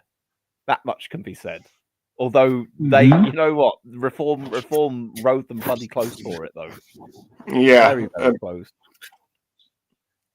Yeah, it's at the very least they can at least win one of the mayors, but it's like too close to like too close to like sit down and relax, really, because it's like do the wrong move and they could end up losing it next time. Yeah. I've got the results on screen here, and Labour won by 444 votes. That was it. Oh yeah. 444 votes higher than Reform. Virtually nothing in it. That's wild. That is. Oh yeah. Blue Guy says it's not a Metro Mayor, so not as good. Arguably, though. Oh, I've got So, it here to share on screen now, by the way, as well. It's just updated on the BBC. So here we are, full batch of results there. Oh, my guy Martin, 2.7%. Oh well. Oh well, I think it was to be expected that the independents wouldn't get like more than 5% or something like that. But yeah. Psychobenter said it seems the people of Tyneside enjoy a career politician. Ho ho. Oh. Oh, by the way, I'm probably 1 minute away from what BBC said would be the by-election results, but I don't think I see it happening just about yet. I'll read one from Lee Ball here. On the general trend, looking at the areas counting tonight, they are considered the more reform receptive ones. So tomorrow may see more Conservative Labour holds than we're seeing tonight. So basically, what have we got left for tonight then? We've obviously got the Runcorn by-election, and have we got perhaps one more mayoral contest as well? Yeah, I think that's Yeah. 3:30. West of 3:30. England, which is I'm not staying up for that. I'm staying up for Runcorn, and that's it. Yeah. Give me admit- Runcorn and then let me go to sleep. Yeah, I will admit, I think I'm sort of kind of fell asleep one or twice while waiting. But yeah. I think these. I mean, well, actually, I was going to say I think these locals will be looked back on as the reform locals, but actually, next year is probably going to be very good for reform versus obviously where it was last time everywhere was contested. The year after that is probably going to be very good for reform versus the last time things are contested. It actually probably for the length of this parliament, every set of locals we have is going to be big gains for reform.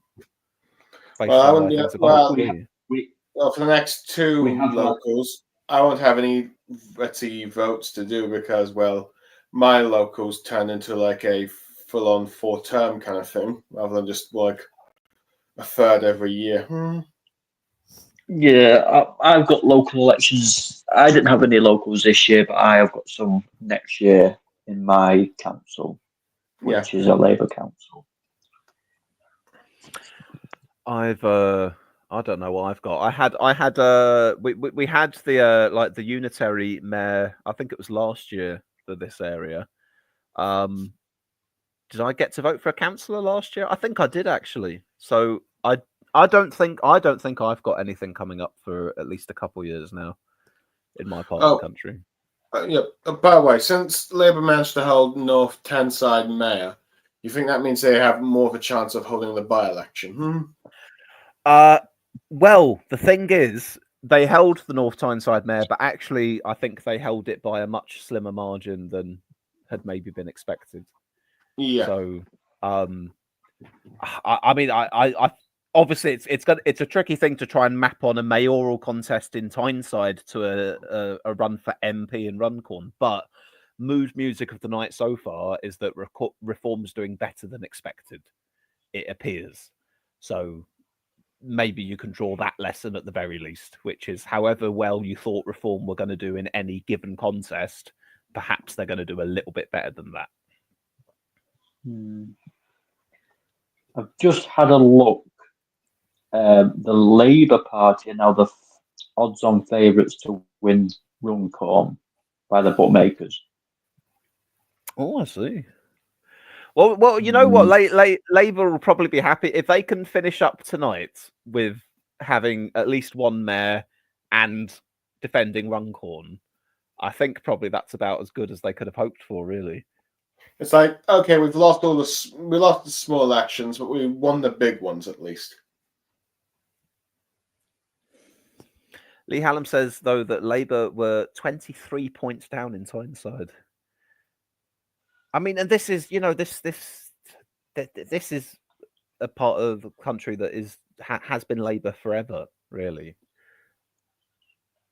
It's been pretty reliably Labour for a very long time, and now this is it. You know what? This is my curse. I think Lee Hallam was saying this to me some time ago. I forget exactly when, but he said something like he'd noted that sort of everywhere in my life that I've ever lived tends to end up a place that ends up falling to like reform types or UKIP types or whatever.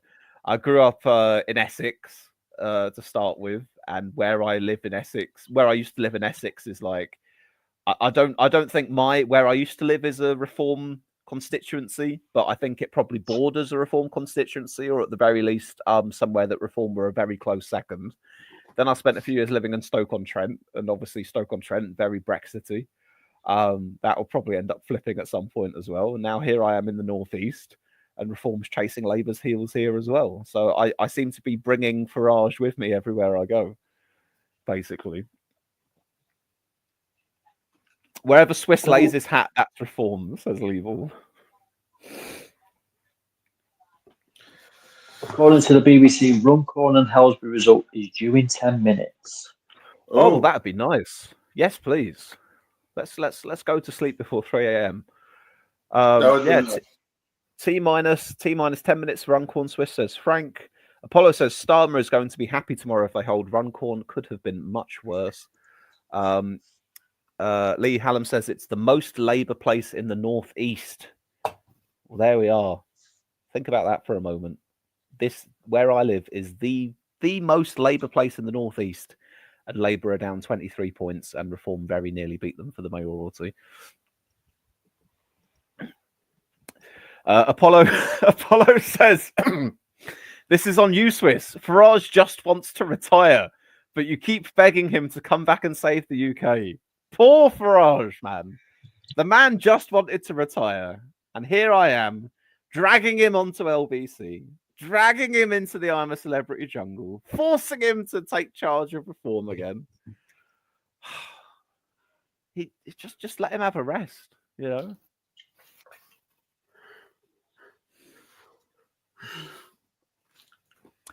Liberzada says, I don't know if Reform run it close. Aren't there tighter seats where Labour MPs are far more vulnerable? Farage just needs to run them close enough to be pleased with himself. Oh, kind of, but in by-elections, obviously, Reform can put lots of money into one seat in a by-election, where in a general election there's obviously 650 seats, so they've got to spread their resources around.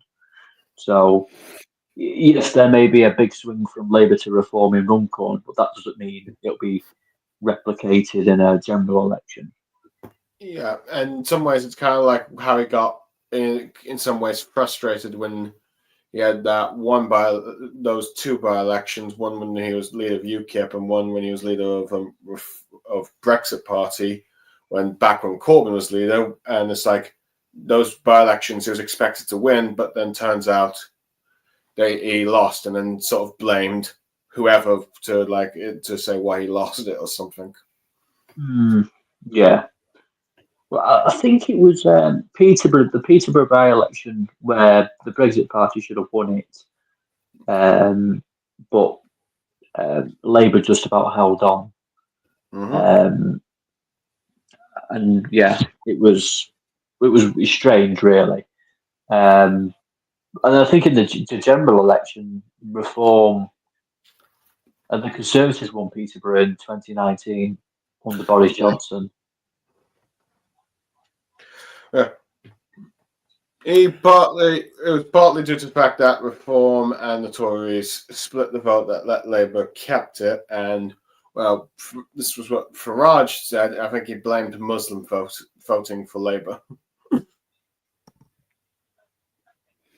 I was just watching Sky News, and along the little ticker at the bottom, it's had some like quotes from the different parties about tonight so far. We had one from a Tory MP that says, I think we're going to lose about half of our seats. It's going to be a bad night for us. You had one from Farage that says the two main parties are fearful of the results tonight. You had a Labour one who said these results are always going to be a challenge. And then there was something from Ed Davey, but it got cut off before I could read it. So sorry, Ed Davey. But I think an update on Doncaster's, man. I think it's now going to be declared at 4 a.m., but we're not going to stay up for that. No, we're not staying up till 4 a.m., I'm afraid. Miliband can, but we won't. Well, let's see if there's any gossip on Doncaster, actually, because James, another red wall area. Go ahead. Well, I've got you here, James. Can I ask you, what do you think of Ed Davies' leadership of your party? Because just to run things back a little bit, I think that, like, when we first got to know each other, I think at that point in time you were a Theresa May supporting Tory. You were like a sort of a One Nation Tory, right? That was kind of where you were at the time. I think Ed Davies. I was going to say, I think Ed Davies has been superb. To be honest, he basically looked at what Jo Swinson did wrong and overturned it. Like, basically, the issue with Jo Swinson was she campaigned in too many seats. Didn't he's going to be the next Prime Minister. No, but he's basically, he picked his target seats before the general election in 2014 and just put all the focus in that. Didn't bother campaigning anywhere else, and he reaped the rewards. I mean, people criticise him for his stunts and stuff like that, freaking falling out of a canoe and stuff like that. But if he was just there being all serious all the time, nobody would listen to him. I think all the stunts have been a net positive for him, as much as they've been derided as being like a bit cringe, and they are at times.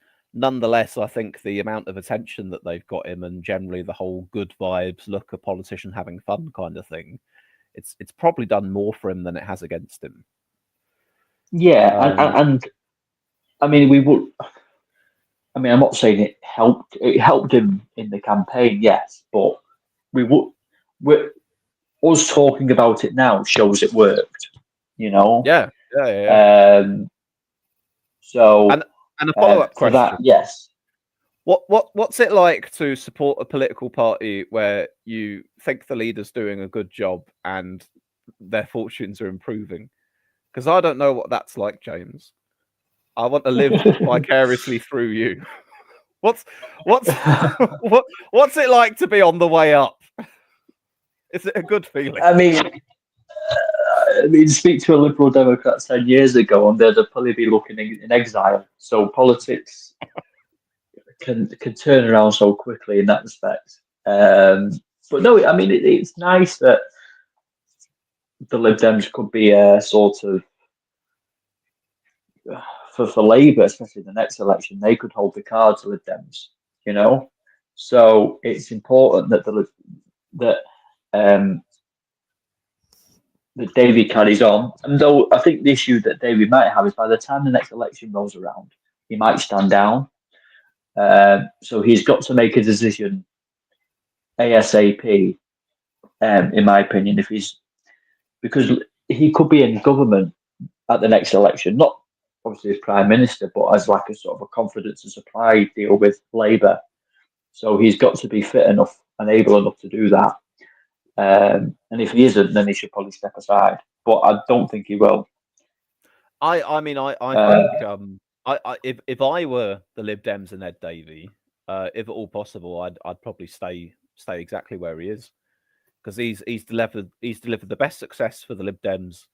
Oh, actually, he's delivered the most MPs they've ever had, isn't it? It's not. He's the most successful. It's not just since their sort of 2015 crash post coalition, but actually this is more MPs than they got under Charles Kennedy.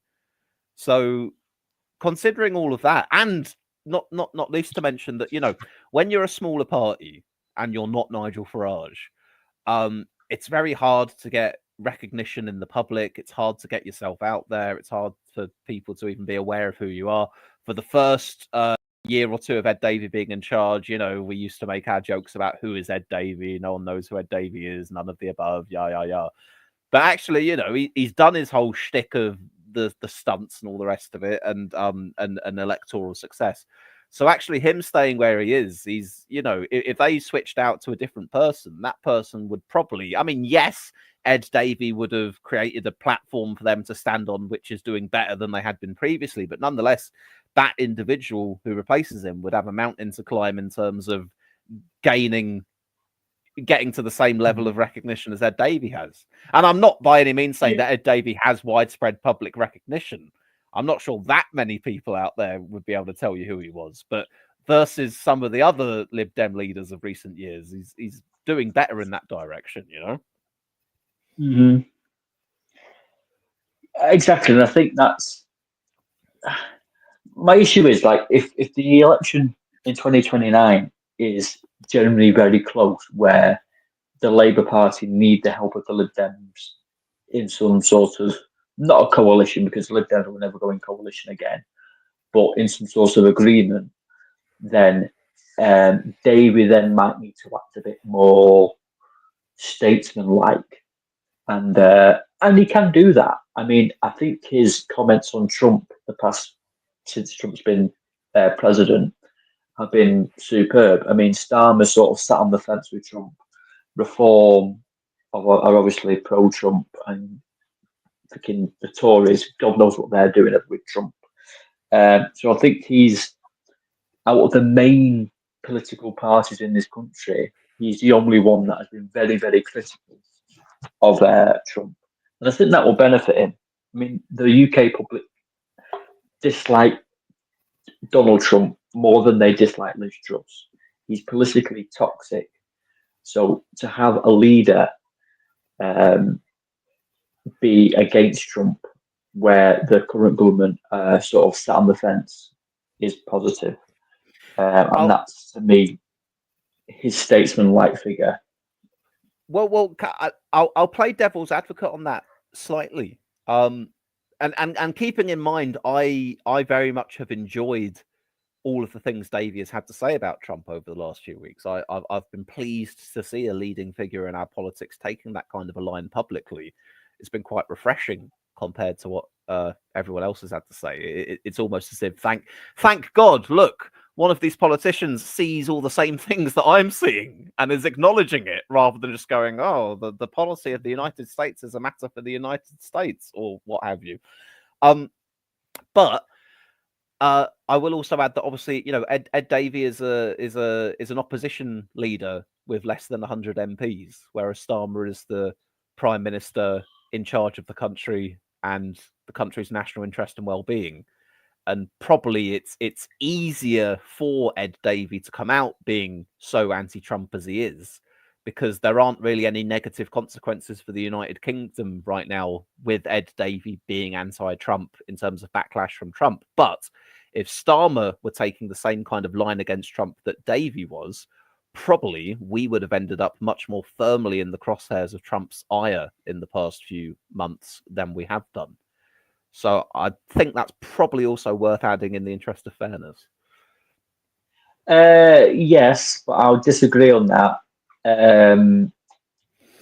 Mainly because if you look at what Canada and Australia, I mean, Canada had their election early on in the week, and the Canadian Liberal Party basically ran the most anti-Trump campaign possible, because Trump was saying he wants to make Canada a 51st state, and the Conservatives in Canada were very pro-Trump before he said that, and basically the Canadian Liberal Party just ran on that, saying, you're in bed with Trump, la la la, and the Liberals have won in Canada. The same thing's happening in Australia. These are allies of the USA as well, like the UK is, and the Australian Labour Party have basically ran an anti-Trump campaign and are looking to increase their majority at the election, where I think their election is this weekend. So Starmer should be anti-Trump and should be vocal against it, and the public would support him on it. I get trying to get a trade deal with the US, but at the end of the day, you know, the public dislike Trump. So even getting a trade deal with the US means the public are not going to like you, because the public won't like the trade deal.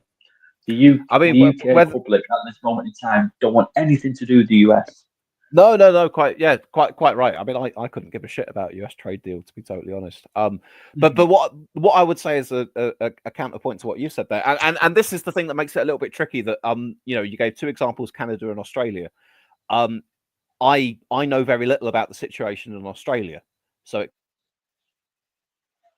saying about Australia is actually a very good argument against what I'm saying, but I'm just not, you know, I can't grasp it one way or another.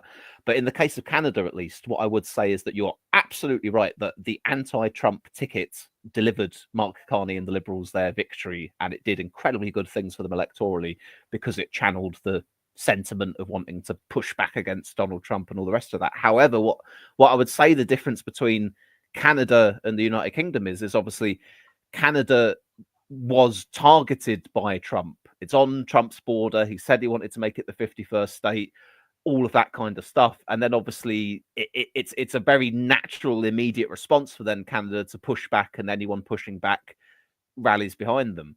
But we've not had that equivalent. It's not as if Trump came in and said, I want to make the United Kingdom the 51st state. And instead of calling, you know, Keir Starmer the prime minister, he calls him governor or what have you and stuff like that. It's you know, Canada was attacked by Trump first and then hit back, and then they got the rally around the flag effects.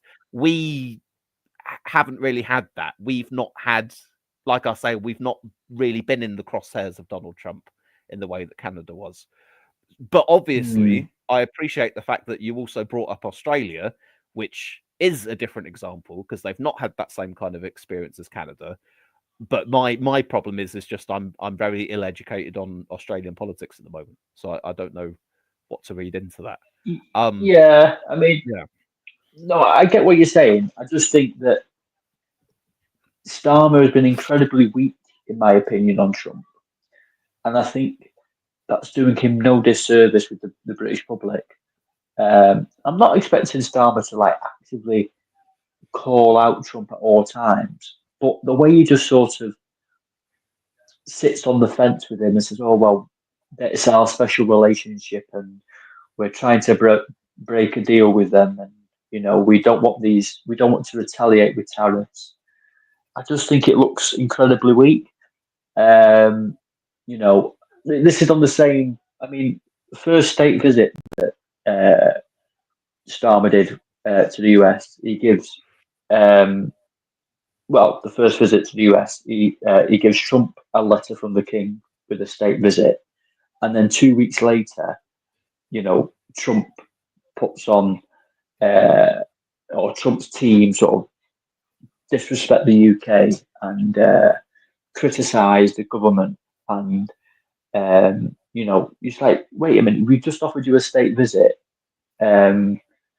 You know, can at least show a little bit of respect. Like Trump doesn't care about the UK. Yeah, I you know, and it doesn't sit right with me. And instinctively, I want to see the leader of our country, the prime minister of our country, actually standing up to, you know, just the awfulness of Trump and everything he stands for. I feel that, and I get that, and that's why Ed Davey saying what he says chimes with me so nicely, because it's nice to actually see a leading politician do that.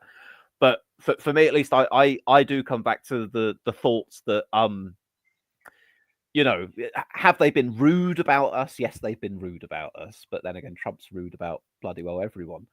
But in terms of him specifically targeting our country in terms of rhetoric or tariffs or any of the rest of it, the worst we got was like, you know, 10% global tariff when everyone else got, you know, all the different tariffs that were going on at the time. But what I think, though, is that if Starmer adopted the Davey type line on Trump tomorrow, say, I think it's perfectly possible that Trump would then attempt to try and turn the screws on the UK in a way that he hadn't been doing previously. That actually it would put our country in greater harm's way to change tack from where we currently are, as distasteful as I currently find it. But in the case of say, Canada was already being attacked. They were already in the crosshairs. So responding in the way that they did was very much the natural thing to do. But you know, it's a tricky one. Because what you say is fair. It doesn't sit right with me. Having our leader of the country kind of just appearing to cozy up to him and to, you know, it's yuck. I think we're getting very, very close to a declaration in Runcorn. Right then. And I keep hearing things in different directions on Runcorn, because now Apollo TD has said from a reporter at the Runcorn Count, atmosphere here at Runcorn and Helsby is electric. Some Reform staff now openly smiling, but no official word. It was only a quarter of an hour ago that we had heard words that maybe Labour were the ones out in front. But all the way through the night, in fairness, what we've heard time and time again is it's close, haven't we? That whatever the result is, it's likely to be within, I don't know, maybe 1,000 odd votes or something like that. Yeah, Britain Elections just tweeted saying it's looking likely that Runcorn and Helsby will be a Labour hold by a few hundred votes. I'll say this though, just pivoting topic real quick while we're waiting for the Runcorn results though. It's interesting that, you know, earlier we were having that discussion about reform, and one of those things I brought up about Farage time and time again was how chummy he was with Trump. And maybe that's another difference that I can point to there, that in this discussion, you know, you've been saying, wouldn't it be great to have Keir Starmer standing up to Donald Trump in the same way that Ed Davey does?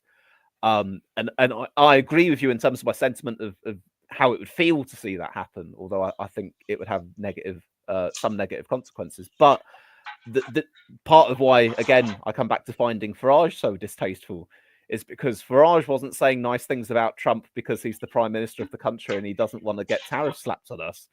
Farage was saying nice things about Trump time and time again because actually he's ideologically quite similar to Trump and wants to be seen to be friends with Trump. You know, that's why, say, in the example of Farage, I find that so incredibly distasteful. Whereas I can put up with it somewhat with Starmer because I go, you know what, he's the prime minister, he's in charge of Britain's national interest, and he doesn't want to say something that's going to come and fuck us down the line.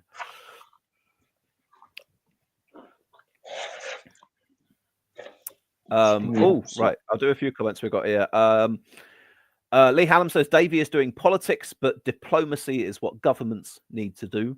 Apollo TD says Britain elects reports Labour hold Runcorn by a couple of hundred votes. My goodness. Scott 2 here says reform sweeping the board is crazy good. And Liberal Zardos says maybe they've got their hands on some of the Lib Dem weed. Who knows? So again, so now we're just here. So now reports that Labour have held it by a couple of hundred votes. Before that, apparently the Reform people were smiling. My God, is this going to be a close one by the sounds of it? It does look really tight, which was expected. But Nigel Farage is at the count in Runcorn, which surprises me. Surely, if Reform were going to lose the seat, then he would be elsewhere. But maybe I think he's been campaigning there all day, so he's probably just been hanging around. Maybe, or maybe if, you know, as the count is ongoing in the earlier stages of it, and it appears that it's going to be really, really close, but you can't tell who's going to win, Farage has to make that decision where he wants to be. Hang on. Apollo TD has said Farage isn't at the count. He's in a car outside the count. He's only coming in if Reform win. See, like that's some political savvy for you there, isn't it? I'm sure he's done sort of similar before in a by-election that Reform or Brexit Party should have won, where he was like, I think he like hid in the toilet or something when they found out that he wouldn't win. Well, that's it. I mean, Farage doesn't want to be seen there if he's lost, obviously. But yeah, he'll jump straight in there if they've won. Oh man, Apollo TD now says Labour activists inside the count say they've won. Could well be then. Could well. Come on, give us the results. So, are we now starting to lean towards thinking Labour have won it? Apollo TD from all the things that you're reading at the moment, that they've held it ever so slightly. At least I'll be £40 richer if they are. That'd be nice. Yes, you can donate some money to the North Tyneside Pool Fund if you beat some crime. Scott 2 says, even if reform comes such a close second, that's a mental sweat. Oh, no, yeah, quite right. I mean, obviously, reform want to be able to point to the by-election victory here. That's the best news story for them. That's an additional MP in Parliament, etc., etc. But the underpinning reality of the electoral shift that's happened, the fact that even if reform didn't win it, they came so bloody well close in this contest. The same with the North Tyneside mayoral contest. They came incredibly close behind Labour.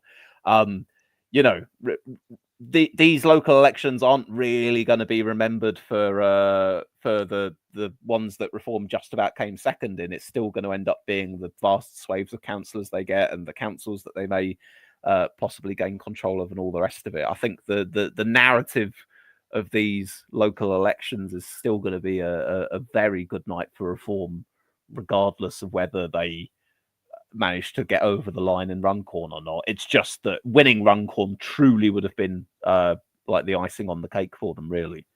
But whether they win Runcorn or not, that's not going to be indicative of whether we view it as a good night for reform or not, ultimately. Because Runcorn was never a seat that reform was sort of pinned on that you thought they were going to win. It's one that Labour ought to have held, but maybe, just maybe, reform could have been in there with something. And in a sense, that's kind of where it appears we've ended up. If indeed Labour have held the seat, but actually it's only by a few hundred votes, then that's kind of where it was going into it without knowing where it would be. Labour did hold it, but it was actually bloody well close. Slightly off topic, but I'm just watching BBC News and they've got John Curtis up and they've got next to him the Staffordshire ward analysis, and percentage-wise, since 2021, Reform are up 40%, Conservatives are down 35%, Labour are down 5.6%. So there's been a massive up. There's been a 37% swing between Reform and the Conservatives in Staffordshire, which is quite seismic. That really is. I think I know the phrase I was trying to look for, by the way, because Apollo TD just said reform getting this close is much more impressive than Labour holding it, despite the fact that Labour end up winning it. And I suppose then, yes, what you would say actually is that Labour may well hold Runcorn, but it will be a somewhat Pyrrhic victory. They win it, but actually the story of that by-election is, look how close they came to losing it when it was previously seen as a very safe seat for them. Mm-hmm. Yeah, that's the talk about. I think for Labour though, I think it's more from like, if Labour had lost Runcorn, it would have been a disastrous night for them. Where now it's probably just a poor night. It could have been much worse. I suppose in a way, like we were saying, the narrative for reform from these sets of elections, regardless of how you slice it, is probably going to be, look how well they've done. But for Labour, if they'd lost Runcorn on top of the disappointing locals results, then they'd be in some serious shit. And instead, right now, it's just, it's going to be bad for them. They're going to be worried, questions to answer, all the bingo card and all the rest of it.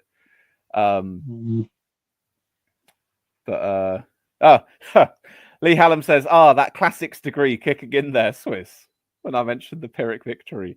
I've been binging the rest is history podcast in the past month or two. I've got the Greeks and the Romans stuck in my head.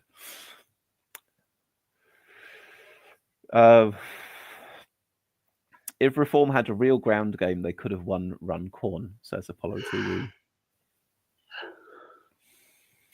Come on, give us Runcorn. It's 3 o'clock. It's 3 o'clock on a Friday morning. Mm-hmm. Oh, the sun will be coming up in a few hours and scorching us all again. Right. It said imminent about 20 minutes ago.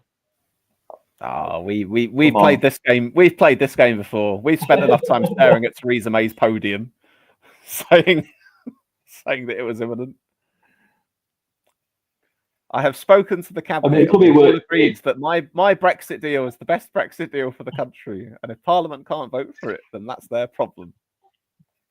What will you vote for? I mean, it could be worse. You could be in the US of A, where it takes about 3 days to count some votes. You know what? It's quite often that despite all the many problems that we have in this country, I do still, even now, say I'm glad that we're not America. And funnily enough, there's quite a lot of American MAGA Trump supporters that look over the pond and go, "Poor Britain, don't they wish they could be like us?" And so I say no. So the BBC are currently zooming in the count at Runcorn. Yeah. I'm hopeful they're just going to send them all to the stage. I hope. There's Graham Moore. Right. I'm shifting gears now. I'm going to bring up my on the other tab here. I'm going to get the Sky News feed ready to share on stream with people of the Runcorn by-election results here. Right, they're all walking. I'm hopeful it's to the stage. Oh, let's see. Candidates at Runcorn count gathering now. Recount possible, but also result announcement could happen too.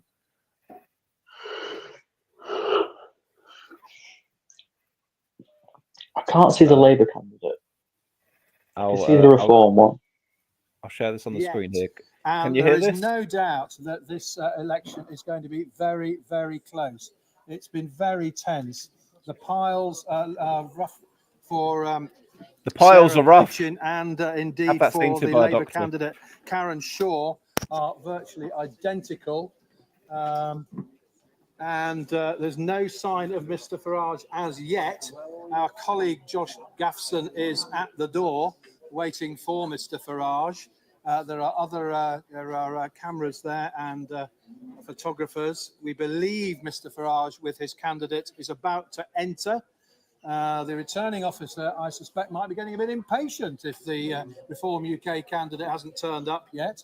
As far as we know, she hasn't. So that's what you're seeing. You're seeing a door with it looks like a police officer there. And Well, they're waiting to find out if they've won yet first. They don't want to be in the room and lose. It's a catch-22 game of cat and mouse. They won't announce the results until the candidates are there, but the candidates won't all be there until they know that they've won. that suggests he's confident that Reform have pulled off a spectacular victory here. If he doesn't, it looks like Labour have pulled off the great escape and clung on. But we really are uncertain. This is genuinely quite tense, isn't it? Like I really don't know what way it's gone. Yeah, when there's not many votes in it like that, it'd be interesting to see how many votes there was actually, because it was a larger turnout than expected as well for a by-election. Like by-elections are usually, especially in these sort of safe seats, is usually quite low. Do you think a larger turnout indicates that perhaps there was an anti-reform vote as well as a reform vote? Yeah, I was reading an article, I think, by The Guardian a couple of days ago about Runcorn, and they were saying that the working class areas of Runcorn were was swinging quite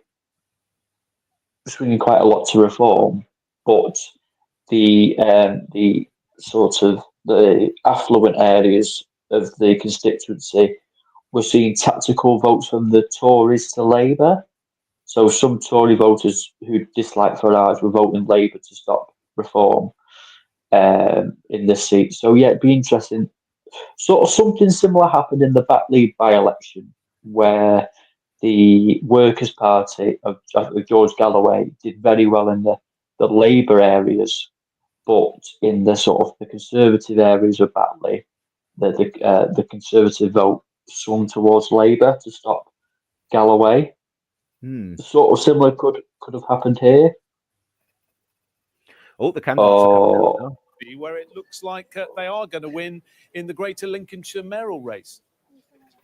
Well, that is the suggestion, yes, that is what he is going to do. I mean, I vaguely recall, perhaps Sam Coates will remember this, there was a by-election in Peterborough, as I recall, and I think Richard Tice referred to it, didn't he, when he was... Oh, no. Apollo TD said seems like a recount at Runcorn. Oh... BBC are showing counts being voted again. Votes being counted again, even. Didn't come in because Reform had not won. So he's got form for doing a runner when his candidate has not won. But of course, he loves to milk the applause when he has scored a victory. So far, there are still police officers and security people. God, it's like waiting for a new pope. When will he appear? I mean, how long will it take if they have a recount? That's at least slapping another half an hour, of hours, another hour, another two. Hopefully, it's just a small recount, not a full one. It better be. Let's hope so. It's coming into the room. Apollo says we don't know if it's a bundle recount or a full recount. A shaking of heads. Is Mr. Farage not coming? Silent out there. Silent. Yeah. Okay. Well, I'm going to hand back to you, Jonathan, because I think some of these journalists should go out there and find Farage themselves. They should go out to the car park and track Nigel down and say, "Come on, Nigel, in you come. Do you want a cup of tea?" Retired hurt. We'll see. Anyway, I'll hand back to you, Jonathan. I'll come back when we've got some news. All right, John. Thank you very much. John and Josh in Widnes, waiting for developments. Thank you both very much for that. The declaration not imminent. We will, of course, bring it to you live. Not imminent. See, these are the lies we get told on election day. They hate us. Do you know, they James? hate our sleeping pattern. Do you know that flammable and inflammable actually mean the same thing? Because I think that seems to translate. God, this is like imminent and not imminent meaning the same thing. This is like kitchen talk at 3 a.m. Election Maps have said rumours of a bundle recount, not a full recount in Runcorn. So indeed, from our sources here in the chat, we are being told that there's a bundle recount.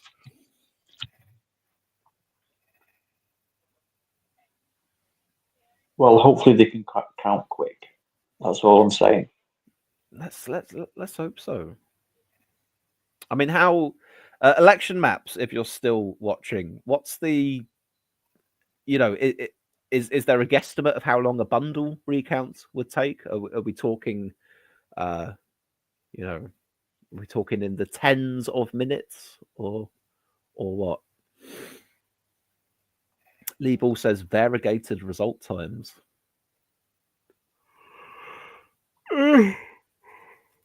Oh, we were so close.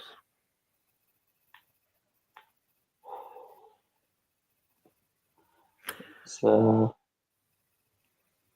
I'm just trying to catch up on the west of England, which is Bristol.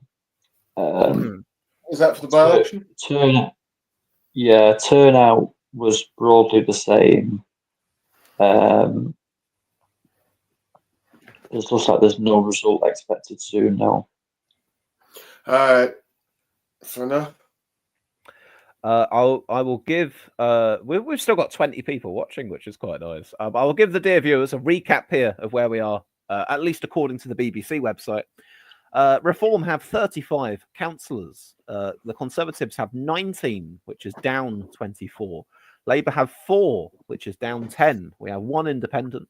And the Liberal Democrats and the Greens are currently yet to get any councillors. This is based on the BBC. So, pinch of salt, we may well have some results that they haven't yet filtered in there. But that's where we currently are. Election map says if bundles are correct, I'd say a 15-minute delay, but could also lead to a full recount if there are discrepancies. Lee Hallam says 3-horse race, I hear, I think talking about West England, Reform, Greens and Labour in it. Apollo adds all the big results will be tomorrow afternoon and tomorrow evening counting. Oh, I can see Zaya Youssef on my TV screen at the moment, looking at some ballots being counted. Okay. Keep me updated, James. Tell me how intently he looks at those ballots. How quickly they're being counted. Is he smiling? Well, there's a guy next to him. Does he scratch his nose with his left hand or his right? I must know. Oh, he's walking up and down. Oh, is he now? Fantastic entertainment. It's fantastic. Would you say he's walking in a jubilant manner or that of deep consideration? He's just staring at the people counting ballots. Oh. Dear viewers, close your eyes. Imagine the scene. Zia Youssef is walking in a room full of people counting ballots. What's the expression on his face? What does it tell you about the Runcorn result? Okay, there. Apollo TD says Zia Youssef looks annoyed, according to Apollo. You mentioned nothing about him looking annoyed, James. What are you keeping from me? Is this part of your ruse to get me to vote reform? Maybe that's Zia Youssef's car that Nigel Farage is in and he wants to go back home. Maybe it's like he just freaking like, can we go somewhere else now, Mr. Farage? Come on, Nigel. You said we were only popping in for 20 minutes. It's been an hour and a half. We've also had a big yawn, says Apollo TD. This is excellent. Keep me updated. I've got Richard Tice on my screen at the moment, and Richard Tice is pulling the same expression that he always pulls, to be totally honest, which is that of someone who wishes really, really deeply to appear earnest.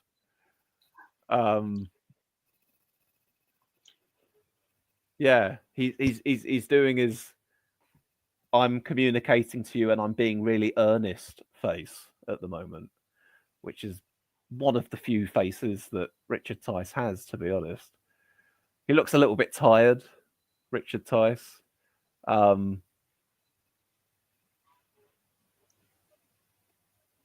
Tired and yet wishing to appear earnest. There we are.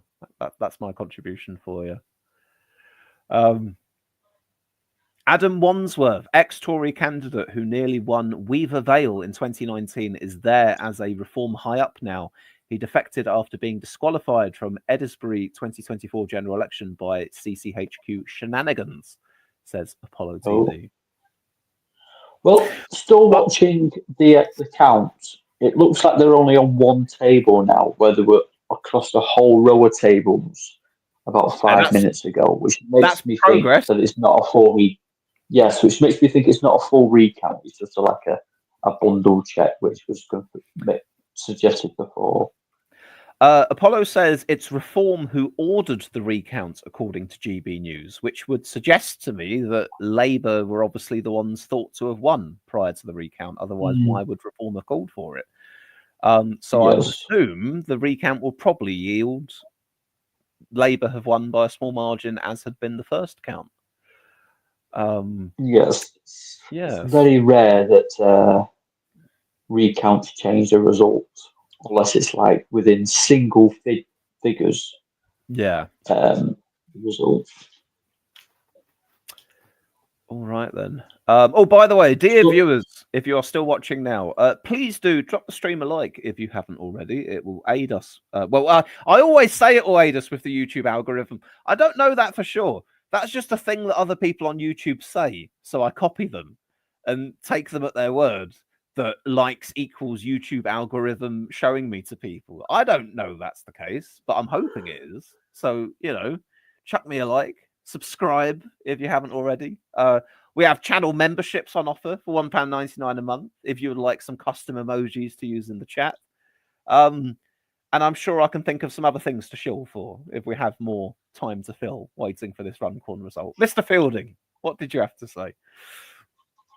I was just going to say recounts usually don't change the result that much unless it's very close. But sometimes smaller political parties ask for a small recount so they can save their deposit because it's £500.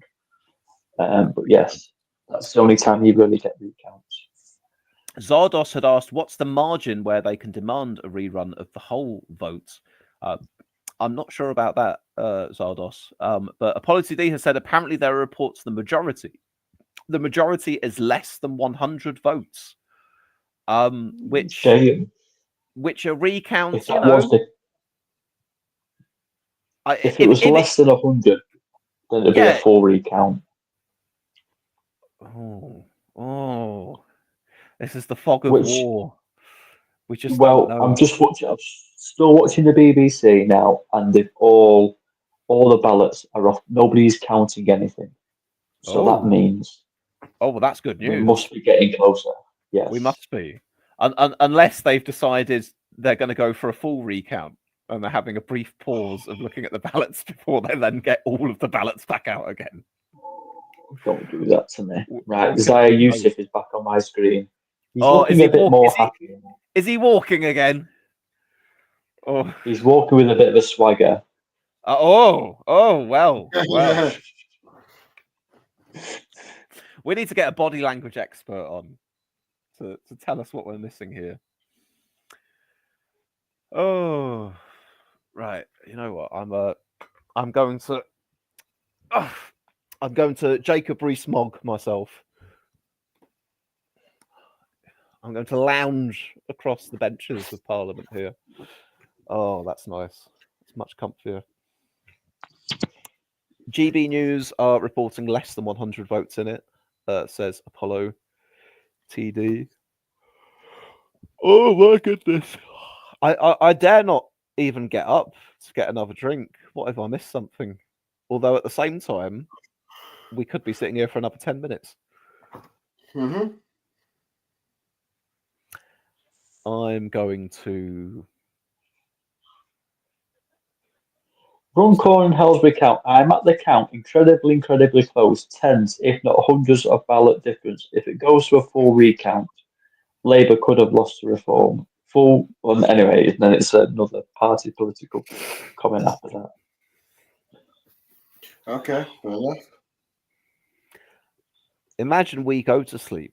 They say we're doing a full recount, and we go, whatever, and we go to sleep because we don't want to stay up and wait. And then you wake up in the morning, and you find out that it came down to it was a tie, and they had to do a coin flip to decide who won it. And finally, Nigel Farage runs into the count after all of his time out in the car park, and he says, I want to be a part of this. I've got a coin for you to use. And Nigel's got a sneaky weighted coin that always comes up tails. And they win. I'm just talking shit now. That's what happens when you have a few drinks and there's nothing left to talk about. Let me refresh the page. Have we got any more? Have we got any more numbers here? Not really. Yeah, no. We really have had a drought of actual council results tonight, which was to be expected, I suppose. Graham Moore at the count is alleging Labour cheated. I Wonderful. wouldn't be surprised if there's some accusations of that. What's that? The election was Graham Moore is an English nationalist, so take what he says with a very, very large pinch of salt. Scott 2 has said, "Are you guys students or what?" I was once upon a time. I'm very flattered, by the way, that you think I look youthful enough to be a student. I'll definitely take that. No, I booked the day off work tomorrow, especially so I could stay up tonight and wait for results to come in. That's why I'm up at 3:30 in the morning. Yeah, same here. Just to answer Frank's question, am I still alive? Yes, I'm still alive. It's just that I'm just extremely tired, and I'm just like, I've been up since 9. It's in the morning. Let's see, after about waiting nearly about over an hour of like tidying up and waiting for my mum before doing like by-elections. I mean, well, local elections since like say like 10, like early 11. For like, and then finally to like at like 9, just like an hour before like the locals close, and now just about 5 or so hours doing this streaming. I'm just getting extremely tired that I'm just waiting for something to happen. But yeah. Apollo has added, reporters think a full recount will occur once all ballots are verified. To which I say, I bloody well hope not.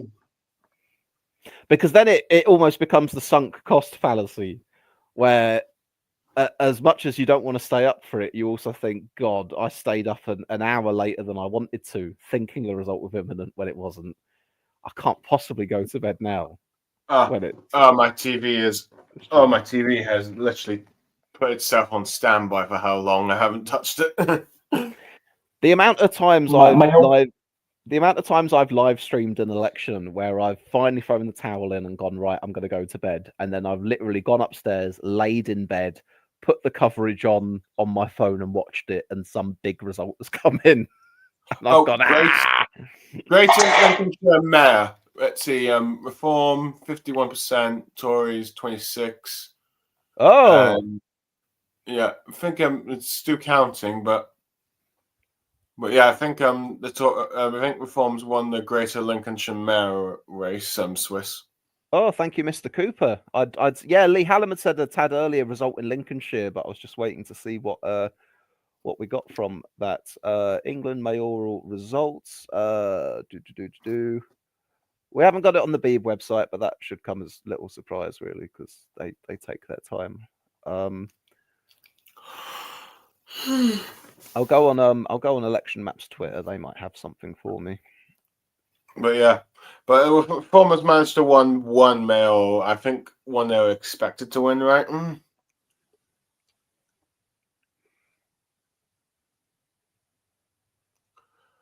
Politics, he says, Yes. Green unlikely to win west of England after coming 2,000 votes behind Reform in Bath and 4th place in Bath. Okay. The thing is, though, the fact that the Greens were even seen as being in contention for one of these big mayoralties is still an achievement in itself, considering, how far the Greens have come in the past. I mean, let's see. Labour is usually expected to win the mayorals with a few exceptions, really. Let's see, but now let's see. There's more. You've got like two or three other parties winning mayorals, and they're not even. Let's see, regardless of whether or not it's Reform or smaller parties. I'll just add that Leah said it's just one council, not the full result. Check the BBC Live update. Oh, okay, let's do the live updates. What have you got for me, BBC Live update? Reform win the first part of the mayoral race in Greater Lincolnshire. Mayor of Greater Lincolnshire so far, counting underway, 1 of 9 councils declared. My bad. And that is Andrea Jenkins, 54.5%. All right then. No, that adds a bit of context. That explains just what's happening there. All right then. So you've got the Greater Lincolnshire mayoralty. Each council has to report, and so far one council is in, and Reform are pretty far ahead with that one council there.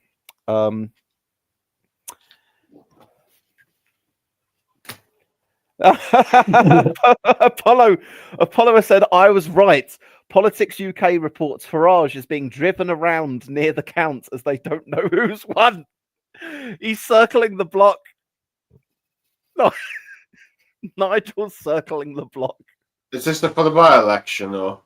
Yeah, because we'd been saying he was out in the car park or something, not wanting to come in until he knew if he'd won or not. And I guess obviously you don't want the car to get mobbed by journalists while you're sitting there. So probably Nigel's just doing little loops around the car park or the streets nearby, waiting until he's got word whether it's safe to land. Oh dearie me. Well, that gave me a little boost. Right, I'm gonna go get one more drink. I'm getting a second wind. Let's make the most of it. I'll be back in a sec. One for the road. Scott is saying that Nigel should grab a Big Mac. Now, I remember, was it Liz Truss when she lost her seat? She was late to the camp because she was stuck in a McDonald's. I remember that at the last general election, which was kind of funny. Oh, right. What's the gossip on Runcorn? Oh, God. If it's a full recount, I'm just going to freaking lose your mind. Yes. Oh yeah. It can't be that long. Yes, election match. Liz Truss was stuck at a level crossing post McDonald's. I remember something like that. Yes. Fucking fun times. Oh, Apollo TD says breaking. Looks like a partial recount in Runcorn. Make your mind up. Labour saying there's discrepancies in voting numbers. Ooh. So Labour's the one that called for this recount? I really don't know, because Apollo is doing his job diligently, which is providing us with whatever information he comes across, and just he's the messenger. So I'm not blaming Apollo. However, a great number of the things that we are being told sound contradictory from message to message, which is typical of election night. I would expect no different, but nonetheless, that is the case that we hear. Reform has asked for a recount. Labour says has discrepancies. The Reform people are smiling. Labour think they've just edged it. Lee Hallam has said, I'm going to get some sleep. See you tomorrow. No problem, Lee. Thank you for joining us. Catch you tomorrow. And Frank says, good night, Lee. I'll be joining you soon. Don't really blame Frank, you dog. I had no idea you and Lee were sharing a nice little bed sit together.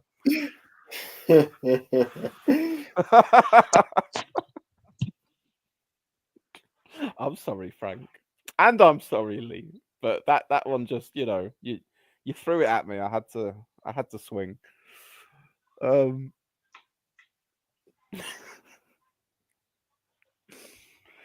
That's the truth, by the way. All of the frequent faces of the Captain Swiss YouTube channel, we all live in a really big party house together.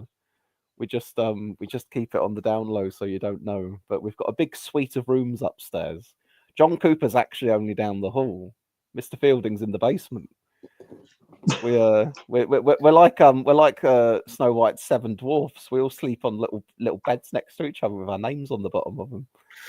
Lee Hallam says, "I'll leave it on the latch." and Claire lives in the dungeon. Oh dearie me! See, this is why I knew I wanted to get some Jack Daniels for the stream. It's all coming together finally. Oh dearie me! Apollo says James score prediction versus Wolves. Have you got anything for him? Oh, there? this is. If I wake up in time, I'll be at the game. I'm going to go Apollo TD 3-1 to the Mighty Blues, and then I can spend my £40 electoral winnings on getting a round of beer, and then probably a good night's sleep tomorrow night. Anyway, what is going on? Zardos says, what's happening? I wish I knew what was happening. Oh, what are you people are ruling out? moving. People are moving? People are moving. Where are they moving? Yes. Where are they moving I'm to? hopeful today. Oh, good question. Are they moving to a destination, or are they just sort of gyrating on the spot? They are. Oh, yes. There's Looney Party. Yeah. Oh yeah, I'm seeing. Yep. Oh, are they gathering? That's what I'm thinking. We've got candidates gathering. Are they reviewing ballots, or are they assembling on the stage?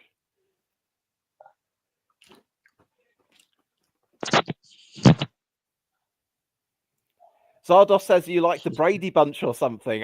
See, look, there's another reference I could have gone for, but I couldn't actually think of the name Brady Bunch. To be fair, we've been streaming for like over 5 hours, so that's what we do. I think the returning officer has brought all the candidates together. That's what it looks like on my TV screen. Now, that can either mean it's either a recount or they are giving out the results before they announce it on stage. Apollo has said from LBC News, returning officer calls the candidates to gather because of some doubtful votes they need to clarify. Prepare for more delays here in Runcorn as we wait for a result. So what I imagine this is that they're gathering the candidates to a table where they want the candidates to review some ballots that are in question as whether or not they're legitimate ballots or which votes they're for. I think that's what this is by the sounds of it, because we did a similar thing when I ran in 2019. They got us around a little table and they said, would you like to review these? These are the decisions that we've made. Do you agree with them? And it would be things like, a tick in one box, but then maybe just a little mark on the paper somewhere else, or a line that goes over one thing into another, or a written statement next to one candidate's name that wasn't quite a vote, stuff like that. And they sort of got people to review it, and we sort of delivered a consensus of whether we thought the votes were legitimate or not. Right, so according to a person at the count, the candidates and agents have been summoned again to check for a couple of doubtful votes. When that is done, they'll get the provisional results. Then they decide if they want a recount. Right. Okay. So we have a process lined out for us here. Yes. Election maps adds Labour provisionally 200 votes ahead, apparently. Liberal Zardos tells us that Runcorn is the 49th safest seat in terms of majority, apparently. I mean, goodness me. If that's the case, and it's allegedly the 49th safest seat in terms of majority, and Labour are holding it possibly by a couple hundred votes, then Labour are not Labour are not safe at all. Not that I'm saying, by the way, that I think they'll be down to 50 MPs at the next election. I'll make that very clear. I've got bad vibes from that returning officer chat, because all the reform gang are all stood together chatting. Ooh. I'm hopeful that they're not chatting to agree to a full recount, and they're just chatting to agree to the actual result. Is one of them on the phone giving Nigel a ring? Turn the engine off, Nigel. What? A recount? Hang on, I'm going through a tunnel. Give me just a minute. I'll be back in range. Apollo says reports that the provisional result is in 5 minutes. Let's hope. In the meantime, let me just refresh the page on the right here. Oh, Reform are now on 39 councillors. Labour on 19. I'll say as well to where is he? Scott 2, who was in the chat here, who says that he's working nights. I hope your shift is going well. And that you're enjoying our coverage here. Are you new to the channel, Scott? Is it your first time watching us? Because I'll be honest, this sounds terrible, but sometimes I've mistaken long-time viewers for new viewers simply because I just can't hold all of those usernames in my head. But we do get the odd new person come through from time to time.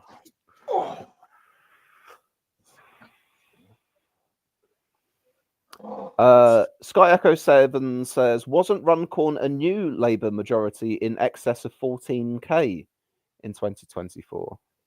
It was one of the, I think it was their 34th safest seat or something. Well, someone, Zardos had said it was their 49th safest seat, but we're talking in similar ballparks here. Let me, I'm just going to bring up the Wikipedia page for the Runcorn results from 2014. They were so Labour were on over 22,000 votes. Second place behind them were Reform on 7,500 votes. And percentage-wise, Labour were 52.9% and Reform were 18.1%. This was in the 2024 general election. Turnout of 58%.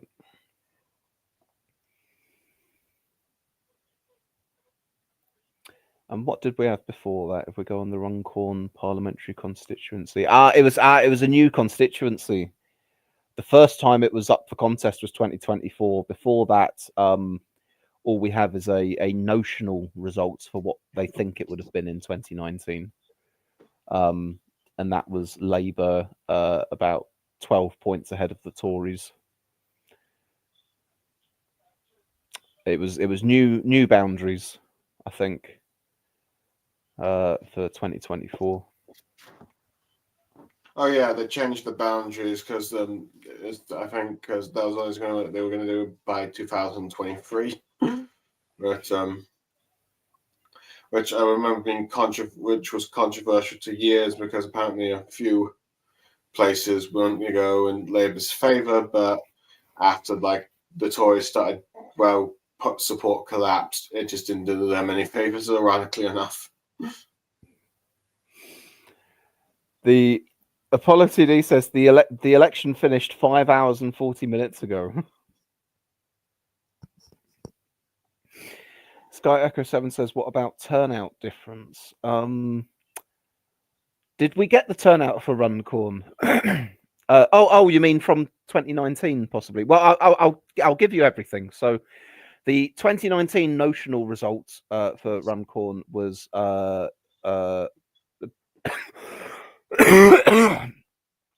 turnout was 68.2%, and then the 2024 contest for Runcorn, the turnout was 58.7%, and then I think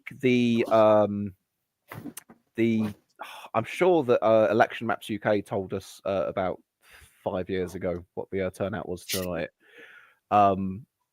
They'd said something like normally if it's 2/3 of what it was at the general election, that's considered to be pretty good, and it was more or less on the money for 2/3.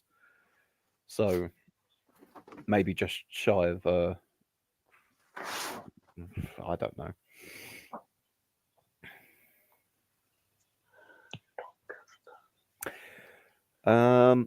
If I go back to our page here, it's dripping in. We've got Reform on 42 now. Reform 42, Conservative 20, down 30, Labour 4, down 11. Independents 1, Lib Dem 0 still. So Labour have less councillors at this stage in the night. However, the Tories have actually lost more councillors. But of course, the Tories were defending vastly more councillors than anybody else. Apollo adds, we might get the bloody Doncaster Bear before Runcorn at this rate. Oh yeah, that would be annoying. Oh, Richard Tice, these elections mark a seismic shift in politics for Reform UK. I mean, he's not wrong. Still no idea when Runcorn will be called, according to the BBC. Here at Runcorn and Helsby County, the returning officer has called over the candidates and agents again. He says there's a couple of doubtful votes they want to verify. It's still no estimate on the declaration time here. Reformers Jenkins has won a second Lincolnshire area. A second council has now declared in the Greater Lincolnshire mayoral contest. Once again, Andrea Jenkins, with 48% of the vote, is well ahead of her Conservative rival on 29% of the vote. So Greater Lincolnshire is continuing to look like it's going to go for Andrea Jenkins. Probably no great surprise.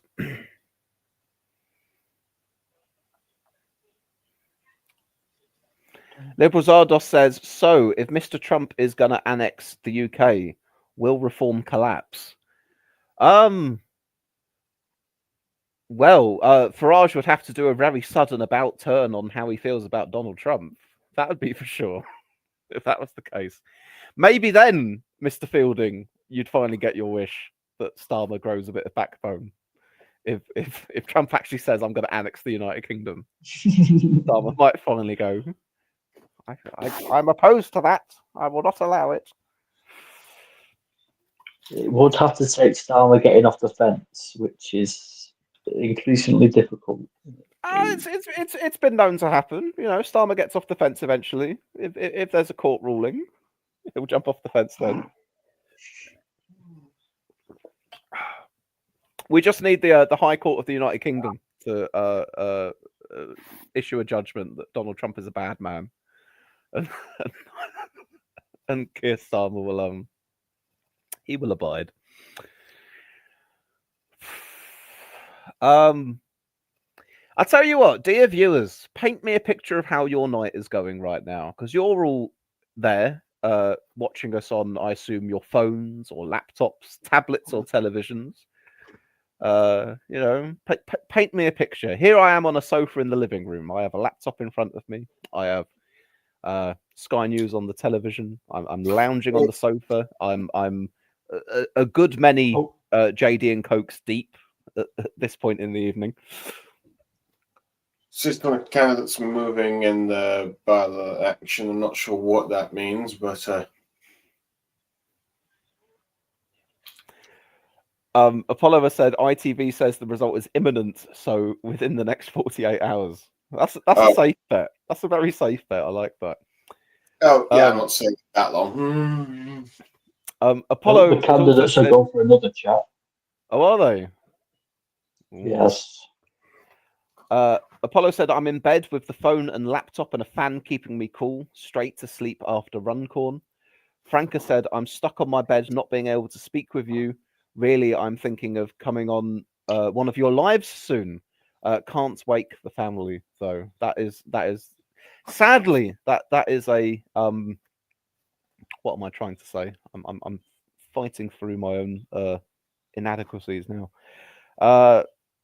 Yes, that is a problem that some do face when wanting to appear on the channel. That unfortunately, if we're streaming late at night, and you've got family or relatives, it can't be done. I'm quite lucky that I commandeer the living room. I wouldn't be able to do it upstairs. Not least my bedroom wall neighbours on the other side of my bedroom wall is the next door neighbours, and they've got like a couple of young children in the room next to me, and I know the walls are thin because I can hear them a lot of the time. So God knows, if I was staying up at like 3 a.m, they'd be getting kept awake by Captain Smith's electoral coverage.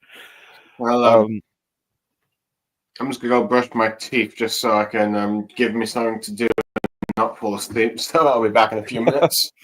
No worries. But yes, no, Frank, you'd be absolutely welcome to come on one of these lives soon. Average Joe says, I'm in bed watching a World War I YouTube video while waiting. A fine choice there, Average Joe, while waiting for the Runcorn result. Sky Echo has eaten half a pressure cooker full of stew whilst lounging on the settee and watching us on a tablet. See, look, I'm loving this. I'm loving this. It's you know, you're all real people out there living your own lives. You're not just names on a screen. The candidates volunteer- are moving again. Where are they Are they? moving to? Well, they've been moving a lot, but I don't see them getting anywhere. For all their movement, where are they going? Well, there's Volunteer counters in Runcorn look at candidates checking What are you ballots in doing? a hoping way they can go to sleep soon. Zardos says I was supposed to be working on my book. Oh, your book! Are you writing a book, Zardos? Tell us about your book. Drank some sangria and been watching Lovely Swiss since. Very nice. And Apollo has just had a cream egg. Well, there we are, bringing you all the latest news from the Captain Swiss viewership. A cream egg at 10 to 4 in the morning. God, I'd be up all night if I had a cream egg at this time. Oh, Right, Dave. I think we're getting very close now. I think we're getting very close. Okay. I think I said that about an hour ago, but surely. There's nothing Surely. more. Was There's I a nothing use? more. Meg, No. there's no business having that Where? at that I time. still haven't seen the reform candidate. Have you not? Maybe he's in No. Nigel's boot. Oh, Oh no! Oh, Apollo's no. just said full recount. No, No. no. This is some sick April Fool joke, Apollo TD. Tell me it's a 1 month late April Fool's joke. Come on. What? 4 votes in it? Oh my goodness. Oh, you know what? Fair play. Fair play. If there's 4 votes in it, you want a recount, don't you? 4 votes in it. Wow. We could end up with that coin flip, you know. It could happen. Oh. No, kill me now. What are we going to do? I mean, we can't stay here while they recount the whole thing, can we? Not if it's a full recount. That's going to take hours. Look, it could be 2 recounts if it's that close. We're going to have to admit defeat, aren't we? We can't stay here for another 4 or 5 hours, potentially waiting for this Runcorn result. Oh my goodness. Oh, what an breaking news. Breaking news. Candidates have been told there'll be a full recount after with just 4 votes in it. Oh, Nigel's going to run out of petrol at this rate. This isn't very net zero, doing wheelies in the car park, waiting for a full recount. Reform have 4 more votes than Labour. So it's Reform in front. Oh, really? I don't know why that's any more significant. I guess the narrative in my head had always been Labour was ahead slightly. So it's very interesting. Reform's 4 votes ahead. And they're having a recount. Jesus Christ. If Labour do hold this, this is going to be absolute skin of the teeth.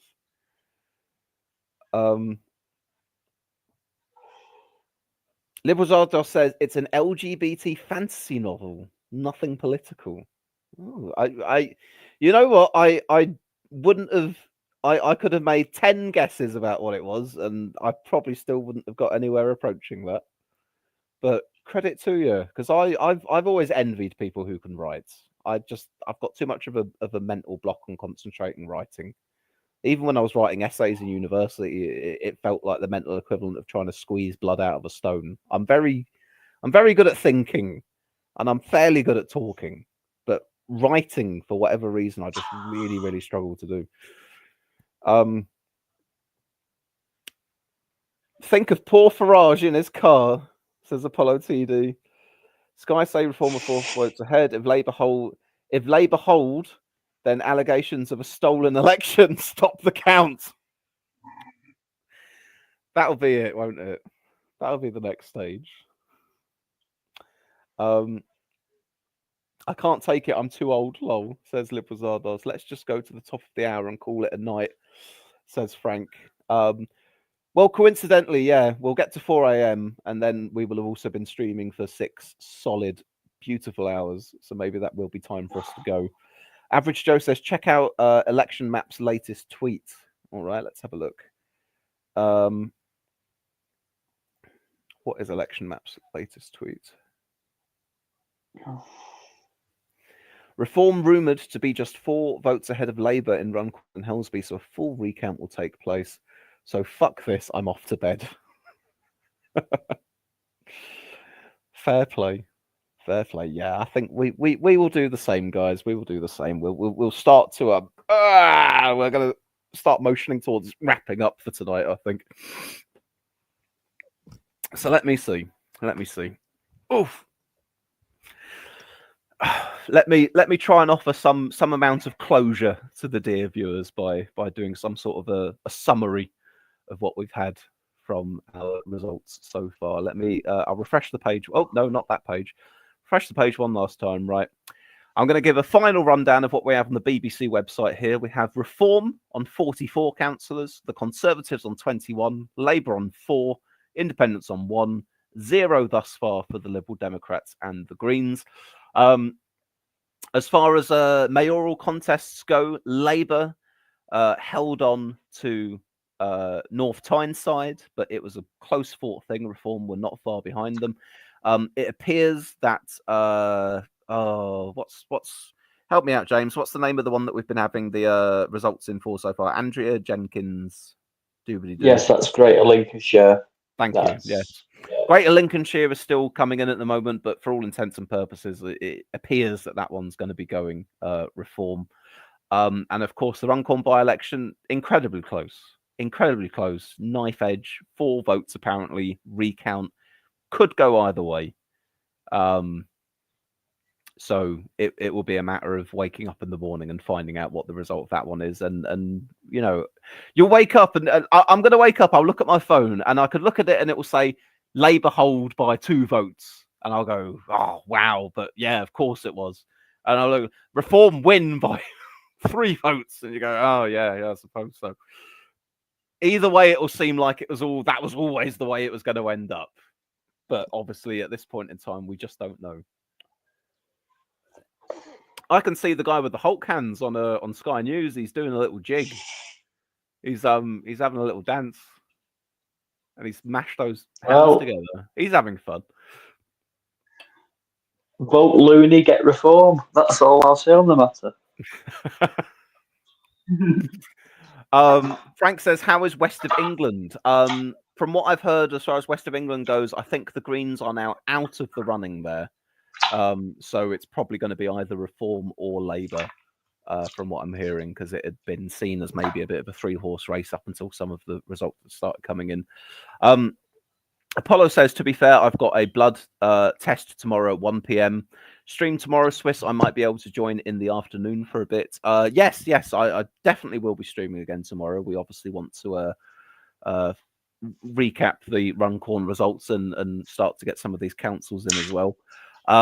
So yeah, I'll be streaming in the afternoon. In the afternoon for a few hours. I don't know what time I'll start. I might end up looking to start maybe as early as 1 p.m. But don't worry for your blood test, because I would be going on for at least a few hours anyway. But we'll see. It very much depends what time I go to sleep, what time I wake up, etc., etc. I'm not making any firm commitments to what time the stream is yet, other than to say I will stream tomorrow in the afternoon.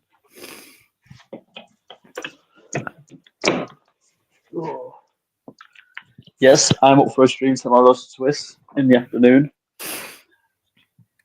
Otherwise, occupied in the evening. I don't want to be. I don't want to be faffing around with this in the evening. I've done tonight. I'll do tomorrow afternoon, and then I'll be happy with that.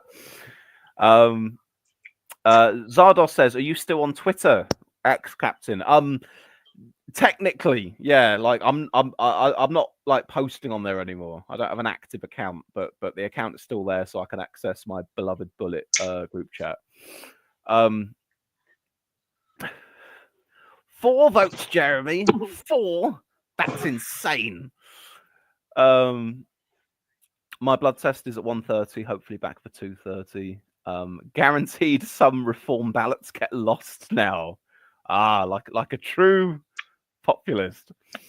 Cameron says, I wanted to rejoin, but I fell asleep and I've just woken up again. Apollo says, out of 32,000 votes for in it. And Frank says, "Good night, you three. Can't wait for part 2." And I guess with that, I will say to the dear viewers, at least, thank you for joining us for as long as you have. I hope you've enjoyed this evening. It's a bit of a shame we didn't get our Runcorn result, but I think we've had a bit of fun. You know, shed a bit of light on the locals, had some fun with the results we've had so far, etc., etc., and so on and so on. Tom's gone. John and James. I am back. Hello. Have you got any final things you'd like to say before we go? Oh, we're heading off now, are we? Yeah, I'm afraid so. I think 4 a.m. and a full recount in Runcorn. I think. Oh, so that's what's happening on. Okay. Okay, Great Lincolnshire Mayor Counting Reform, 36,000. Tories 18,000. Labour 13,000. Okay, so the Tories won massively in the Great Lincolnshire Mayor, so I suppose that's to be expected. Well, from what I can tell, so you want my final thoughts, basically, on this locals? Okay. Yeah. Well, I mean, you know, we've got more to come tomorrow, but I just wanted to see if you or James had anything else you wanted to say before. Okay, so you'll be streaming so you'll be streaming tomorrow, right? Oh yes, I'll be streaming tomorrow, definitely. What time, out of curiosity? I'm not sure what time yet, but in the afternoon. Okay. Well, basically, I'd say I guess this was to be expected. Reform, we're going to make some, big gains, really, because this was their locals to win.